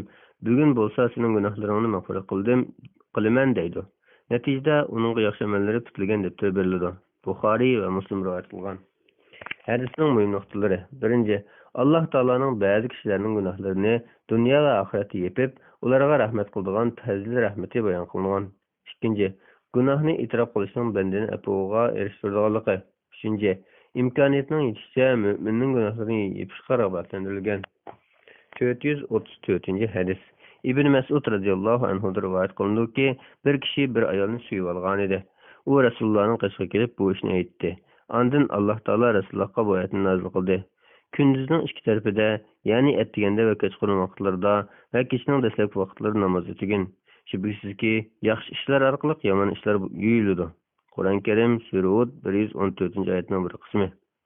U kishi: "Ey Rasululloh, bu oyat men uchun nazil qilinganmi?" dedi. Rasululloh: "Ummatimning hammasi uchun" dedi. Buxoriy va Muslim rivoyat qilgan. Hadisning muhim nuqtalari: 1. Namozning kishining kichik amallarini yuyitganligi. Xos sabablar yusidan nazil qilingan hukmning umumini o'z ichiga olganligi. 2. Gunohkor kishining gunohini yepish va uni yeyotmaslikning yaxshi ish ekanligi. 435-hadis. Anas radhiyallohu anhudan rivoyat qilindiki, payg'ambar alayhissalomning qishig'i bir kishi kelib: "Ey Rasululloh, men ta'zir urishiga loyiq. Amaliyotda shariatda kelmaydigan odatdagi gunoh edi. Loyiq bo'lib qoldim. Menga ta'zir urg'in" dedi. U kishi Rasululloh bilan birga namoz o'qidi. U kishi Rasululloh namoz o'qib bo'lgandan keyin: "Ey Rasululloh, men ta'zir urishga loyiq bo'lib qoldim. Menga Alloh taoloning kitobidagi hukmni ijro qilgin" dedi. Rasululloh: "Sen biz bilan namoz o'qidingmi?" dedi. U: "Ha" dedi. Rasululloh: "Sana mag'firat qilindi" dedi. Buxoriy va Muslim rivoyat qilgan. 436-hadis. Anas radhiyallohu anhu rivoyat qilib mundaq deydi: Payg'ambar alayhissalom mundaq degan: "Shubhisizki, yeydiganni yeb, Alloh taologa hamd aytgan va ichadiganni ichib, Alloh taologa hamd aytgan bandasidan Alloh taolo rozi bo'ladi." Buxoriy va Muslim rivoyat qilgan. Hadisning muhim nuqtasi: bandaning har qatim tamoq yegan va ussizlik ichganda buning uchun Alloh taologa hamd aytishning yaxshi ish ekanligi. Chunki bunday qilish Alloh taoloning bergan ne'matlariga shukr qilish bo'lib, Allohni rozi qildiganligi. 437-hadis. Abu Musa radhiyallohu anhu rivoyat qilib mundaq deydi: Payg'ambar alayhissalom mundaq degan: Haqiqatan Alloh taolo kunduzda gunoh qilg'uchiga tavba qilish uchun kechida rahmat qo'lini yoydi va kechida gunoh qilg'uchining tavba qilish uchun kunduzda rahmat qo'lini yoydi. Toki quyosh mag'ribdan ko'tarilguncha shunday davomlashdi. Muslim rivoyat qilgan. Hadisning muhim nuqtasi: bandaning qilgan gunohlariga tavba qilishga oldirish lozimligi. Kun g'aribdan chiqishdan ilgari qilgan tavbani Alloh taoloning qabul qilganligi. Qiyomatning cho'ng alomatlaridan biri bo'lgan kun g'aribdan chiqqan chog'da tavbaning qabul bo'lmaydiganligi. 438-hadis. Abu Najih Amr ibn Abasa Sulami radhiyallohu anhu rivoyat qilindiki, men jahiliyat chig'imda kishilarning gumrohlikda bo'lib, ular hech narsani tushunmaydi deb o'ylaydim. Kishilar butlarga ibodat qiladi. Shu chog'da men Makkada turli xabarlarni so'zlaydigan bir odam maydonga kelibdi deb anglab, ulug'imga minib uning yoniga keldim. Bu chog'da Rasululloh islom diniga yo'shin da'vat qilayotgan ekan. Qalbi uningga qo'pol muomala qildi ekan. Men nihoyat ehtiyotkorlik bilan uning qishiga kirib, "Sen qanday odam?" dedim. U "Men payg'ambarman" dedi. Men "Payg'ambar degan nima?" dedim. U "Alloh taolo meni avatdi" dedi. Men "Seni nimaga avatdi" dedim. U "Meni sila rahim qilishga, butlarni chiqib tashlashga va Alloh taologa hech narsani shirik keltirmay, Alloh taoloni bir deb bilishga avatdi" dedi. Men "Bu ishda kimlar san agashdi" dedim. U "Menga agashgan bir odam va bir qul bor edi" dedi. U kunlarda uningga Abu Bakr va Bilal agashgan ediki, Alloh taolo u ikkisidan rozi bo'lsin. Men san agashay dedim. U "Sen bu kunlarda bunday qilishga qodir bo'lolmaysan. Mening va kishilarning ahvolini ko'rmadingmi? Hozircha musulmon bo'lib uyingga qaytib turgan. Sen mening oshkora o'tirib chiqqanligimni anglaganingda kelgin" dedi. Men uyimga qaytdim. Keyin Rasululloh Madinaga kelibdi. Men bo'lsam o'z qavmim orasida edim. Rasululloh Madinaga kelgan chog'da men kishilardan Rasulullohning ahvolini so'rab turdim. Keyin Madinaliklardan bir qanchasi keldi. Men ulardan Madinaga kelgan bu kishi nima qilyotdi deb so'radim. Ular kishilar uning qishig'a orqamoqqa kelib o'tibdi. Qavmi uni o'ldirishni niyat qilibdi, lekin uni o'ldirishga qodir bo'lmabdi deyishdi. Men Madinaga kelib, uning qishig'iga kelib, "Ey Rasululloh, meni tanidingmi?" dedim. Rasululloh "Shundoq, tanidim. Sen menga Makkada muloqot bo'lgan" dedi. Men "Ey Rasululloh, menga Alloh taolo sana bildirgan, men bilmaydigan narsalardan deb bersang, namoz haqida deb bersang" dedim. Rasululloh namoz bomlatni o'qigan. Uningdan keyin toki kun namoz bo'yi o'rlimgacha namoz o'qimagan. Kun bo'lsa shaytonning ikki mingiz orasidan chiqadi. Bu vaqtda kuffarlar kunga bosh uradi. Ondan keyin namoz o'qiganki, namoz vaqtida rahmat farishtalar hozir bo'ladi. Kunning soati qisqarib namoz barobar bo'lgan chog'da namoz o'qishni to'xtatgan. Bu vaqtda do'zax kuzatildi. Soat tushib kun qayrilgandan keyin namoz o'qigan. Namoz vaqtida rahmat farishtalar hozir bo'ladi. Namoz deganni o'qigandan keyin toki kun o'ltirishlik namoz o'qimagan. Chunki kun shaytonning ikki mingiz orasida patadi. Bu vaqtda kufrlar kunga bosh urdi dedi. Men "Ey Rasululloh, menga tahorat to'g'riliq so'zlab bergin" dedim. Rasululloh "Sizlardan kimki tahorat olgan suv bilan og'zini, burnini chayqasa, uning og'zidagi va burnidagi xatoliklar yuvilib ketadi. Ondan Alloh taoloning buyrug'i bo'yicha yuzini yuvsa, yuzidagi xatoliklar suv bilan soqollarining orasidan yuvilib ketadi. Ondan qo'lini jayniki bilan qo'shib yuvsa, uning qo'lining xatoliklari suv bilan barmoqlar orasidan yuvilib ketadi. Ondan u beshiga masih qilsa, uning beshining xatoliklari chochlarining orasidan to'kilib ketadi. Ondan u ikki putini o'shqi bilan qo'shib yuvsa, uning putining xatoliklari putining barmoqlari orasidan to'kilib ketadi. Agar u namoz o'qib, Alloh taologa hamd sano aytsa, Alloh taoloni loyiq ravishda ulug'lasa va qalbi Alloh taologa topshirilsa, u kishi barliq gunohlardan poklanib, onadan tug'ilgan kundagidek pok bo'ladi" dedi.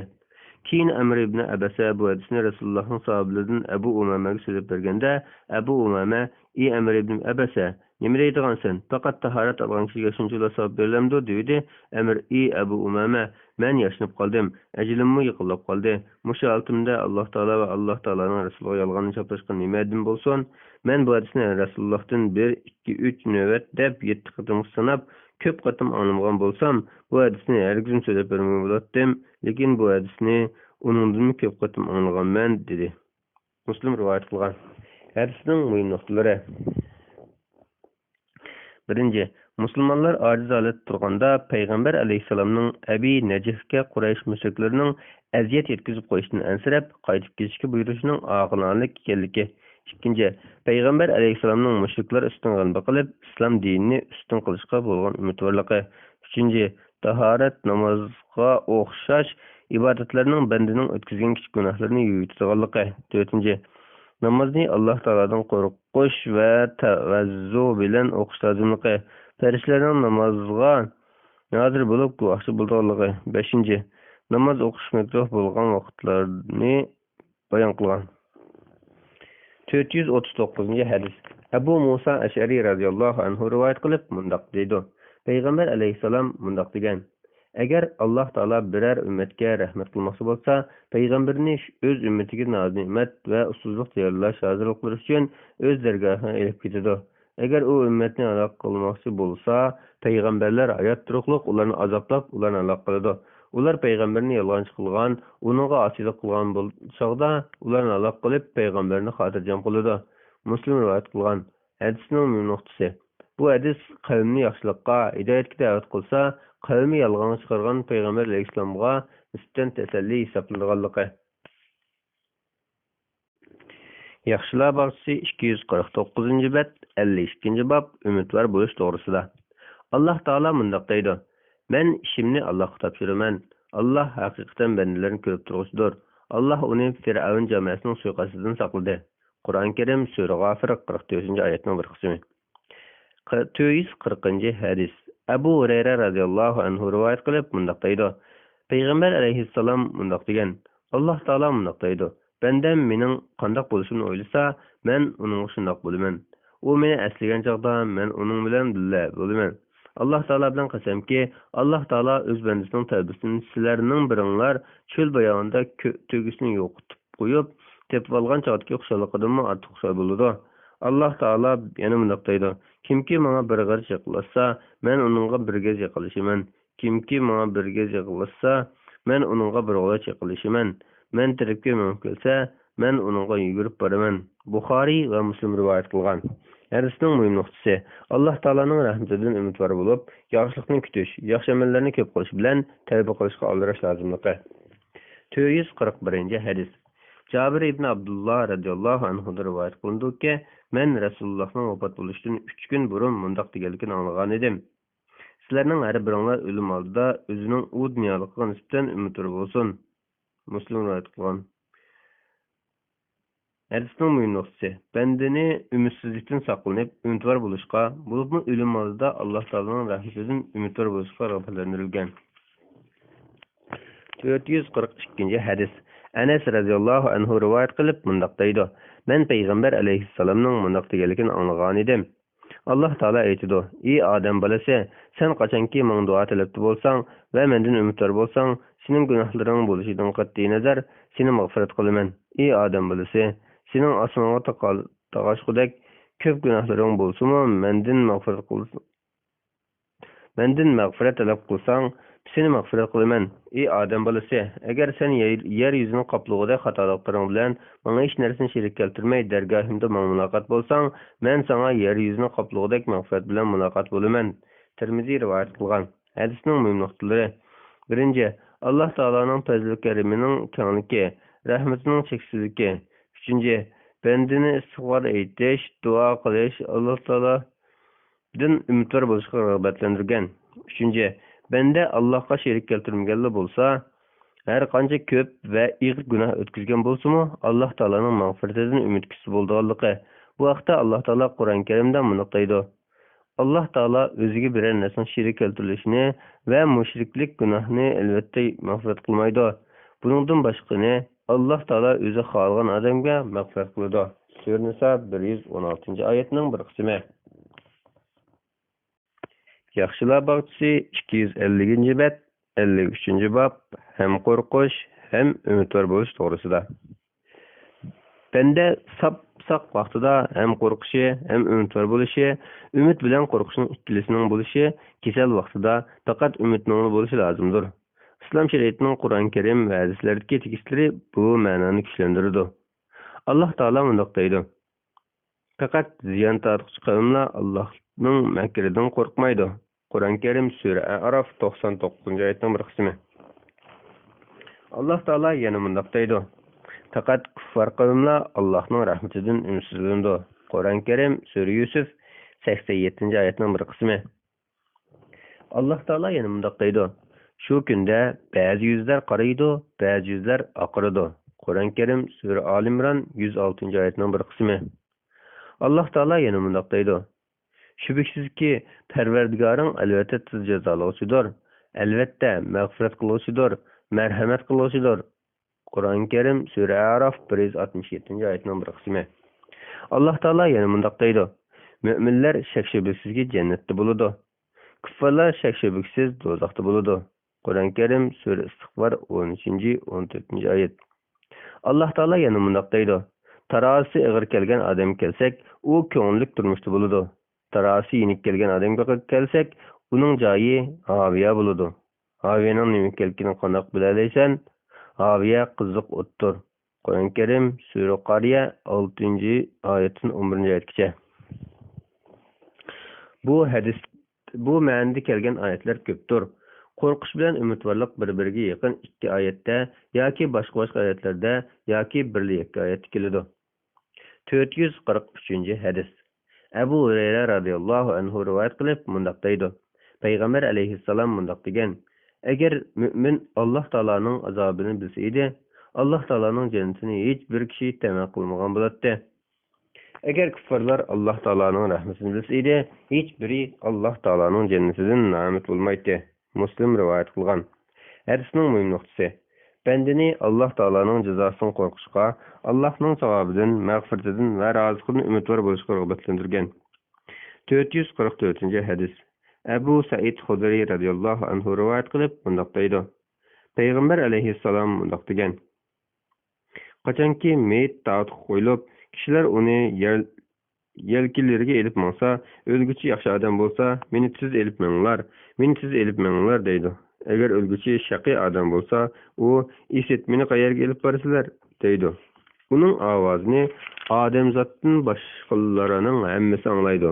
Agar uni odamzot anglaydigan bo'lsa, jinidan judo bo'lgan bo'ladi. Buxoriy rivoyat qilgan. Hadisning muhim nuqtalari: 1. Allah Taolaning bandalariga ularning oxiratga o'rnini ko'rsatib, ularga tayyorlangan narsalarni xabar qildiganligi. Müminning Allah Taala beradigan izzat hurmatga erishishga aldiraydiganligi. Kuffarlar va fosiqlarning qattiq azobga qo'rqadiganligi. 2. Ba'zi ovozlarni insonlarning anglayolmaydiganligi, insonlardan boshqa jonliqlarning anglayolmaydiganligi. Payg'ambar alayhissalomning bu hadisi mo'jizalar jumlasidan bo'lib, hozirgi zamon ilm-fan pedagoglar tarafidan isbotlangan. 445. hadis. Ibn Mas'ud radhiyallohu anhu rivoyat qilib bundoq deydi. Payg'ambar alayhissalom bundoq degan: Jannat sizlarning har biringlarga kashning sho'nisidan yaqindir va do'zaxmi ham shunga o'xshashdir. Buxoriy rivoyat qilgan. Hadisning muhim nuqtasi: kishining nihoyat kichik ishlar sababidanmi jannatga kirdiganligi, shundaqla ba'zi kichik gunohlar sababidanmi do'zaxga kirdiganligi. Shunga mu'minning toat ibodatini kamtuk qilib qo'ymasligi, gunohlik ishlarda azvaylab ketmaslik kerakligi.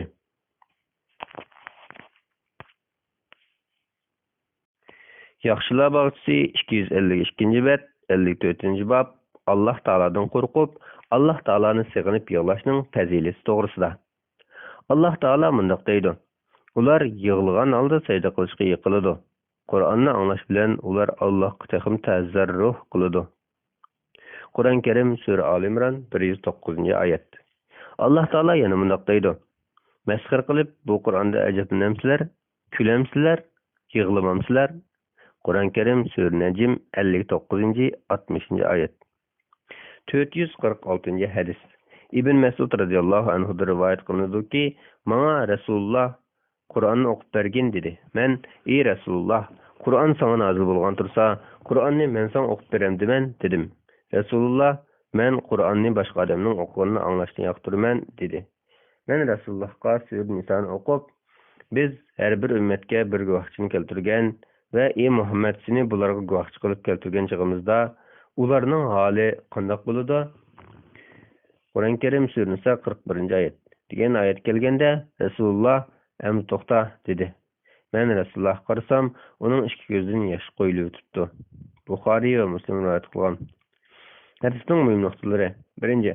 Qur'on Karimni boshqalardan anglashning yaxshi ekanligi. Buningda anglag'uchi odamning Qur'on o'qigan odamga talaffuz va o'lchamga loyiq o'qishga zehni bo'lib ketishdan xoli holda texim oson tushunganligi. 2.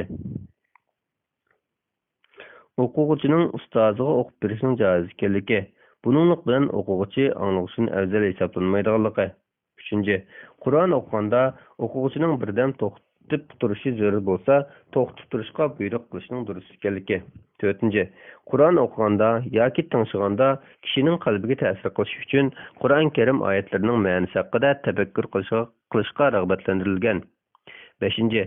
Qur'on anglaganda jimjitlikni buzmaslik va to'lab ovoz chiqarmaslik shart ostida Alloh taolodan qo'rqib yig'lashning fazli bayon qilingan. 447 hadis. Anas radhiyallohu anhu rivoyat qilib mundaq deydi: Payg'ambar alayhissalom shundaq bir nutq so'zladiki, men undaq nutqni zodi anglab boqmagan edim. Payg'ambar alayhissalom mubodo men bilganini bilsanglar edi, shubhisizki oz kulatdinglar, ko'p yig'laytinglar dedi. Sahobalar yuzlarini itib yig'lab ketdi. Buxoriy va Muslim rivoyat qilgan. Hadisning muhim nuqtasi: sahobalarning vaz tablig'idan ta'sirlanib, yuragi eriydiganligi, Alloh taolodan qo'rqib yosh to'kadigan holatini bayon qilib, shularni ulgu qilishga rag'batlantirilganligi. 448 hadis. Abu Hurayra radhiyallohu anhu rivoyat qilib mundaq deydi: Payg'ambar alayhissalom mundaq degan: Seg'ilgan sutning yilinga qaytib kirishi yo'q gap bo'lganidek, Alloh taolodan qo'rqib yosh to'kkan odamning do'zaxga kirishimi yo'q gap. Alloh taolo yo'lidagi bandining badaniga qo'ngan chang to'zon bilan do'zax tutuni bir yerda jam bo'lolmaydi. Tirmiziy rivoyat qilgan. Hadisning muhim nuqtasi: Alloh taolodan qo'rqib yig'lashning kishini to'g'ri yo'lga boshlashga sabab bo'lganligi, shundaqla buning shu kishini do'zax azobidan saqlaydiganligi. 449 hadis. Abu Hurayra radhiyallohu anhu rivoyat qilib mundaq deydi: Payg'ambar alayhissalom mundaq degan: Alloh taolaning soyasidan boshqa hech qanday soya yo'q. Qiyomat kunida Alloh taolo 7 turlik odamni o'z arshi ostida soya tutadi. 1. Adil podshoh. 2. Parvardigori Alloh taolaning ibodatida o'sgan yosh. 3. Asyodi hamisha masjidda bo'lgan odam. 4. Alloh taolaning roziligi uchun do'st bo'lishgan va Alloh taolaning roziligi uchun ayrilishgan odamlar. 5. Isil va chiroyli bir ayol o'ziga chaqirsa, Alloh taoladan qo'rqaman deb o'ziga uni rad qilgan kishi. 6. O'ng qo'li bilan nima berganligini so'l qo'li bilan bilmay qolganlik darajada maxfiy sadaqa bergan kishi. 7. Xoli joyda Alloh taoloni yod etib yosh to'kkan kishi. Buxoriy va Muslim rivoyat qilgan. Hadisning muhim nuqtasi: xoli joyda Alloh taologa ibodat qilib, Alloh taoloni yod etib, savobini umid qilgan holda Alloh taolodan qo'rqib yosh to'kkan odamning fazli, Alloh taolodan qo'rqib yig'lashning shu kishini bu dunyoda xotirjamlikka, qiyomat kunida xushlikka erishtirganligi. 450 hadis. Abdullah ibn Shahr radhiyallohu anhu rivoyat qilindiki, u mundaq degan: Men Rasulullohning yoniga kelsam, Rasululloh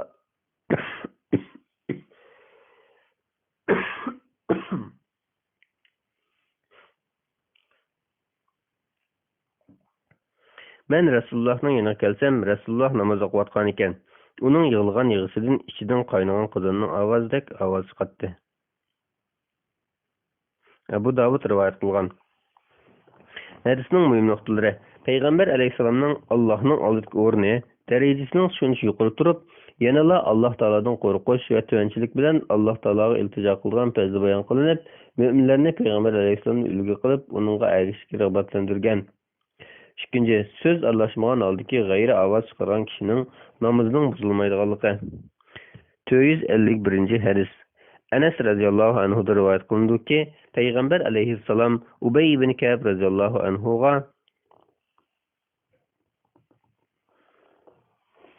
Ulug' Alloh taolo meni sana Bayna surasini o'qib berishga buyurdi dedi. Ubay: Alloh taolo mening ismimni atadimi dedi. Payg'ambar alayhissalom ha dedi. Ubay yig'lab ketdi. Buxoriy va Muslim rivoyat qilgan. Yana bir rivoyatda yig'lag'il turdi deyilgan. Hadisning ma'nosi: ne'matga erishganda xushlikda yig'lash, shundaqla Alloh taoloning ato qilgan ne'matning shukronasi to'liq ado qilmaslikdan qo'rqib yig'lashning durust ekanligi. 2.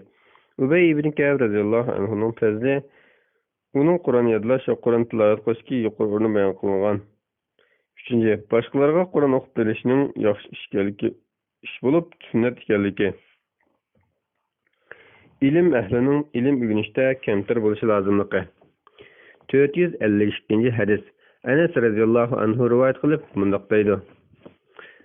Rasulullohning vafotidan keyin Abu Bakr radhiyallohu anhu Umar radhiyallohu anhuga yurgan. Rasululloh Ummu Ayman radhiyallohu anhani qandoq yig'lab turgan bo'lsa, biz shunday qilib qo'yli dedi. O ikkisi Ummu Aymanninki kelgan chog'da Ummu Ayman ularni ko'rib yig'lab ketdi. Ikkalan nimaga yig'laysan? Alloh taolaning dargohidagi narsalarning Rasululloh uchun yaxshi ekanligini bilmamsan dedi. Ummu Ayman men Alloh taolaning dargohidagi narsalarning Rasululloh uchun yaxshi ekanligini bilmay yig'layotganim yo'q. Men osmondan tushadigan vahiyning uzilib qolganligiga yig'layotman dedi. Ularning ko'ngli buzilib, Ummu Ayman bilan qo'shilib yig'lab ketdi. Muslim rivoyat qilgan. Hadisning muhim nuqtalari. Birinchi, uningsiz kamchilik his qilingan yaxshilik o'zib qolganda, uning uchun yig'lashning yaxshi ekanligi. Ikkinchi, to'g'ri yo'lliq, solih kishilardan ayrilib qolgan yig'lashning durust ekanligi. Buning Alloh taolaning qazo va qadariga bo'ysunishga zid emasligi. 453 hadis. Ibn Umar radhiyallohu anhudan rivoyat qilindiki, Rasulullohning kesli yig'lashgan vaqtida uningga namoz to'g'riliq so'z qilindi. Rasululloh Abu Bakrni buyuringlar, namoz o'qib dedi. Oysha radhiyallohu anha haqiqatan Abu Bakr ko'ngli o'zik odam, u Qur'on o'qisa uni yig'itadi dedi. Rasululloh uni buyuringlar, u o'qib bersin dedi. Yana bir rivoyatda Oysha radhiyallohu anha haqiqatan Abu Bakr sening o'rningda namoz o'qib bergan chog'da yig'ishilardan kishilar uning ovozini anglayolmaydi dedi deyilgan. Buxoriy va Muslim rivoyat qilgan. Hadisning muhim nuqtalari. Birinchi, Abu Bakr radhiyallohu anhuning fazli. Uning Alloh taoladan shu darajada qo'rqitganligi. Uchinchi, mo'minning bag'ri yumshoq bo'lishi, Qur'on tilovat qilganda yurki erib, yosh to'kishning yaxshi ish ekanligi. 454 hadis. Abdurrahman ibn Avfning o'g'li Ibrohim radhiyallohu anhu rivoyat qilindiki, Abdurrahman ibn Avfga tomoq keltirildi. U ro'zador edi. U Musab ibn Umayr radhiyallohu anhu o'ldirildi. U menda yaxshi edi. Uningga kiberlik qilishga uning to'ndan boshqa narsa topolmadik. Uning beshini yog'sak puti ishilib qoladi. Putini yog'sak beshi ishilib qoladi. Hozir bu yaşatlik uchundiq yoki bizga dunyolikdan ko'p narsalar berildi. Bizga oxiratda berilgan yaxshiliklarning hammasi bu dunyoda bilishdan qo'rqamiz deb yo'lab ketdi. Yig'lash bilan tomoqni yemay qo'ydi. Buxoriy rivoyat qilgan. Hadisning muhim nuqtalari. Birinchi, sahobalarning esil pazda, ularning o'zini nihoyat tuvan tutadigan kamtarligi, o'zini boshqalardan tuvan hisoblaydigan fazilati bayon qilingan. Abdurrahman ibn Avf jannat bilan xush xabar berilgan sahobalarning biri bo'lib, uning boyliqimi musulmonlarning foyda manfaati uchun xizmat qiladigan vosita edi. U amaliyotda Musab ibn Umayrdan afzal edi. Ikkinchi, mo'minni dunyo g'ayridan ziyoda bilib ketishdan, dunyoga bilib ketish sababi bilan o'tashlik vazifalarni to'liq ado qilmaslikdan, o'ziga yuklangan haqlarni ado qilmay terk etish bilan ne'mat berguchi Alloh taologa shukr qilmaslikdan ogohlantirgan. 455 hadis. Abu Umama Suday ibn Bahili radhiyallohu anhu rivoyat qilib mundoq deydi. Payg'ambar alayhissalom mundoq degan: Alloh taolo ikki tomchi bilan ikki izni eng yoqtirdi. Uning biri Alloh taolodan qo'rqib to'kilgan yosh tomchisi, yana biri Alloh taolo yo'lida to'kilgan qonning tomchisidir. Ikki izga keladigan bo'lsak, biri Alloh taolo yo'lida besilgan qalamning o'zi, yana biri Alloh taoloning fazilati, yana biri Alloh taoloning farzlarini ado qilishda qolgan izdir. Tirmiziy rivoyat qilgan. Hadisning muhim nuqtalari. Birinchi, Alloh taolodan qo'rqib yosh to'kishning fazli. Chunki bu bandaning Alloh taologa bo'lgan chin iymonining dalili ekanligi. Ikkinchi, jihadning fazli. Alloh taolo yo'lida qani oqqan kishiga katta savob beradiganligi. Uchinchi, tahoratning o'likni qoldirib qo'yganiga o'xshash, ibodatning iz nishonlarini qoldirib qo'yishning joiz ekanligi. 456. Irbaz ibn Sariya radhiyallohu anhu rivoyat qilinadiki, Rasululloh bizga shunday bir nasihat qildiki, uningdan qalblar larziga keldi va ko'zlardan yosh quyildi. Abu Davud va Tirmiziy rivoyat qilgan. Bismillah valhamdulillah vassalatu vassalamu ala rasulillah amma ba'd. Assalomu alaykum va rahmatullohi va barakatuh. Aziz qarindoshlar, yaxshilar barchasi. Hadis sharifi Tercümesininki 55. babı kelgen 257. bet. Davamlaştırmış. Bismillahirrahmanirrahim. Yaxşılar bağçısı 257. bet 55. bab Dünya birilmeslikning fazileti Dünyanın köp olmaslığı qiziqtirish ve namatlıqning fazileti to'g'risida. Allah Taala mundaq deydi. Hayati dünyanın misali biz asmandan tushirgan yomg'ir suyiga o'xshaydiki, uning bilan zaminning insonlar, hayvonlar yeydigan turli o'simliklari bir-biri bilan giralishib ketgan, hatto zamin go'zal tusga kirgan, chiroyli yasangan, zamin egallari uningdan mo'l usul ilishga jazm qilib turgan chog'da nagahan kechisi yoki kunduz uningga qazoyimiz yetdi-da, ziroatlar tunugun, ya'ni ilgari yo'qdek butunlay urib tashlanganda qilib etdik, ya'ni nobud qilib yo'q qildik. Fikir yürgüzden kavim için ayetlerini mushundaq tafsili bayan qilamiz. Kur'an-ı Kerim Sure Yunus 24. ayet. Allah Taala yana mundaq deydi. Ey Muhammed, ularga dünya tirikçiligi haqida shundaq bir misolni keltirgin. U shunga o'xshaydiki, biz osmondan yomg'ir yog'dirdik. Shu suv bilan zaminning o'simliklari bir-biriga giralishib, buluq o'sdi. Keyin u qurib to'kildi. Şamallar onu taraf-taraf uçurup gitti. Allah her narsaga qodirdir. Mallar ve balalar dünya tirikçiligining zinnatidir. Baqi qoldigan yaxshi amallarning savobi Parvardigoringning nazarida texim yaxshidir, umid texim cho'ngdir. Qur'on-ı Kerim Sure 45-46 oyatlar. Allah Taala yana mundaq deydi. Ey insonlar, Allohning va'dasi haqdir. Sizlarni hergiz dünya tirikchilik mag'rur qilmasin. Şeytanның sizlarni Allohning apusining kengligi bilan mag'rur qilishiga yo'l qo'ymanglar. Qur'on-ı Kerim Sure Fatir 5-oyat. 457 hadis. Amr ibn Avf Ansari radhiyallohu anhudan rivoyat qilinadiki, Payg'ambar alayhissalom Abu Ubayda ibn Jarrah radhiyallohu anhuni Bahraynning jizyasini elib kelishga buyurdi. U Bahrayndan mol elib keldi. Ansariler Abu Ubaydaning Bahrayndan mol elib kelganligini angladi. Ular bomdod namoziga kelib, namozni Payg'ambar alayhissalom bilan birga o'qidi. Payg'ambar alayhissalom namozdan qaytganda, ular uning oldini to'sishdi. Rasululloh ularni ko'rib, kulimsirab, Abu Ubaydaning bir narsa elib kelganligini anglagan bo'lsanglar kerak, dedi. Ular shundoq ey Rasululloh deyishdi. Payg'ambar alayhissalom, sizlarning xushal qilgan narsa bilan shatlaninglar va uni kutinglar. Allah Taala bilan qasamki, sizlarning yo'qsul bo'lib qolishinglardan qo'rqmayman. Lekin burunqilarning boy bo'lib ketganidek, sizlarning boy bo'lib ketishinglardan, shuning bilan burunqilarning boyliqqa haddidan ortiq bo'lib ketib, halok bo'lganidek, sizlarning boyliqqa haddidan ortiq bo'lib ketib, halok bo'lishinglardan qo'rqaman, dedi. Buxoriy va Muslim rivoyat qilgan. Hadisning muhim nuqtalari. Birinchi, dunyolik rizqi keng tasha bo'lib ketgan odamning dunyoning ne'matlari bilan sinalib, yomon oqibatga chiqishidan ogohlantirgan. Ikkinchi, dunyolik mol-mulk uchun haddidan ziyod qiziqib ketish odamning dinini buzishga olib boradi. Ibn Ajir rahmatulloh alayhi bu vaqtda mundaq degan: Mol dunyo insonga nihoyat chiroyli tatliq tuyuladi. Uni talab qilish bilan insonning ko'ngli rohatlanadi, uningdan huzurlanadi. Shuning bilan mol dunyo talash sababi bilan kishilar orasiga adovat tushib, halokatga olib boradi. 458 hadis. Abu Said Xudri radhiyallohu anhu rivoyat qilindiki, Rasululloh munbar ustida o'ltirdi. Biz uning atrofida o'ltirdik. Rasululloh men meningdan keyin sizlarga dunyoning keng kushari bo'lib ketishidan ansirayman, dedi. Buxoriy va Muslim rivoyat qilgan. 459 hadis.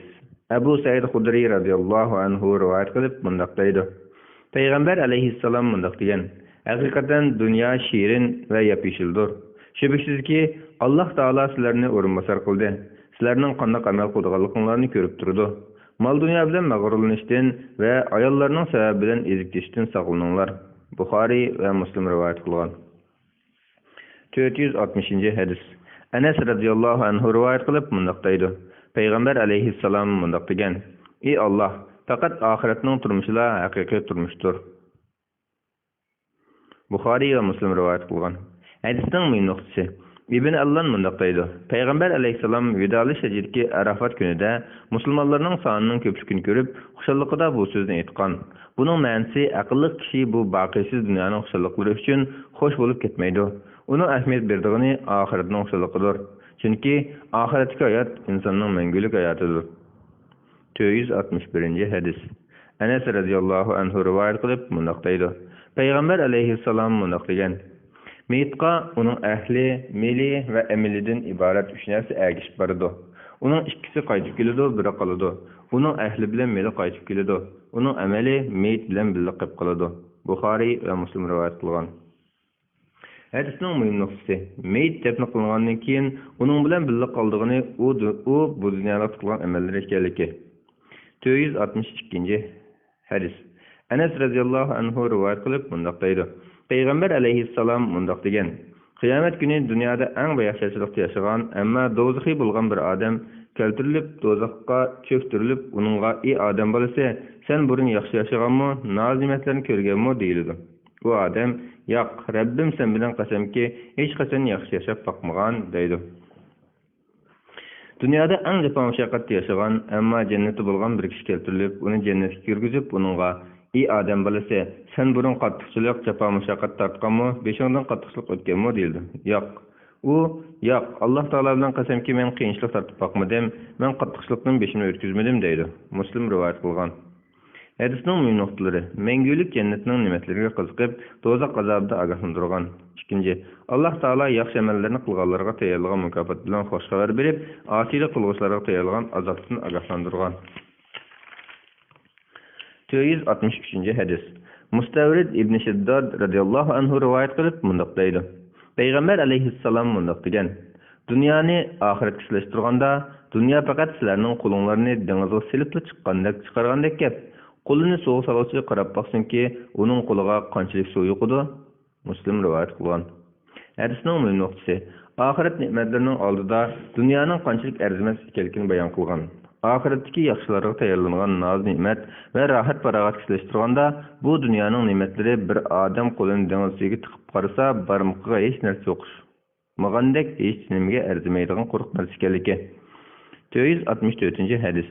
Jabir radıyallahu anhu'da rivayet kılındı ki, Resulullah bazardan ötüp gidip baratdı. Bazarның iki qasnağıda nurgun kişiler var idi. Resulullah ölüp kalan kişi kulaklık bir oğlakның yanından ötüp gidip berip, onun kulağını sıp durup, "Qaysınlar bunu bir dirhemge elişine yaptırsızlar" dedi. Kişiler biz onu küçük narsa gelişini xalamaymiz. Biz onu nima qilamiz deyişti. Resulullah: "Sizlar o oğlakның sizlarning bo'lib qolishini xalamsizlar" dedi. Ular: "Alloh taolo bilan qasamki, u tirik chig'idimi, quliqi kichik bo'lib, aytib tursa, uning o'ligini qanday qilatdik" deyishdi. Resulullah: "Alloh taolo bilan qasamki, dunyo Alloh taoloning nazarida sizlarning buni mansitmasliklaringlarni bekor arzimaydi. Arzimasdir" dedi. Muslim rivoyat qilgan.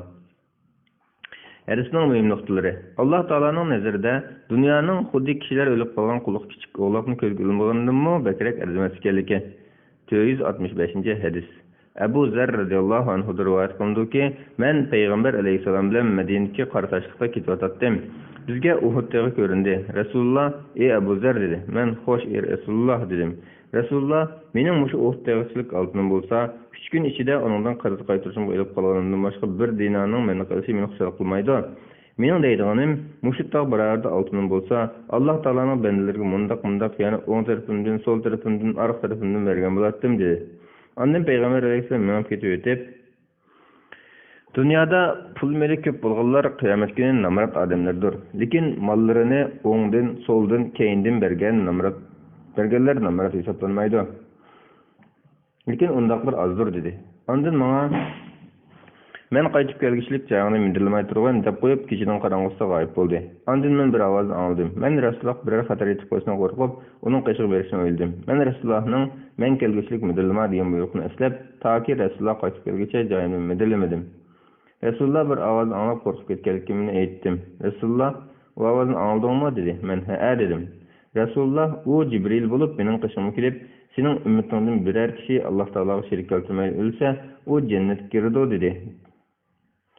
dedi. Men "Agar o'g'irlik va zina qilsa" desam, Rasululloh "O'g'irlik qilsimi, zina qilsimi" dedi. Buxoriy va Muslim rivoyat qilgan. Hadisning muhim nuqtalari: Peygamber aleyhisselamning nihoyat kamtarligi, sahobalardan biriga cho'nchilik qilmaydiganligi. Ikkinchi, oldin ola biror qarzini to'lash uchun mol-mulkni saqlab qo'yishning durust ekanligi. Xayr ihson uchun sariya qilishdan avval gadiniki qarzdan to'lab o'tish kerakligi. Uchinchi, mol egallarini Alloh taolo yo'lida mol-mulkni sarf qilishga rag'batlantirganligi. To'rtinchi, Allah Taala yolida pul melidan xayr ihson qilib turgan kishiga nisbatan mol dunyoning yomon narsa hisoblanmaydiganligi. 5. Ba'zi gunohlarni qilgan bo'lsa-mu, Alloh taologa sherik keltirmay, iymon bilan o'lgan kishining gunohiga loyiq jazodan keyin jannatga kirdiganligi. 6. Alloh taologa sherik keltirgan kishining do'zaxda mangu qoldiganligi. 466-hadis. Abu Hurayra radhiyallohu anhu rivoyat qilib mundaq deydi: Payg'ambar alayhissalom mundaq degan: Mubada mushu Uhud tegishlik oltinim bo'lsa, 3 kun ichida uningdan qarz qaytarishim bo'lib qolganimdan boshqa 1 dinarning qilishni xohlamayman. Buxoriy va Muslim rivoyat qilgan. Hadisning muhim nuqtalari: 1. Qarzni qaytarish, amonatni loyiq ravishda ado qilishga rag'batlantirgan.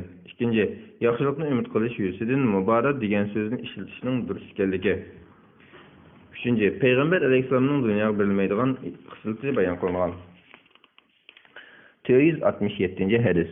Abu Hurayra radhiyallohu anhu rivoyat qilib mundaq deydi: Payg'ambar alayhissalom mundaq degan: Sizlar o'zingizlardan to'g'ri kishiga qaranglar, o'zingizlardan yuqori kishilarga qaramanglar. Bundaq qilishinglar Alloh taolaning sizlarga bergan ne'matlarini kichik sanmasliklaringiz uchun eng loyiqdir. Buxoriy va Muslim rivoyat qilgan. Hadisning muhim nuqtasi: musulmonning dunyo ishlarida o'zidan to'g'ri kishilarga qarashi, diniy ishlarda o'zidan yuqori kishilarga qarashining yaxshi ekanligi.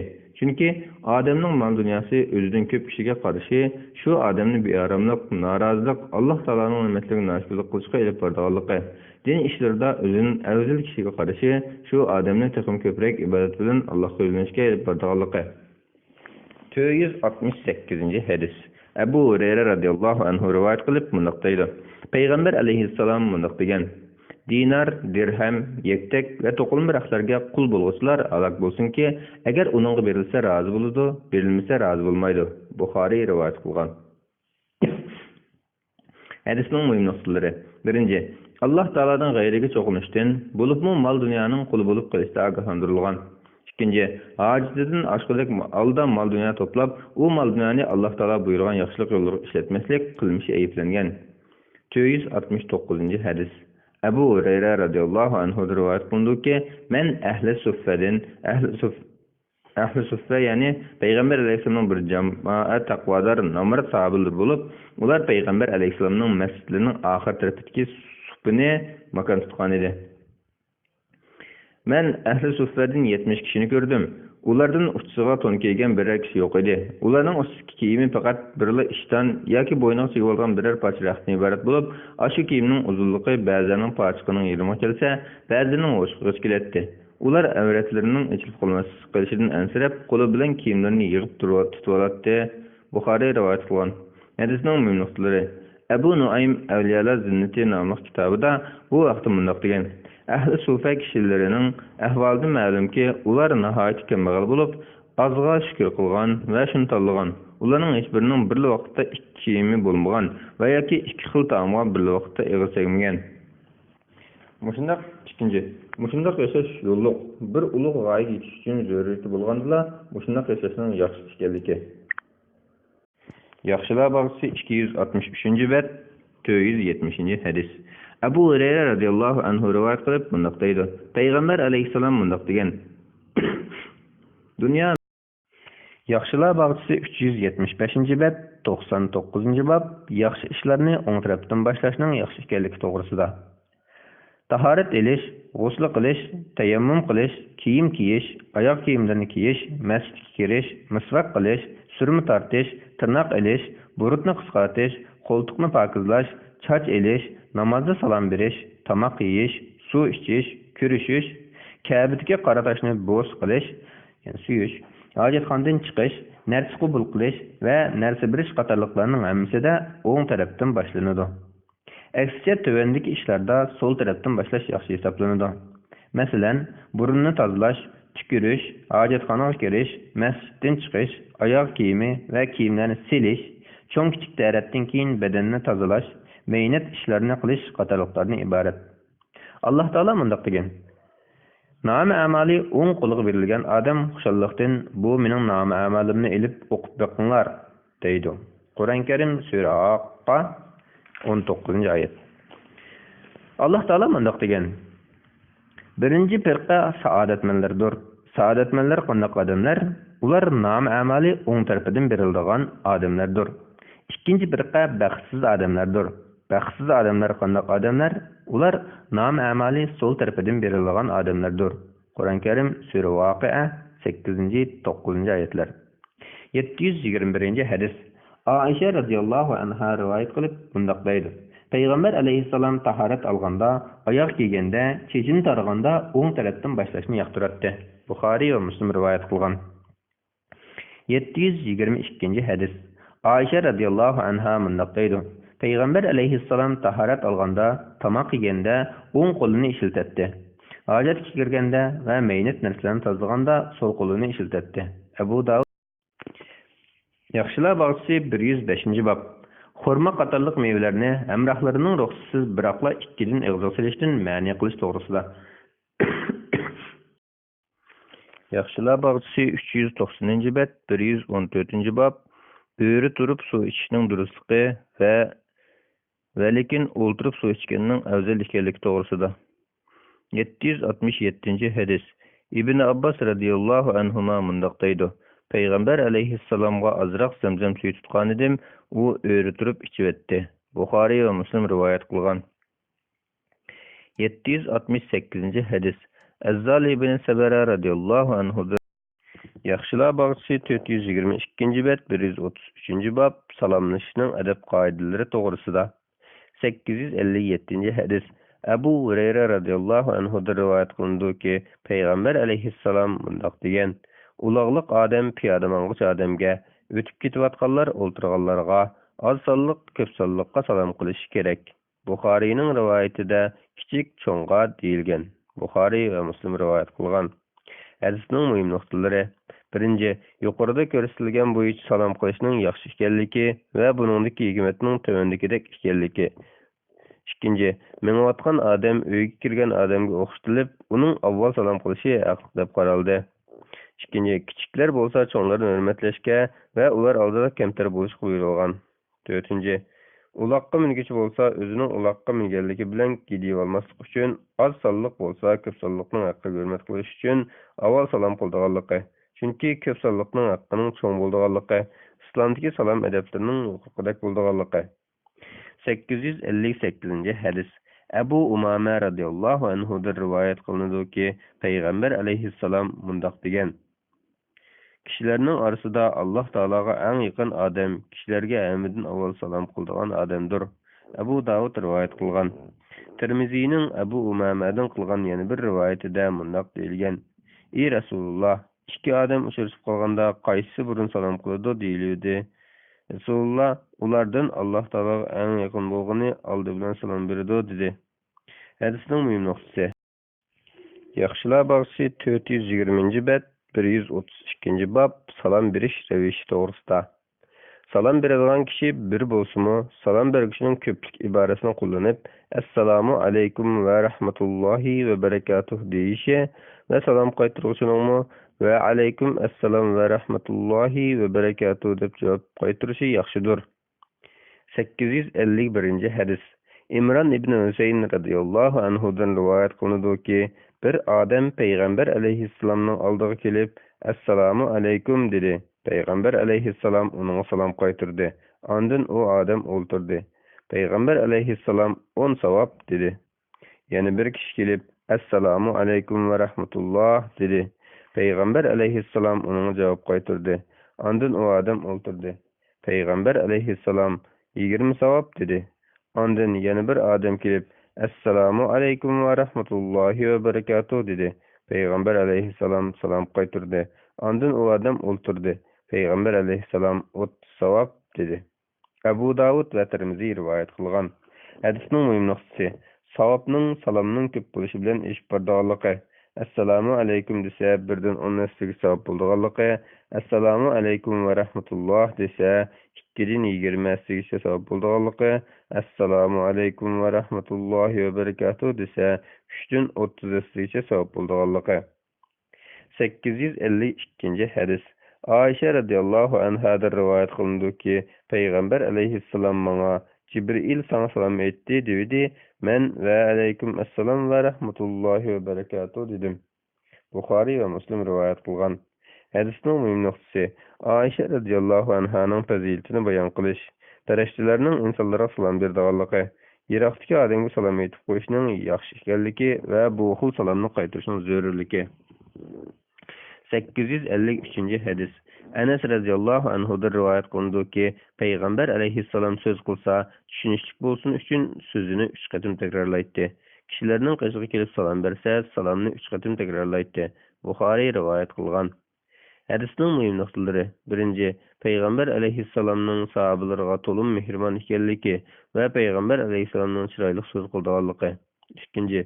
Gerçi ko'pchilikning bir qismi anglasa salomni iborat bu sunnat ado bo'lsa-mu, ko'pchilik birinchi qatimli salomni anglay olmaydigan darajada ko'p bo'lsa, qaytilab salom qilishning joiz ekanligi. Payg'ambar alayhissalomning sahobalarining ko'ngliga salomdan iborat bu sunnatni qaytadan selib qo'yish uchun shunday qildiganligi. 854 hadis. Miqdad radhiyallohu anhu o'zining uzun hadisida mundaq degan: Biz saqqanda Rasulullohning nisibisini elib qo'yatdik. Rasululloh kechalari kelib uxlab qolganlar uyg'onmagudek, uyg'oqlar ang'udek ovoz bilan salom qilatdi. Bugunmi Rasululloh kelib ilgirgidek salom berdi. Muslim rivoyat qilgan.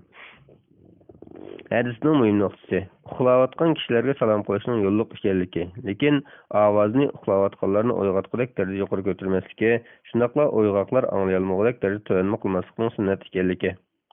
855 hadis.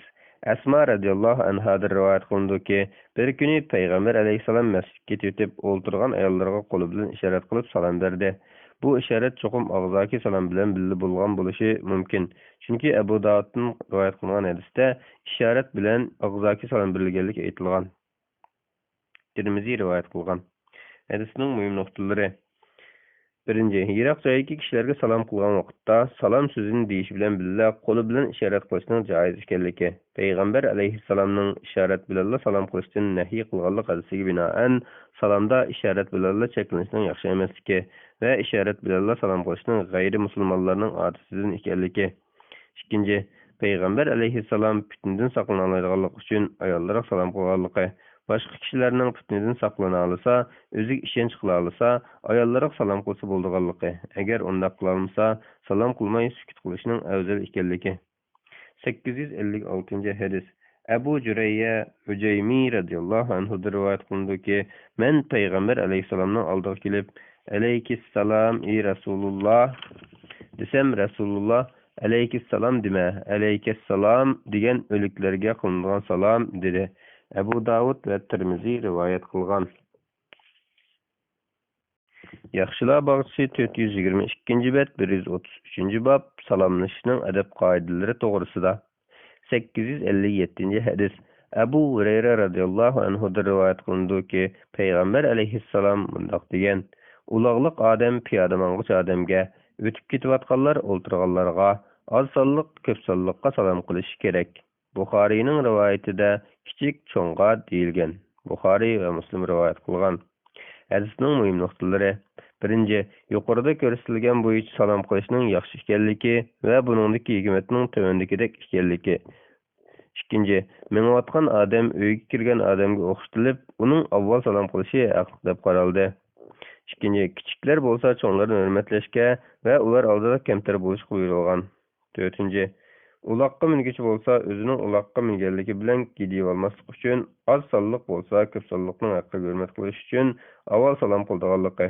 Chunki ko'p sonliqning haqqining cho'ng bo'ldiganligi, islomdagi salom adablarining huquqidek bo'ldiganligi. 858 hadis.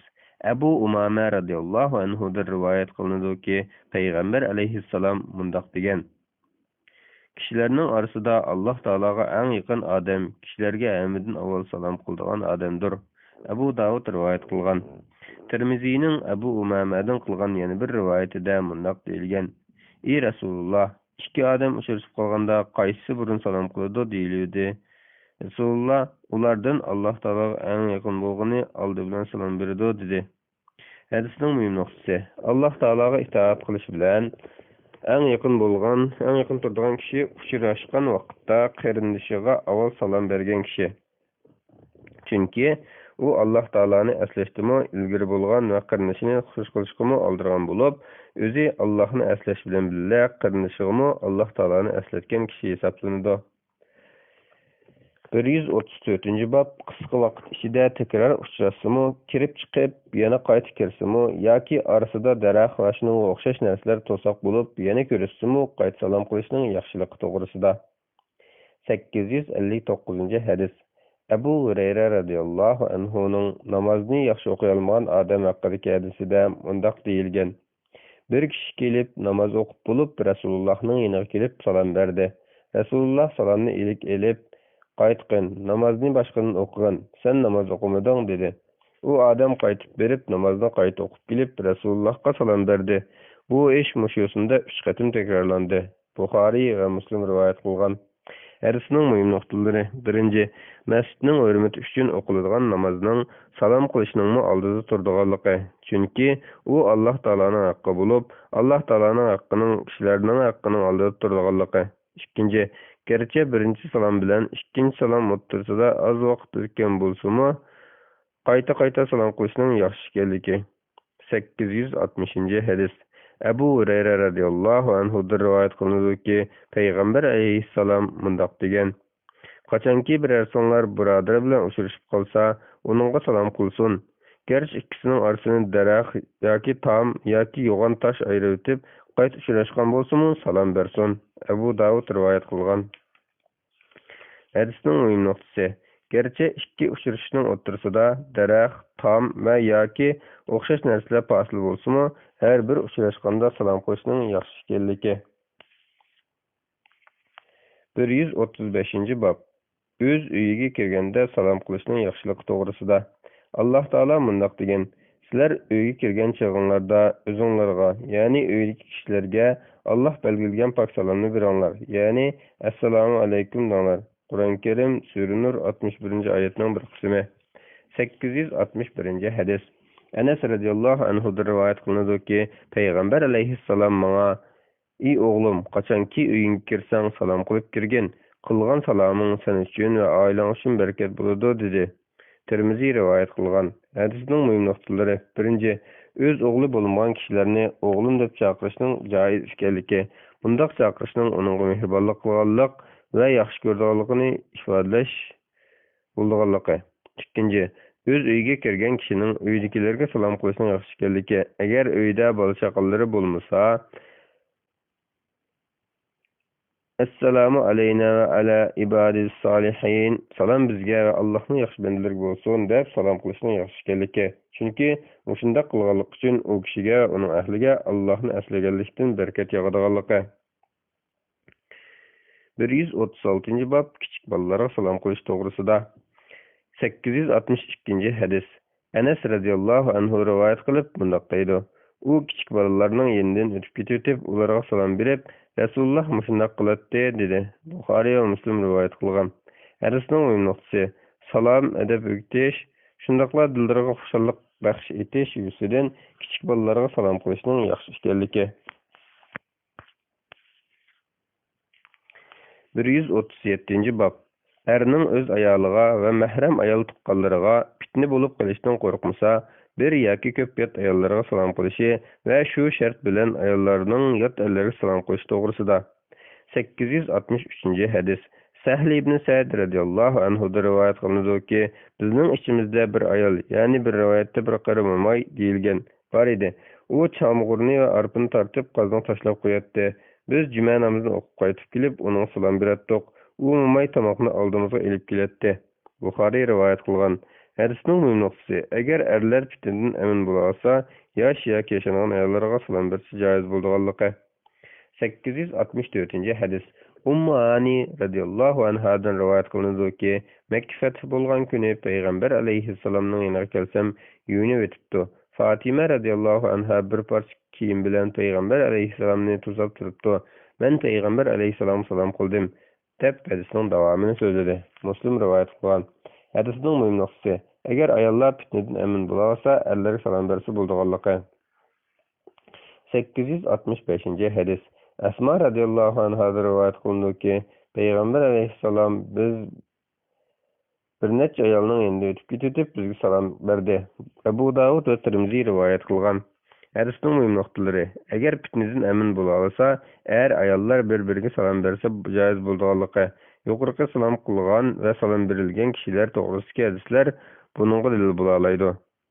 Bu haqdagi masalaning tafsiloti tuvanligicha. Birinchi, yolg'iz yosh ayolning oldi bilan erlarga salom berishi yoki ularga salom qaytarishning harom ekanligi.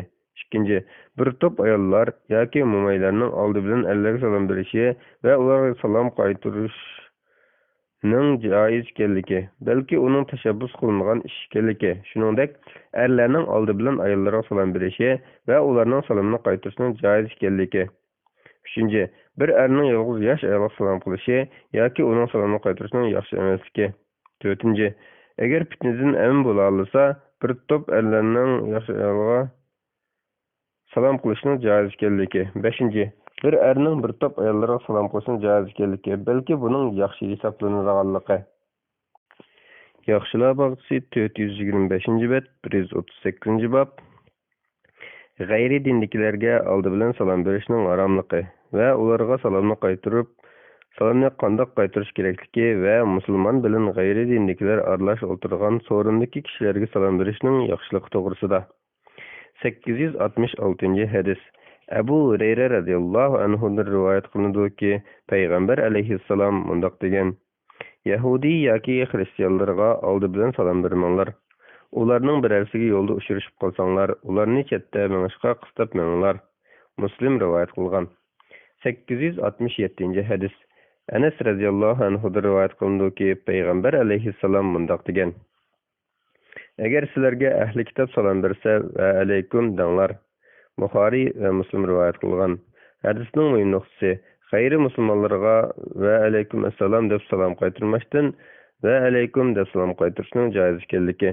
868-hadis. Osama radhiyallohu anhudan rivoyat qilindiki, payg'ambar alayhissalom musulmonlar, putparastlar, mushriklar, yahudiylar aralash o'tirgan bir so'rinni o'tib ketib, ularga salom qildi. Buxoriy va Muslim rivoyat qilgan.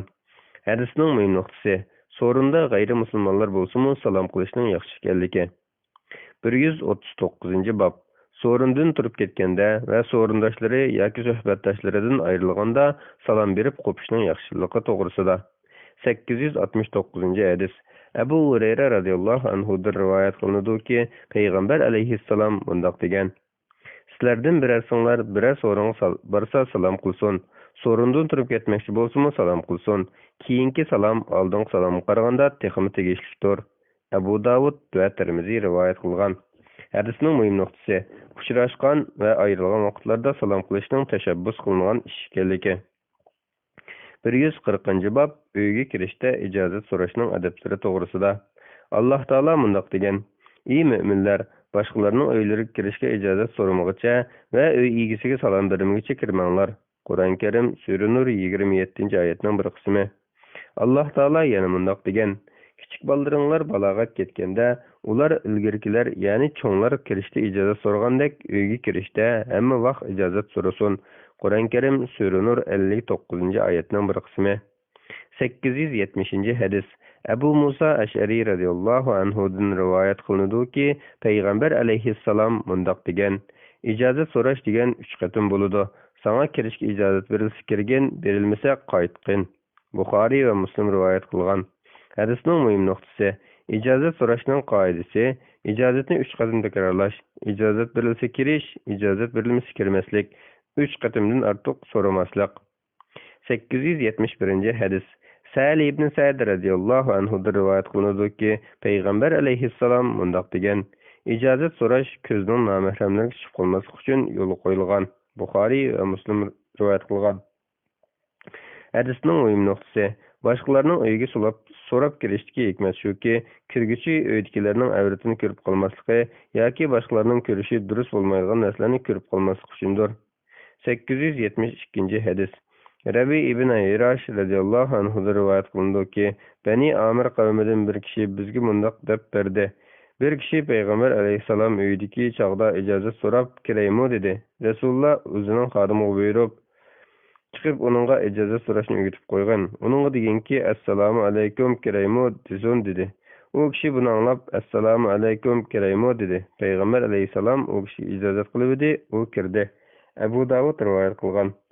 Hadisning muhim nuqtalari. Birinchi, ijozat so'rashdagi adabni bayon qilish. Boshda salom qilib, ondan ijozat so'rashning sunnat ekanligi.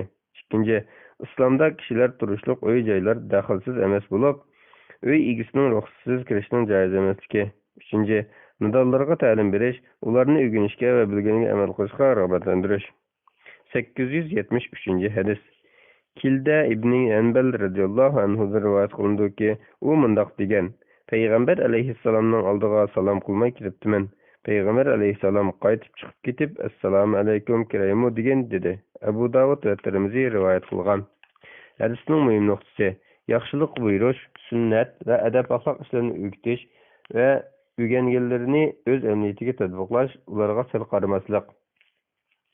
141-bob. İcazet so'rg'uchiga siz kim deyilsa, u kishining men palonchi deb ismini yoki taxallusini aytishning sunnat ekanligi va men deyishning yaxshi emasligi to'g'risida. 874 hadis. Anas radhiyallohu anhuning Mi'raj to'g'risidagi mashhur hadisida Payg'ambar alayhissalom mundoq degan: Andın Cibril meni birinci osmonga ilib chiqib, osmonning eshigini ochishni talab qildi. Kim deyildi? U Cibril dedi. Sen bilen kim var deyildi. Cibril Muhammed dedi. Andın meni ikkinchi, uchinchi, to'rtinchi va qolgan osmonlarga ilib chiqdi. Her bir osmonning eshigida bu kim deyiletdi. Cibril alayhissalom Cibril deydi. Buxoriy va Muslim rivoyat qilgan. 875 hadis. Abu Zar radhiyallohu anhu rivoyat qilindiki, u mundoq deydi: Bir kechasi sirtqa chiqqan edim. Qarasam, Payg'ambar alayhissalom yolg'iz ketib o'tibdi. Men kech qarong'usida Payg'ambar alayhissalom meni ko'rib qolmasin deb, oy qarong'usida mangdim. Payg'ambar alayhissalom keyniga burilib meni ko'rib qolib, kim dedi? Men Abu Zar dedim. Buxoriy va Muslim rivoyat qilgan. 876 hadis. Ummani radhiyallohu anha rivoyat qilindiki, u mundoq deydi: Men Payg'ambar alayhissalomning yoniga keldim. U yuyinayotgan ekan, Fatima uni parda bilan to'sib turayotgan ekan. Payg'ambar alayhissalom kim dedi? Men Ummani dedim. Buxoriy va Muslim rivoyat qilgan. 877 hadis. Jabir radhiyallohu anhu rivoyat qilindiki, u mundoq deydi: Men Payg'ambar alayhissalomning eshigiga berib, eshikni qoqdim. Payg'ambar alayhissalom kim dedi? Men dedim. Payg'ambar alayhissalom mening men deganligimni yoqtirmagandek, men dedi. Buxoriy va Muslim rivoyat qilgan. Hadisning muhim nuqtalari: ijozat so'ralg'uchi odam ijozat so'rg'uchining kimligini aniqlamoqchi bo'lsa, ijozat so'rg'uchining o'zining qo'llanayotgan ismi yoki laqabini aytib berish kerakligi. Ikkinchi, ish qiqish so'z bilan ijozat so'rashning o'rnini bosadiganligi. 3.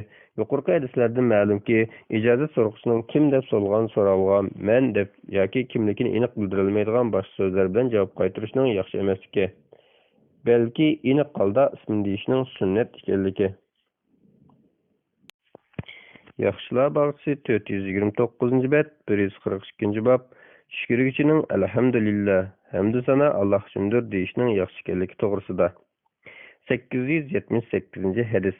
Abu Hurayra radhiyallohu anhu rivoyat qilindiki, Payg'ambar alayhissalom mundoq degan: Alloh taolo shukrlikni yoqtiradi, esnakni yomon ko'radi. Bir kishi shukrib, alhamdulillah, hamdu sana Alloh uchundir desa, anglag'uchi yarhamukalloh, Alloh sana rahim qilsin deyishga tegishlik. Esnak shayton tarafidan bo'ladi. Esnak kelganda mumkin qadar uni qaytargan. Esnagan kishi ha desa, shayton uningdan kuldi. Buxoriy rivoyat qilgan. Hadisning muhim nuqtalari: 1. Shukrganda Alloh taoloning ne'matiga tashakkur etishning yaxshi bo'lganligi. Chunki shukrish badandagi o'llikni dafa qiladi, dimog'ni jonlantiradi, aziyatni ketkazadi. Shuning bilan a'zolarning salomatligini ilgari suradi. Shukrib alhamdulillah degichining anglagan odamning yarahmakalloh deyishi sunnati muakkada ekanligi. 2. Esnakni to'sish uchun og'izni etib olish yoki qo'lni og'izga qo'yilishga targ'ib qilinganligi. 879 hadis. Abu Hurayra radhiyallohu anhu rivoyat qilinadiki, Payg'ambar alayhissalom mundoq degan: Biringlar shukrsa alhamdulillah, hamdu sana Alloh uchundir desin. Shukrgan kishiga uning qarindoshi yoki hamrohi yarhamukalloh desin. Agar yarhamukalloh, Alloh sana rahim qilsin deyilsa, shukrgan qarindoshi yahdikumulloh va yuslih balakum, Allah Taala sizlarni hidoyat qilsin va alinglarni yaxshilasin desin. Buxoriy rivoyat qilgan. 880 hadis. Abu Musa radhiyallohu anhu rivoyat qilindiki, men payg'ambar alayhissalomning mundaq deganligini anglagan. Sizlarning biringlar shukrib, alhamdulillah, hamdu sana Alloh uchundir desa, yerhamukalloh, Alloh sana rahim qilsin deb javob qaytaringlar. Alhamdulillahni demasa, uning javob qaytarmanglar. Muslim rivoyat qilgan. 881 hadis. Anas radhiyallohu anhu rivoyat qilinadiki, ikki kishi Rasulullohning oldida tushirgan edi. Rasululloh ularning biriga javob berib, yana biriga javob bermadi. Rasululloh javob qaytarmagan kishi, "Ey Rasululloh, faloni tushirsa javob berib, men tushirsam javob qaytarmading-ku" dedi. Rasululloh, chunki u alhamdulillah dedi. Sen alhamdulillah demeding dedi. Buxoriy va Muslim rivoyat qilgan. Hadisning muhim nuqtalari. Birinchi, tushirgandan keyin Alloh taologa hamd aytgan alhamdulillah degan kishiga yerhamukalloh deyish kerakligi. Alloh taologa hamd aytmagan alhamdulillah demagan kishiga bo'lsa yerhamukalloh deyishning zaruriyati yo'qligi. Ikkinchi, ishlarning hikmatini surishda qilishga bo'lganligi va uning sabablarini bayon qilib berishga bo'lganligi. Uchinchi, Alloh taologa itoat qilgan, yaxshi amallarni qilgan kishilarni izzatlash, sunnatni tark etgan kishiga uning kamchiligini his qildirish. 882 hadis. Abu Hurayra radhiyallohu anhu rivoyat qilinadiki, payg'ambar alayhissalom tushirgan chog'da qo'lini yoki kiyimini og'ziga qo'yib va ovozini pastlatdi. Abu Davud va Tirmiziy rivoyat qilgan. Hadisning muhim nuqtalari. Birinchi, tushirguchining yonidagi kishilarga tukurik chachirtib qo'ymaslik uchun ig'iz burniga bir narsa qo'yib tushirishning so'rin adablaridan ekanligi. Ikkinchi, tuvan ovozda tushirishning tashabbus qilinganligi va uning esil axloqqa yetadiganligi. 883 hadis. Abu Musa radhiyallohu anhu rivoyat qilinadiki, Yahudiylar payg'ambar alayhissalomni o'zlariga yerhamukalloh desgan deb Rasulullohning huzurida tushirdi. Biroq Rasululloh Yahdikumulloh va yuslih balakum. Alloh taolo sizlarni hidoyat qilsin va allohni yaxshilasin deydi. Abu Davud va Tirmiziy rivoyat qilgan. Hadisning muhim nuqtalari. Faqat musulmonlarga rahmat tilab duo qilish kerakligi. Ikkinchi, g'ayri musulmonlarning hidoyat tepishiga duo qilishning joiz ekanligi. Uchinchi, ahli kitoblarning payg'ambar alayhissalomning payg'ambarligini ko'ngilda bildiganligi, lekin ularning takabburligi buni e'tirof qilishga qo'ymaydiganligi. 884 hadis. Abu Said Xudri radhiyallohu anhu rivoyat qilinadiki, payg'ambar alayhissalom mundaq degan: Sizlarning biringlar asnagan chog'da qo'li bilan og'zini etib olsin, chunki shayton ig'izdan kirdi. Muslim rivoyat qilgan. Hadisning muhim nuqtalari.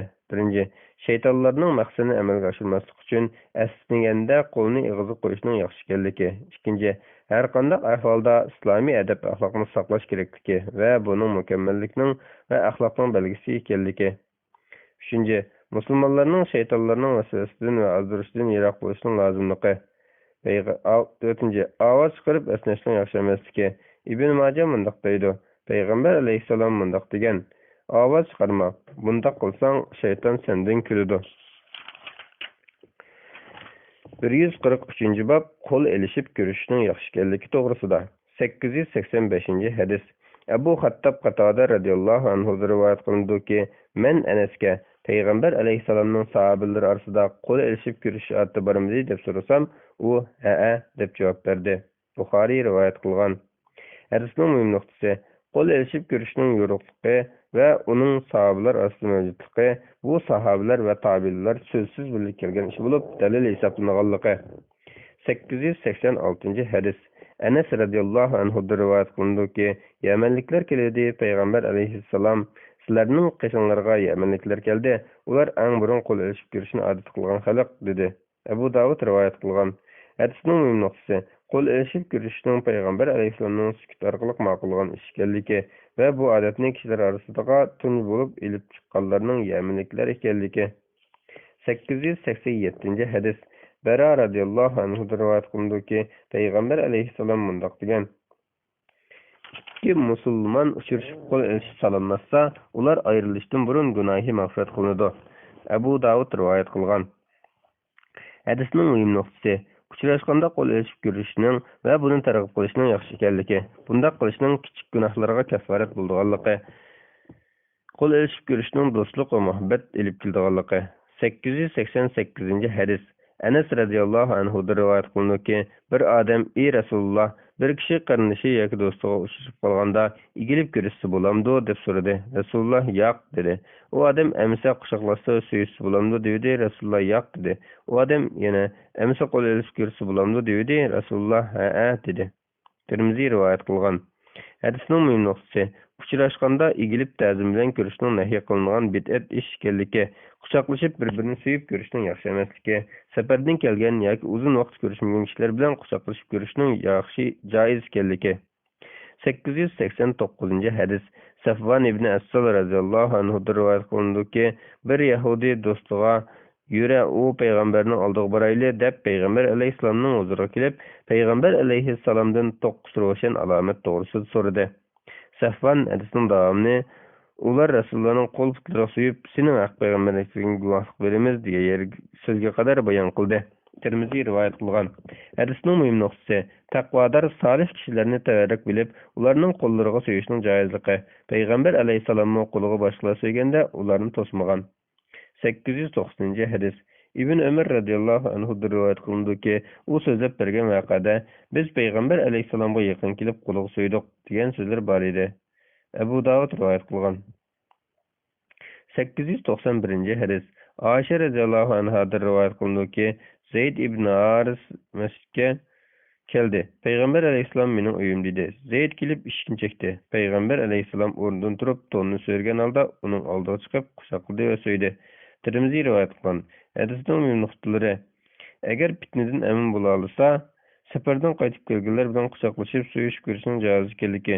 Mushbabning 4-chi hadisida kelgan quchoqlashib so'yish ko'rishni nahiy qilganlikning harom darajada emas, mikro darajada ekanligi.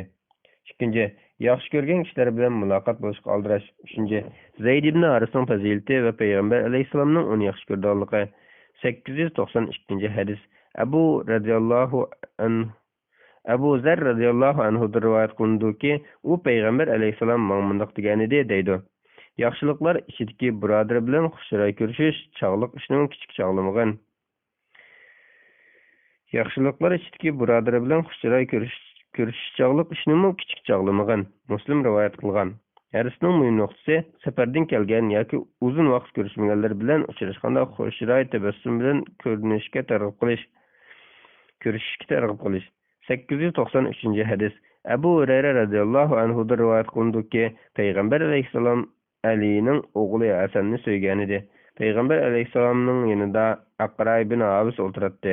Aqra mening 10 bolam bor, ularning hech birini so'ygan emasman dedi. Payg'ambar alayhissalom uningga qarab qo'ygandan keyin mehribon bo'lmagan odamga Alloh taolo mehribon bo'lmaydi dedi. Buxoriy va Muslim rivoyat qilgan. Hadisning muhim nuqtasi kichik bolalarga mehribonlik qilib, ularni suyib qo'yishning yaxshi ekanligi va bunday qilishning mehr shafqatning belgisi ekanligi. Alloh taoloning rahim shafqat qilishning bandalarining o'zaro rahimdil bo'lishi bilan bog'lanish ekanligi. Bismillah velhamdülillah ve salatu ve selamu ala Resulillah amma ba'd. Assalamu alaikum ve rahmetullahi ve berekatuh. Aziz qarindoshlar, yaxshilar bog'chini o'qib 144-babga kelgan. Davomlashtiramiz. Yaxshilar bog'chisi 433-bab, 144-bab kasal yo'qlash to'g'risida. 894 hadis. Bara ibn Azib radhiyallohu anhudan rivoyat qilinadiki, Rasululloh bizni 7 ishga buyurdi. 1. Kasal yo'qlash. 2. Jinozaga agishib qabristonlikqa berish. 3. Kishi tush ko'rib alhamdulillah degan kishiga anglovchi yarhamakalloh deb javob qaytarish. 4. Qasam qiluvchining qasamini o'rdilishiga yordam berishga, gunoh ishlarni qilishga qasam ichmaganlar bo'lsa. 5. Zulmga uchraganlarga yordam berish. 6. Chaqirga yerga berish. 7. Salomni umumlashtirish. Buxoriy va Muslim rivoyat qilgan. 895 hadis. Abu Hurayra radhiyallohu anhu rivoyat qilinadiki, payg'ambar alayhissalom mundoq degan: Musulmonning musulmonda 5 turli haqqi bordir. Salomni ilik elish, kasal bo'lsa yo'qlash, jinoyatini uzitib qabristonlikqa berish, chaqirga yerga berish va shukrguchi alhamdulillah, hamdu sana Alloh uchundir desa, yarhamakalloh, Alloh sana rahim qilsin deyish. Buxoriy va Muslim rivoyat qilgan. Hadisning muhim nuqtalari: Birinci, yuqorida bayon qilingan ishlarni ta'kidlash va u ishlarning musulmon kishining yana bir musulmon ustidagi haqqi ekanligi. Ikkinchi, bu haqlarga rioya qilishning musulmonlar orasiga o'zaro do'stlik va ittifoqlik olib keladiganligi, shundaqla qarindoshlik rishtalarini chigadiganligi. Mazkur haqlar Imom Malikning qarshida vojib haqlar hisoblanadi. 896 hadis. Abu Hurayra radhiyallohu anhudan rivoyat qilinadiki, payg'ambar alayhissalom mundoq degan: Allah Taala qiyomat kuni: "Ey odam bolasi, men og'rib qolsam meni yo'qlamadingmi?" deydi. Odam: "Ey Rabbim, sen olamlarning parvardigori tursang, men seni qandoqmi yo'qlay?" deydi. Allah Taala: "Bilmamding, mening faloni bandam og'rib qolibdi, uni yo'qlamading. Uni yo'qlagan bo'lsang, uning yenidan meni cho'qim topatding" deydi. Yana: "Ey odam bolasi, men sendan tamoq so'rasam, menga tamoq bermading" deydi. U odam: "Ey Parvardigorim, sen alemlerinin perverdigari tursang, men sana qandoq tamoq bera olay" deydi. Allah Taala: "Falani bendem tamoq so'ruvdi, uningga tamoq bermeding. Uningga tamoq bersang, uning ajrini mening berganligimni bilmamding" deydi. Yana: "Ey odam bolasi, senden suv so'rasam, menga suv bermeding" deydi. U odam: "Ey Rabbim, sen alemlerinin perverdigari tursang, men sana qandoq suv bera olay" deydi. Allah Taala: "Falani bendem senden su soruvdi, onunğa su bermeding. Eğer onun su bergen bolsang, onun ajrini mening berdiganligimni bilmamding" deydi. Muslim rivoyat qilgan. Hadisning muhim nuqtalari: birinchi, kesel yo'qlash va yo'qsulga tamoq, susuzga suv berishga rag'batlantirish. Allah Taolaning mushundaq qilgan kishilarga qiyomat kuni ajr mukofot berishga kepil ekanligi. İkinci, bütün məxluqatlarının Allah Taalaga muhtaç bolduğanlığı, ularga yaxşılıq qılğan və yardım qolunu sunğan kişiyə Allah Taala'nın katta ecir ata qıldığanlığı. 897 hadis. Abu Musa radiyallahu anhu'dan rivayet qılındı ki, Peygamber aleyhissalam mundaq degan: "Kesellerini yo'qlanglar, aç qalğanlarga taam beringlar, əsirge tushib qolgan kishini qo'yib beringlar." Buxoriy rivoyat qilgan. Hadisning muhim nuqtalari: birinchi, asirlarni qo'yishga, qarzdorlarning qarzini to'lab qo'yishga va beshiga kun kelgan kishilarni qutqizishga rag'batlantirish. Ikkinchi, islom dinining o'zaro yordam qilish, hamkorlashishni tashabbus qilgan din ekanligi. Hadisda bayon qilingan ishlarning musulmonlar orasidagi o'zaro hamkorlashishga yetadigan ishlar ekanligi. Alloh taolo aytadi: "Ya'ni yaxshi ishlar va taqvolikqa o'zaro hamkorlashinglar." Qur'on Karim Sura Maida 2-oyatning bir qismi. 898 hadis. Sevban radıyallahu anhu'dan rivayet kılındı ki, Peygamber aleyhisselam bir musulman yana bir musulman birodarini yo'qlab barsa, taki qaytqicha jannatning hurfilari ichida bo'ladi dedi. Jannatning hurfilari degan nima? Ey Rasululloh deb so'ralganda, Peygamber aleyhisselam jannatda uziladigan mevalar dedi. Muslim rivayet qilgan. 899 hadis. Ali radıyallahu anhu'dan rivayet kılındı ki, men Peygamber aleyhisselamning mundaq deganligini anglagan: Bir musulman yana bir musulmanni atiganda yo'qlasa 70 ming farishta, kechgacha uning uchun mag'firat tilaydi. Kechda yo'qlasa 70 ming farishta, tong otqicha uning uchun mag'firat tilaydi. Uning uchun jannatda mevalar hazırlangan bo'ladi. Tirmiziy rivoyat qilgan. 900-hadis. Anas radhiyallohu anhu'dan rivoyat qilinadiki, Payg'ambar alayhissalomning bir Yahudi g'ulami bo'lib, u kasal bo'lib qolganda Rasululloh uni yo'qlab berib, peshida o'ltirib, musulmon bo'lgin dedi. U yanında turgan dadisiga sual nazarda qaradi. Dadisi Abul Qasimga, ya'ni Rasululloh itoat qil dedi. Yahudi g'ulam musulmon bo'ldi. Rasululloh chiqib ketib, barliq madiyalar uni do'zaxdan qutuldirgan Alloh taologa bo'lsin dedi. Buxoriy rivoyat qilgan. Hadisning muhim nuqtalari: birinchi, kuffar kishining kesilini yo'qlashga bo'ldiganligi va uningga islom dinini targ'ib qilishning yaxshi ekanligi. İkinci, Peygamber aleyhisselamның fazileti, onun ixlas ve köyüncəlligi bilen kişiler qalblarına ta'sir göstərişi. Üçüncü, salih kişiler bilen hem söhbetdə buluşның fazileti ve ular bilen söhbetdə buluşның o dünyaga berişdən burulla bu dünyadımı neticəsinin görüldüganlığı. Dördüncü, asi kuffar bendilərinin hidayet tepişini arzu qilish ve ularning hidayet tepişiga ümidvar buluş. Beşinci, ata-analarını öz farzandlariga hidayet ve yaxshilikni irad qilishga rag'batlantirish.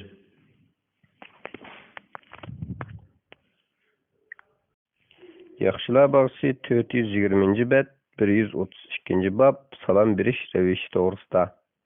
Salam beradigan kişi bir bolsumu, salam bergüçünün köplik ibaresini kullanıp, Esselamu aleykum ve rahmetullahi ve berekatuh deyişi ve salam qaytırgıçının mu ve aleykum esselam ve rahmetullahi ve berekatuh deyip cevap qaytırışı yaxşıdır. 851. hadis. İmran ibn Hüseyin radıyallahu anhudan rivayet kılınudu ki bir adam Peygamber aleyhisselamның aldığı kelip "Assalamu aleykum" dedi. Peygamber aleyhisselam onun salam qaytırdı. Andın o adam olturdu. Peygamber aleyhisselam on savap dedi. Yani bir kişi gelip "Esselamu aleykum ve rahmetullah" dedi. Peygamber aleyhisselam onun cevap qaytırdı. Andın o adam olturdu. Peygamber aleyhisselam 20 savap dedi. Andın yeni bir adam gelip "Esselamu aleykum ve rahmetullahi ve berekatuhu" dedi. Peygamber aleyhisselam salam qaytırdı. Andın o adam olturdu. Peygamber aleyhisselam 30 savap dedi. Abu Davud ve Tirmizi rivayet kılgan. Hadisning muhim nuqtasi savobning salamning ko'p bo'lishi bilan ish bordog'ligi. Assalomu alaykum desa birdan 10 narsaga savob bo'lganligi, assalomu alaykum va rahmatulloh desa 2dan 20 narsaga savob bo'lganligi, assalomu alaykum va rahmatullohi va barakatuh desa 3dan 30 narsaga savob bo'lganligi. 852 hadis. Ayşe radıyallahu anhadan rivayet kılındı ki Peygamber aleyhisselam bana Cibril sana salam etti dedi. Men ve aleyküm esselam ve rahmetullahi ve berekatuhu dedim. Bukhari ve Müslim rivayet kılgan. Hadisning mühim nuqtasi Ayşe radıyallahu anhanın faziletini bayan qilish. Tarashchilarning insonlarga salam berdiganligi, yiroqdagi odamga salam etib qo'yishning yaxshi ekanligi va bu xil salomni qaytarishning zarurligi. 853 hadis. Enes radıyallahu anhu'dan rivayet kılındı ki Peygamber aleyhisselam söz kılsa düşünüşlük bolsun üçün sözünü 3 katım tekrarlaydı. Kişilerinin kışığı kelip salam berse salamını 3 katım tekrarlaydı. Bukhari rivayet kılgan. Hadisning muhim nuqtalari. 1. Peygamber aleyhisselamның sahabalarga tolum mehriban ekanligi va Peygamber aleyhisselamның chiroyli so'z qilganligi. 2. Gerçi köpçülükning bir qismi anglasa salamdan ibaret bu sünnet ada bolsunmu, köpçülük birinci qatımlıq salamni anlayalmaydigan darajada köp bolsa, qaytılab salam qilishning joiz ekanligi. Peygamber aleyhisselamның sahabalarının ko'ngliga salamdan ibaret bu sünnetni qaytadan selib qo'yish uchun shunday qilganligi. 854 hadis. Miqdad radıyallahu anhu özünün uzun hadisida mundaq degan. Biz saqqanda Resulullahның nisibisini elib qo'yatdiq. Resulullah keçileri gelip uxlab qolganlar uyg'onmagudek, uyg'oqlar ang'udek ovoz bilan salom qilatdi. Bugunmi Resulullah kelib ilgirgidek salom berdi. Muslim rivoyat qilgan. Hadisning muhim nuqtasi uxlayotgan kishilarga salom qo'yishning yo'lliq ekanligi, lekin ovozni uxlayotganlarni uyg'otgudek darajada yuqori ko'tarmasligi, shundaqla uyg'oqlar anglayolmagudek darajada to'yanma qilmaslikning sunnat ekanligi. 855 hadis. Asma radıyallahu anhadan rivayet kılındı ki bir günü Peygamber aleyhisselam mescidga ketib o'ltirgan ayollarga qo'li bilan ishorat qilib salom berdi. Bu ishorat cho'qim og'zaki salom bilan birga bo'lgan bo'lishi mumkin. Chunki Abu Davudning rivoyat qilgan hadisda ishorat bilan og'zaki salom berilganligi aytilgan. Tirmizi rivoyat qilgan. Hadisning muhim nuqtalari. 1. Yiroq joydagi kishilarga salom qilgan vaqtda salom so'zini deyish bilan birga qo'li bilan ishorat qilishning joiz ekanligi. Payg'ambar alayhissalomning ishorat bilan salom qilishdan nahiy qilganlik hadisiga binoan salomda ishorat bilan cheklanishning yaxshi emasligi va ishorat bilan salom qilishning g'ayri musulmonlarning odatidan ekanligi. 2. Payg'ambar alayhissalom fitnadan saqlanolmaydiganlik uchun ayollarga salom qilganligi. Başqa kishilarning fitnadan saqlana olsa, o'ziga ishonch qila olsa, ayollarga salom qilsa bo'lganligi. Agar unda qila olmasa, salom qilmay sukut qilishning afzal ekanligi. 856 hadis.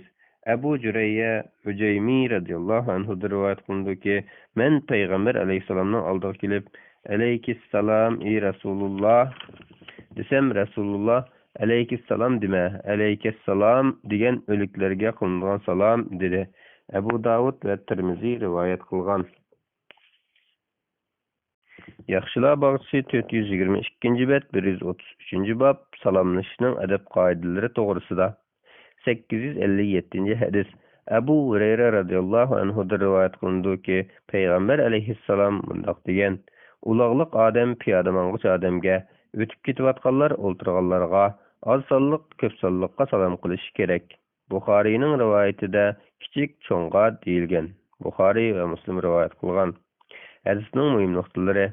1. Yuqorida ko'rsatilgan bo'yicha salom qilishning yaxshi ekanligi va buningdagi hikmatning tövendikidek ekanligi. ikkinchi, mengayotgan odam uyga kirgan odamga o'xshatilib, uning avval salom qilishi haqli deb qaraldi. ikkinchi, kichiklar bo'lsa cho'nglarni hurmatlashga va ular oldida kamtar bo'lishga buyurilgan. to'rtinchi, uloqqa minguchi bo'lsa o'zining uloqqa minganligi bilan gidib olmaslik uchun, oz sonliq bo'lsa ko'p sonliqning haqqiga hurmat qilish uchun avval salom qildiganligi. Chunki ko'p sonliqning haqqining cho'ng bo'ldiganligi, islomdagi salom adablarning huquqidek bo'ldiganligi. 858 hadis. Abu Umama radhiyallohu anhu dan rivoyat qilinadiki, payg'ambar alayhissalom mundoq degan: kishilarning orasida Alloh taologa eng yaqin